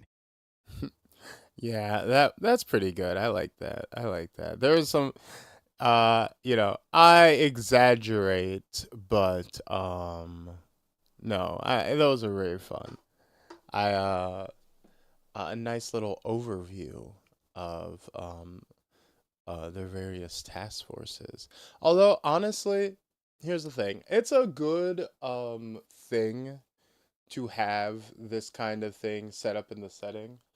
Personally, I've never particularly cared about this kind of detail. Um, for me, the interesting thing about SCP has just been, like the idea that you are just reading through archives and, like about the SCPs themselves and keeping the actual foundation as like vague and shadowy as possible has kind of like that's how I've always preferred it. Like I don't think you really need to get this deep into the weeds on like individual like units and like individual like sub factions within the SCP Foundation. Like I think it's like you can have like a story of like we sent agents to recover this SCP. We sent a task force, and I think that's genuinely as deep as it ever needs to go. Because I don't really care about those details. I care about, like, what does the freaky monster or the weird object do? I don't necessarily care about, what the humans are doing in this setting. It's almost like Godzilla, right? Any Godzilla movie that is focusing on, like, the human storyline, unless it's a really good human storyline, something like maybe Shin Godzilla, it's probably shit. It's probably not very good. I want to see the big monsters fighting.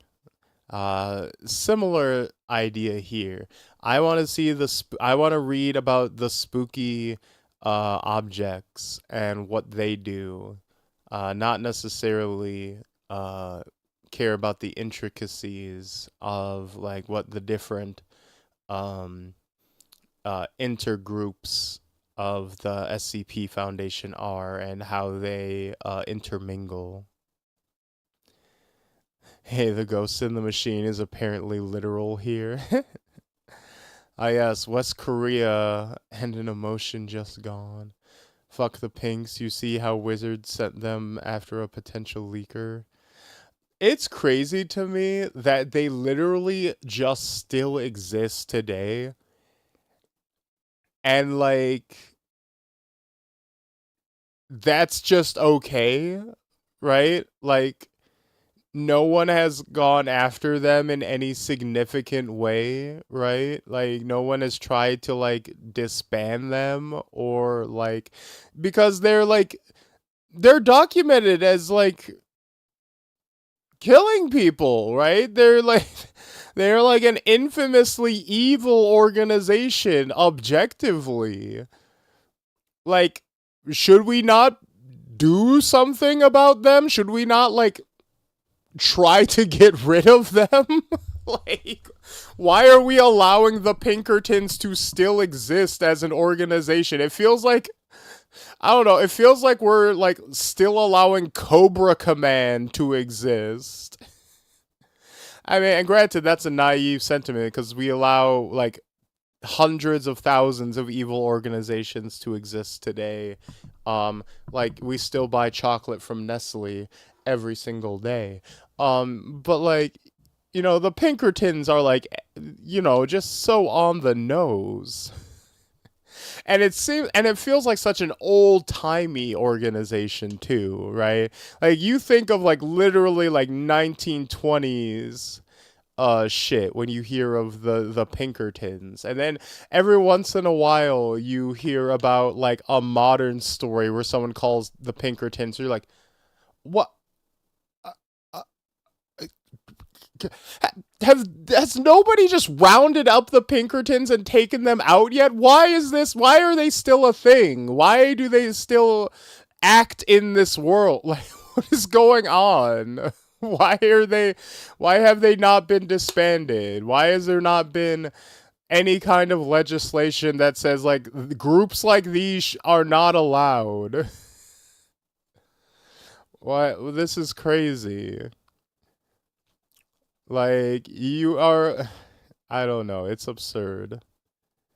Like, and I know the reason why, right? I get it. Like, the reason why is because the world is corrupt, and obviously, the same world that, like, employs the Pinkertons in the first place is the world that allows the Pinkertons to still exist. It's actually quite simple why the Pinkertons are still around. Like, it's not, yes, obviously. But it's just really weird and, like, fucked up. It feels like they should just be illegal from a concept. Exactly. And it's like the fact that everybody is so like befuddled every time they come up makes it feel like we had like banned them, right? Because everybody is so confused every time it comes up that they're still around. Doesn't it feel like we've outlawed them, right? Because every time the Pinkertons come up, everybody looks around and goes, wait, the Pinkertons still exist? Didn't we get rid of them? Like, what? Fun fact, apparently my partner's great-grandparents were a mob where they live. So much so that a bartender stopped talking to them after learning their last name. Oh. The answer is mostly the government hates unions. Yeah, exactly. Great-great-grandparents. Oh. Yeah, it's kind of like PMCs. The very idea feels illegal. Yeah. You know, it's... And, like, PMCs, like, operate, like, outside of the country. So, I mean, that's, you know, they can get away with that. But, like, Pinkertons are, like, domestic, right? It's like, ugh, so weird. But, you know, there's a nice little wish fulfillment there of, like, having an entire SCP organization dedicated solely to just beating the Pinkertons up. I like that. I stan that. I stan a Pinkerton punching king.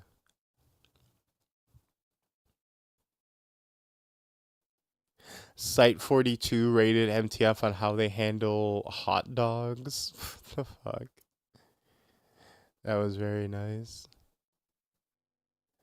Alright, I will let you guys pick one more video for us to watch. Make it a short one. So, call out one that you see that you think looks like it'll be interesting.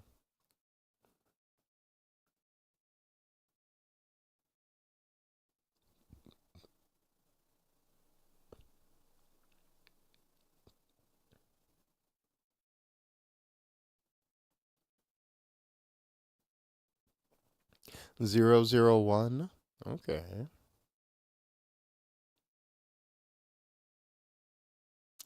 The Gate Guardian. I would say it also which 001. That is a correct, because we got the Scarlet King, we have the Gate Guardian, we have When Day Breaks,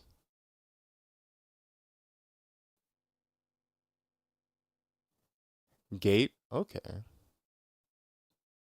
Gate. Everybody likes Gate.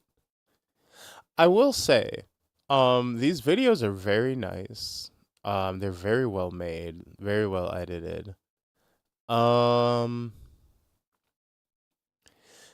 kind of atmosphere and energy, and I know this is the one you guys actually want to watch.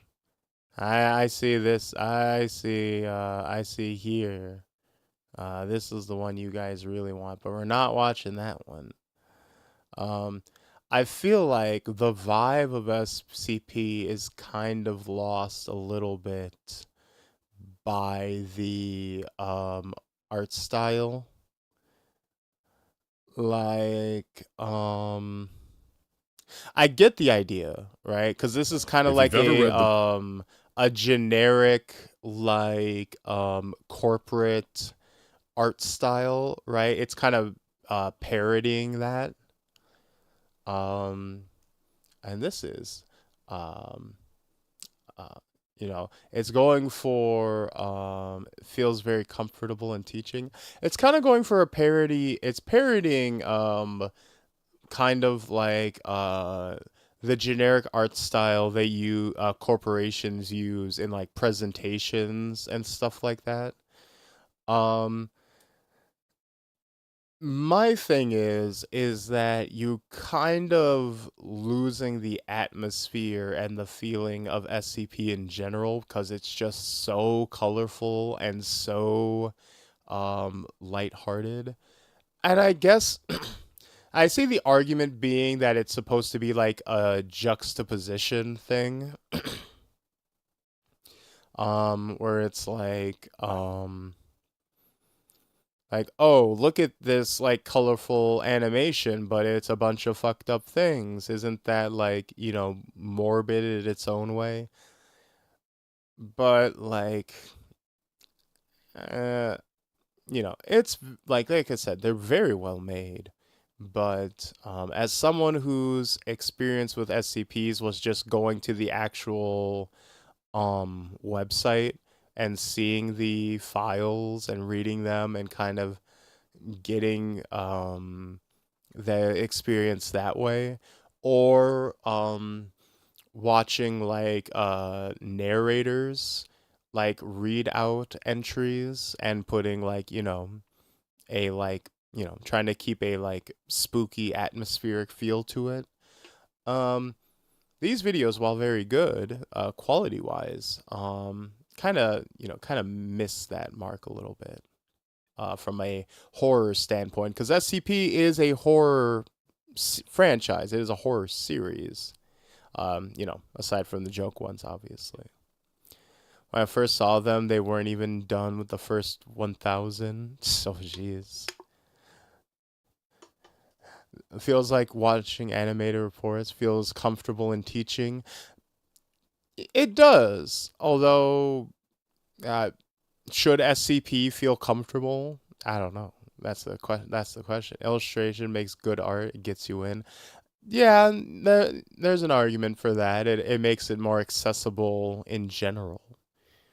but I don't know if you kind of lose the spirit of it in the process, though. But anyways, this is SCP-001, the Gate Guardian, one of many different entries for SCP-001 because the true nature of SCP-001 is said to be so dangerous, so sensitive, that they had to come up with multiple different entries to kind of obscure which one was actually the real one, or if any of them are actually the real one. That much I know, because I did read these entries back in the day when I was reading through them myself. So, let's check it out, shall we? Let's see SCP explains interpretation of it. Book of Genesis, which is the part of the Old Testament that details God creating the world and humanity during a particularly busy week, then you might just be already familiar with SCP-001, or at least one of the anomalies that's been proposed for the title of SCP-001. Because of course, SCP-001 doesn't refer to a single creature, object, or entity, but rather a collection of various anomalies contained by the SCP Foundation. Anomalies sharing the name as I don't register SCP as horror, not in the typical sense anyhow. I process it as science fiction when things go wrong. I think that might be a time thing. I got into, like, I dipped into SCPs back when it was, like, much fresher, back when it was much earlier, and it was very much firmly a horror series back then. Back then, it was very much a horror series that had the occasional joke SCP. Or the occasional lighthearted SCP. Like back in the day, a non-horror SCP was like a detour. It was like a rarity to be like, oh, see, there's an occasional little bit of like levity here. Like not everything is horrific and potentially wants to kill you, but most of these things are. Most of these things are highly dangerous, but not everything, right? But, you know, over time, by sheer volume, I think, it will just disseminate and eventually dilute and become, you know, just the sheer number of joke and lighthearted ones will rack up enough to get it to not be an overall horror series, I suppose. But, you know, back when I was reading them back in high school, which was quite a while ago at this point, it was very much a horror series first and foremost. I don't see it as horror. I got in around SCP-1000. Yeah, I don't know the exact numbers that I got in around, but like I said, the original pitch that I got in at, it was being shown as a horror franchise. Like, even the funny Genderstone kills like 15% of the time, literally all the early ones killed somehow. Yeah, that's the thing. And it was like all creepy. Like the thing is, like, you're going through the wiki and it's all like creepy images they were using too, and all the black bars. Like you were meant to be thinking that you're like you're stumbling upon something you're not supposed to be seeing, right? And it's like, oh, what is this freaky shit here? And you're not stumbling upon joke ones to like lighten the mood at all, or at least very rarely. So it like keeps a very tense atmosphere when you're first going through it. SCP-001 include the infamous Scarlet King, a powerful eldritch being intent on ending all of creation that is thought by Foundation researchers to be one of the most dangerous beings in this and any other universe. But the Scarlet King isn't the only incredibly powerful being categorized as SCP-001. In fact, there are plenty of other anomalies with similar levels of destructive power. And one such being is a creature codenamed the Gate Guardian. Standing at well over 1,000 feet tall, the Gate Guardian is impossible to be fully contained by any means that the Foundation possesses. The anomaly itself, despite its colossal size, is humanoid in its shape, sporting wings that protrude from its back. While it usually has 4 of It's these, Seraphimon. SCP-001 has historically been seen to have any number of wings between 2 and 108, sprouting from various places over its body, including its shoulders, ankles, wrists, and even its temples. This gigantic guardian also carries its own weapon, referred to as SCP-001-2. This weapon resembles an enormous knife or sword, capable of emitting plumes of flame. According to tests conducted by the Foundation, the temperature of the flames produced by SCP-001 rival that of our very own sun. For reference, the sun has a core temperature of over 27 million degrees Fahrenheit and 5,778 Kelvin at its surface, or almost 10,000 degrees Fahrenheit. You would expect a flaming sword that burns hotter than the sun to cause a considerable amount of damage, even if it wasn't in use, but the flames emitted by the weapon leave no lasting damage on the surrounding environment. It is capable, though, of annihilating anything that strays too close to SCP-001, burning them so intensely that their atoms literally separate, breaking potential attackers apart on a molecular level. Much as its codename, "We'll break you down. The mark of my dignity shall scar your DNA." He's fucking got gills super. Well, I like the darker aesthetic. I get why it's a more normally toned story now. I feel like a lot of the early stuff was kind of dark just to be dark. I guess, but like, I mean, it's a horror series, right? That's kind of the point.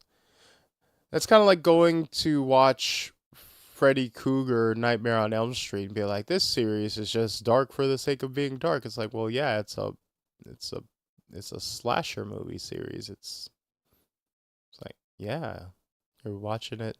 You're watching a series about a child killing burn victim who kills you with knife hands in your dreams. Like, yeah, it is dark for the sake of being dark. That's why you watch a slasher series.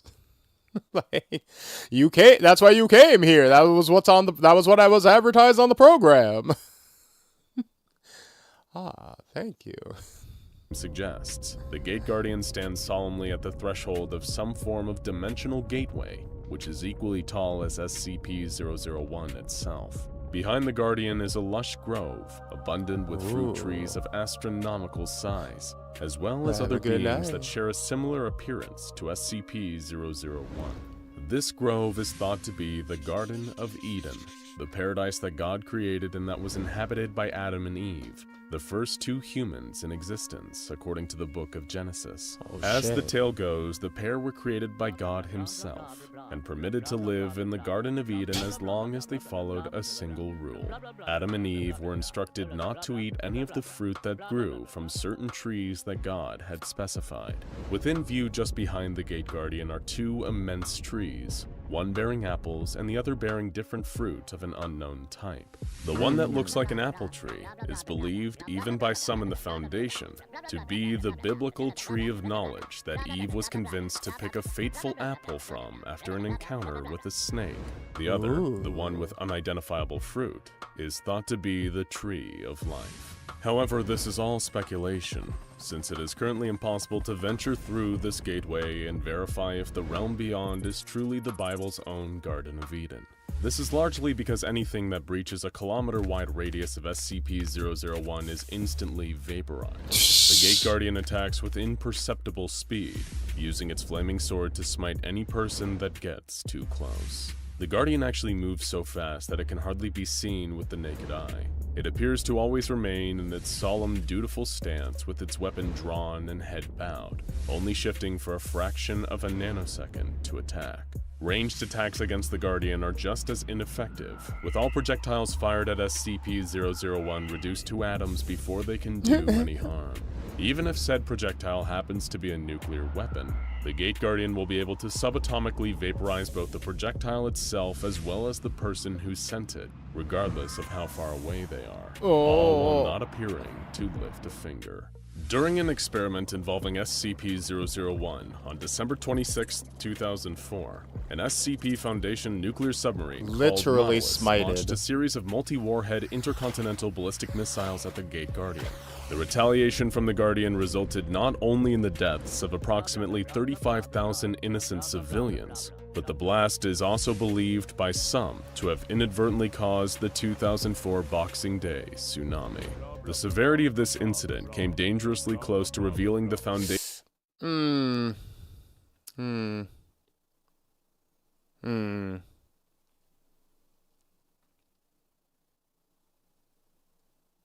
Oof. What are opinions on blaming real life tragedies on fiction? I feel like people have gotten a lot more iffy on that over time. I feel like I guess like general incidents, not so much, but like I've noticed like incorporating like like real life murder cases and stuff into fiction has gotten to be like a big like a bigger no for based on their been where it's like you know, it's a little. I will say when I saw the tsunami, I was like, are they about to say the freaking what was it 2011 Tokyo tsunami? And I was about to like, ooh. That made me clench up even worse if there was gonna be the tsunami that hit Japan most recently and took out the nuclear and had that nuclear reaction. I was like, oh, that was gonna be I was like, don't say that. That was even more recent. Depends on how they do it. Like ancient history is mostly like whatever, but newest stuff not exactly, you know.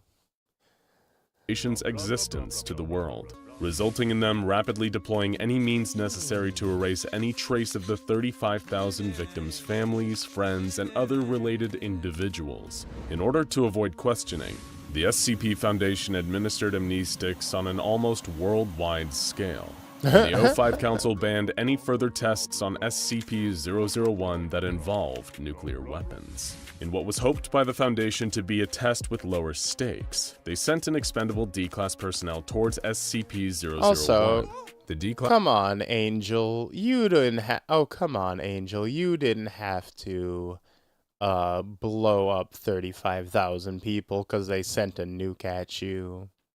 Use a scalpel, not a hammer.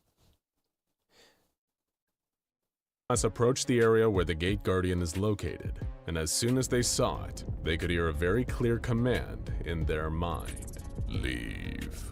The D-Class personnel reacted exactly the same way you or I would. They promptly turned and started to walk away. They didn't need a 1,000-foot-tall entity with a flaming sword to tell them twice. The researchers running the experiment were not swayed by the request and ordered the D-Class to continue moving towards SCP-001. When the D-Class continued to ignore their commands, they were terminated, as is standard policy when dealing with an insubordinate member of D-Class. SCP-001 appeared not to like this for some reason, though, and the researcher's site, as well as the researchers themselves, were immediately obliterated by an unknown force, though it's a pretty safe guess that a certain flaming weapon was responsible. This candidate for SCP-001 may be one of, if not the most powerful being that the SCP Foundation has ever encountered. And according to its entry in the SCP-001 file, the Guardian is even responsible for the creation of the Foundation itself. If the file is to be believed, the administrator of the SCP Foundation one day heard a word echoing through his head: prepare.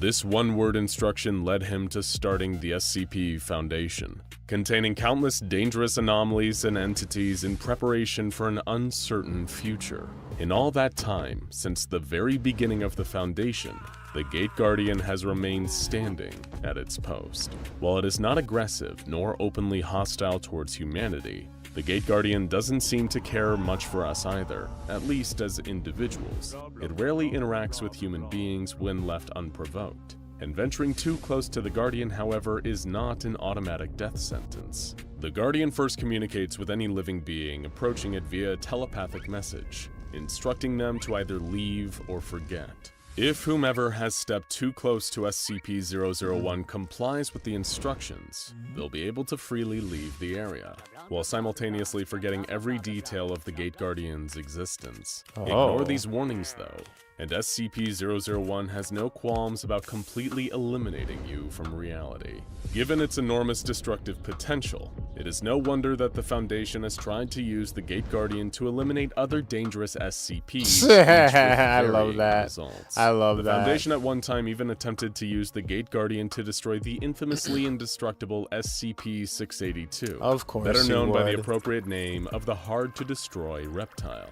Due to the malicious contempt SCP-682 holds for human beings and all other forms of life, it is perhaps one of the most dangerous anomalies the SCP Foundation has in containment. SCP-682 is also one of the few creatures the Foundation actively wants to terminate, a task made that much harder given that 682 can regenerate its entire form from as little as a single cell. The Gate Guardian had already shown time and time again that it was capable of massive destruction, and researchers working for the Foundation hoped to harness that power to rid the world of SCP-682 for good. 682 was placed on an unmanned vehicle and carried to within 1 kilometer of the Gate Guardian.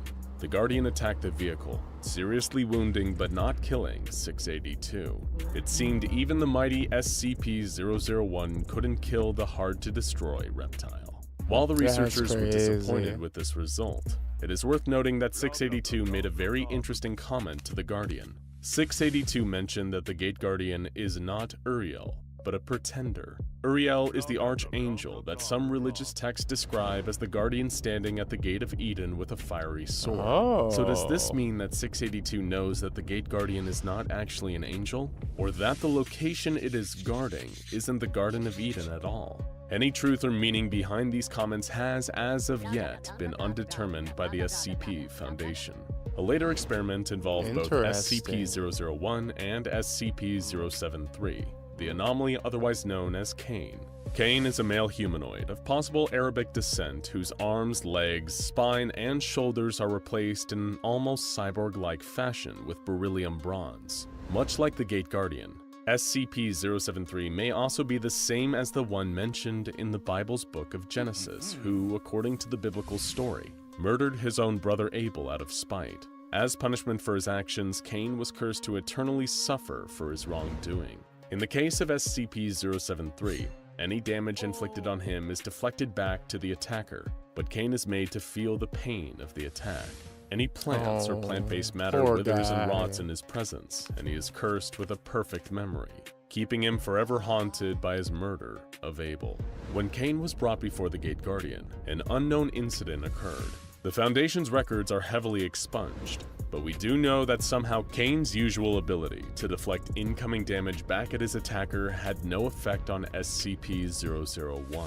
The encounter left SCP-073 unconscious, and even permanently blinded nearby research personnel. It was as a direct result of this incident that the O5 Council demanded that no further experiments of any kind were to be conducted on SCP-001, with the administrator even filing an executive order that no SCPs be exposed to the Guardian, and that SCP-001 was to never be used for the attempted termination of other SCPs. Of course, perhaps it wasn't just the mistakes of the past that made the Council decide that SCP-001 was best left alone.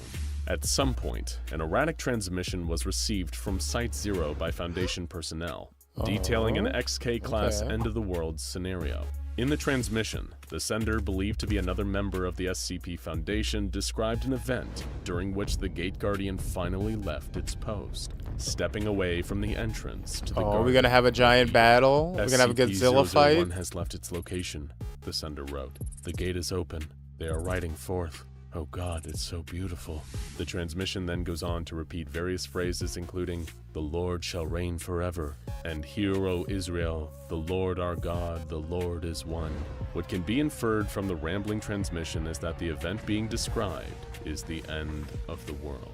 Some believe that once God deems it time, his angelic armies will lay waste to the earth in order to remake it as a paradise. When this occurs, SCP-001, the Gate Guardian, will open the gate he stands in front of, allowing the other beings like it to emerge into our world, ready to cleanse it.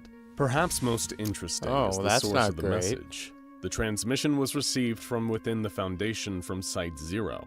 However, when questioned by personnel, O5-14 told them that no such message had been sent or even existed.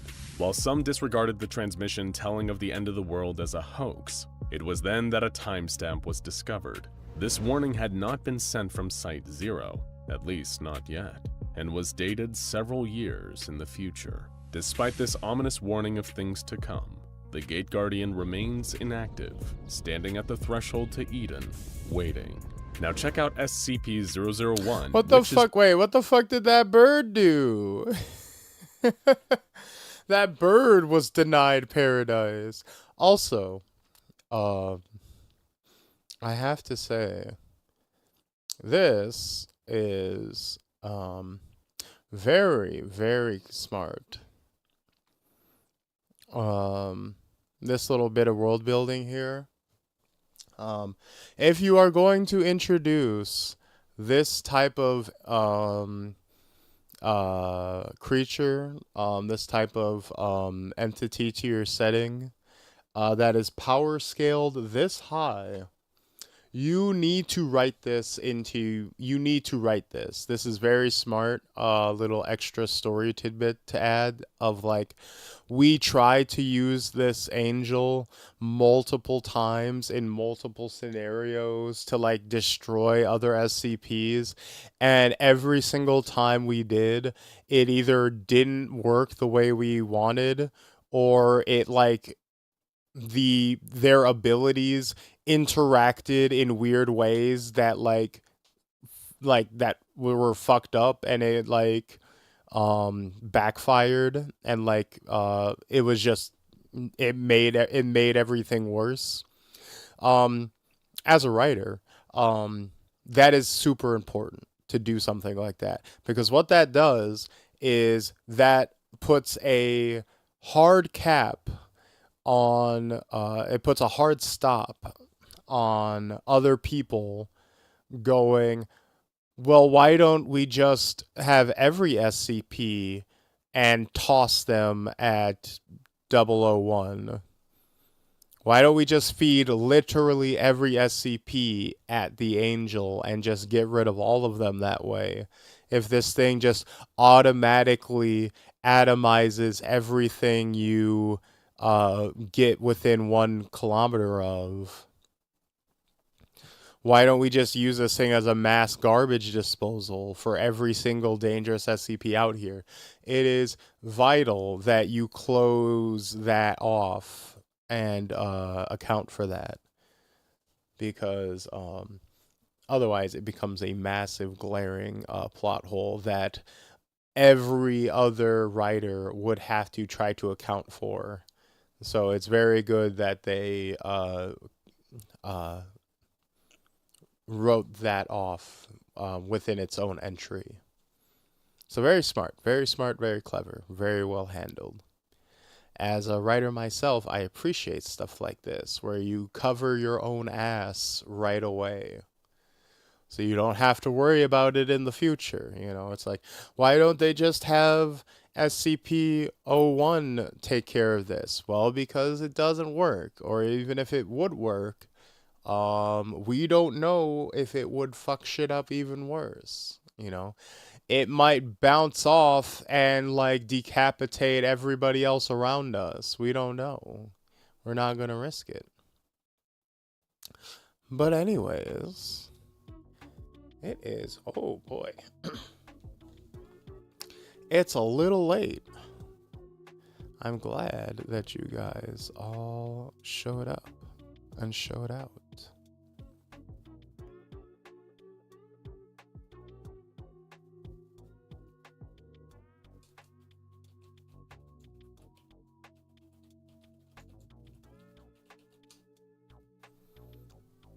So, Of other S. Did you guys have a good stream? We did a lot of stuff today, didn't we? We had our D&D one shot. We watched some videos together. We played Enter the Gungeon. We did a lot more than I expected. This was kind of like just a random grab bag of a day, but I had a good time. And that's always a good thing. And I'm glad that you guys. Bed now, good night. Have a good one, Jesus. Hope you had a good night. Boss, it was a lot of fun. It was fun. It was a bit of a rocky start, but, you know. Ain't nothing wrong with that as long as you can recover. It doesn't matter if you stumble at the start as long as you can, you know, recover at the end.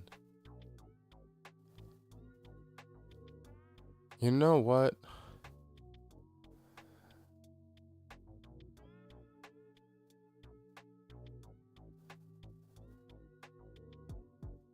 And you guys are his problem now. You guys are gonna go bother Lancaster for however long you guys are up. So have a good one, guys. I'm going to bed. I'm going to have some green tea and go to bed. Have a good one, everyone. See you not tomorrow, but Thursday for more RE9 insanity, right? So, but if I don't, I will see you when I see you. And until next we meet, my fruits and nigglets, peace, love, we out, chat.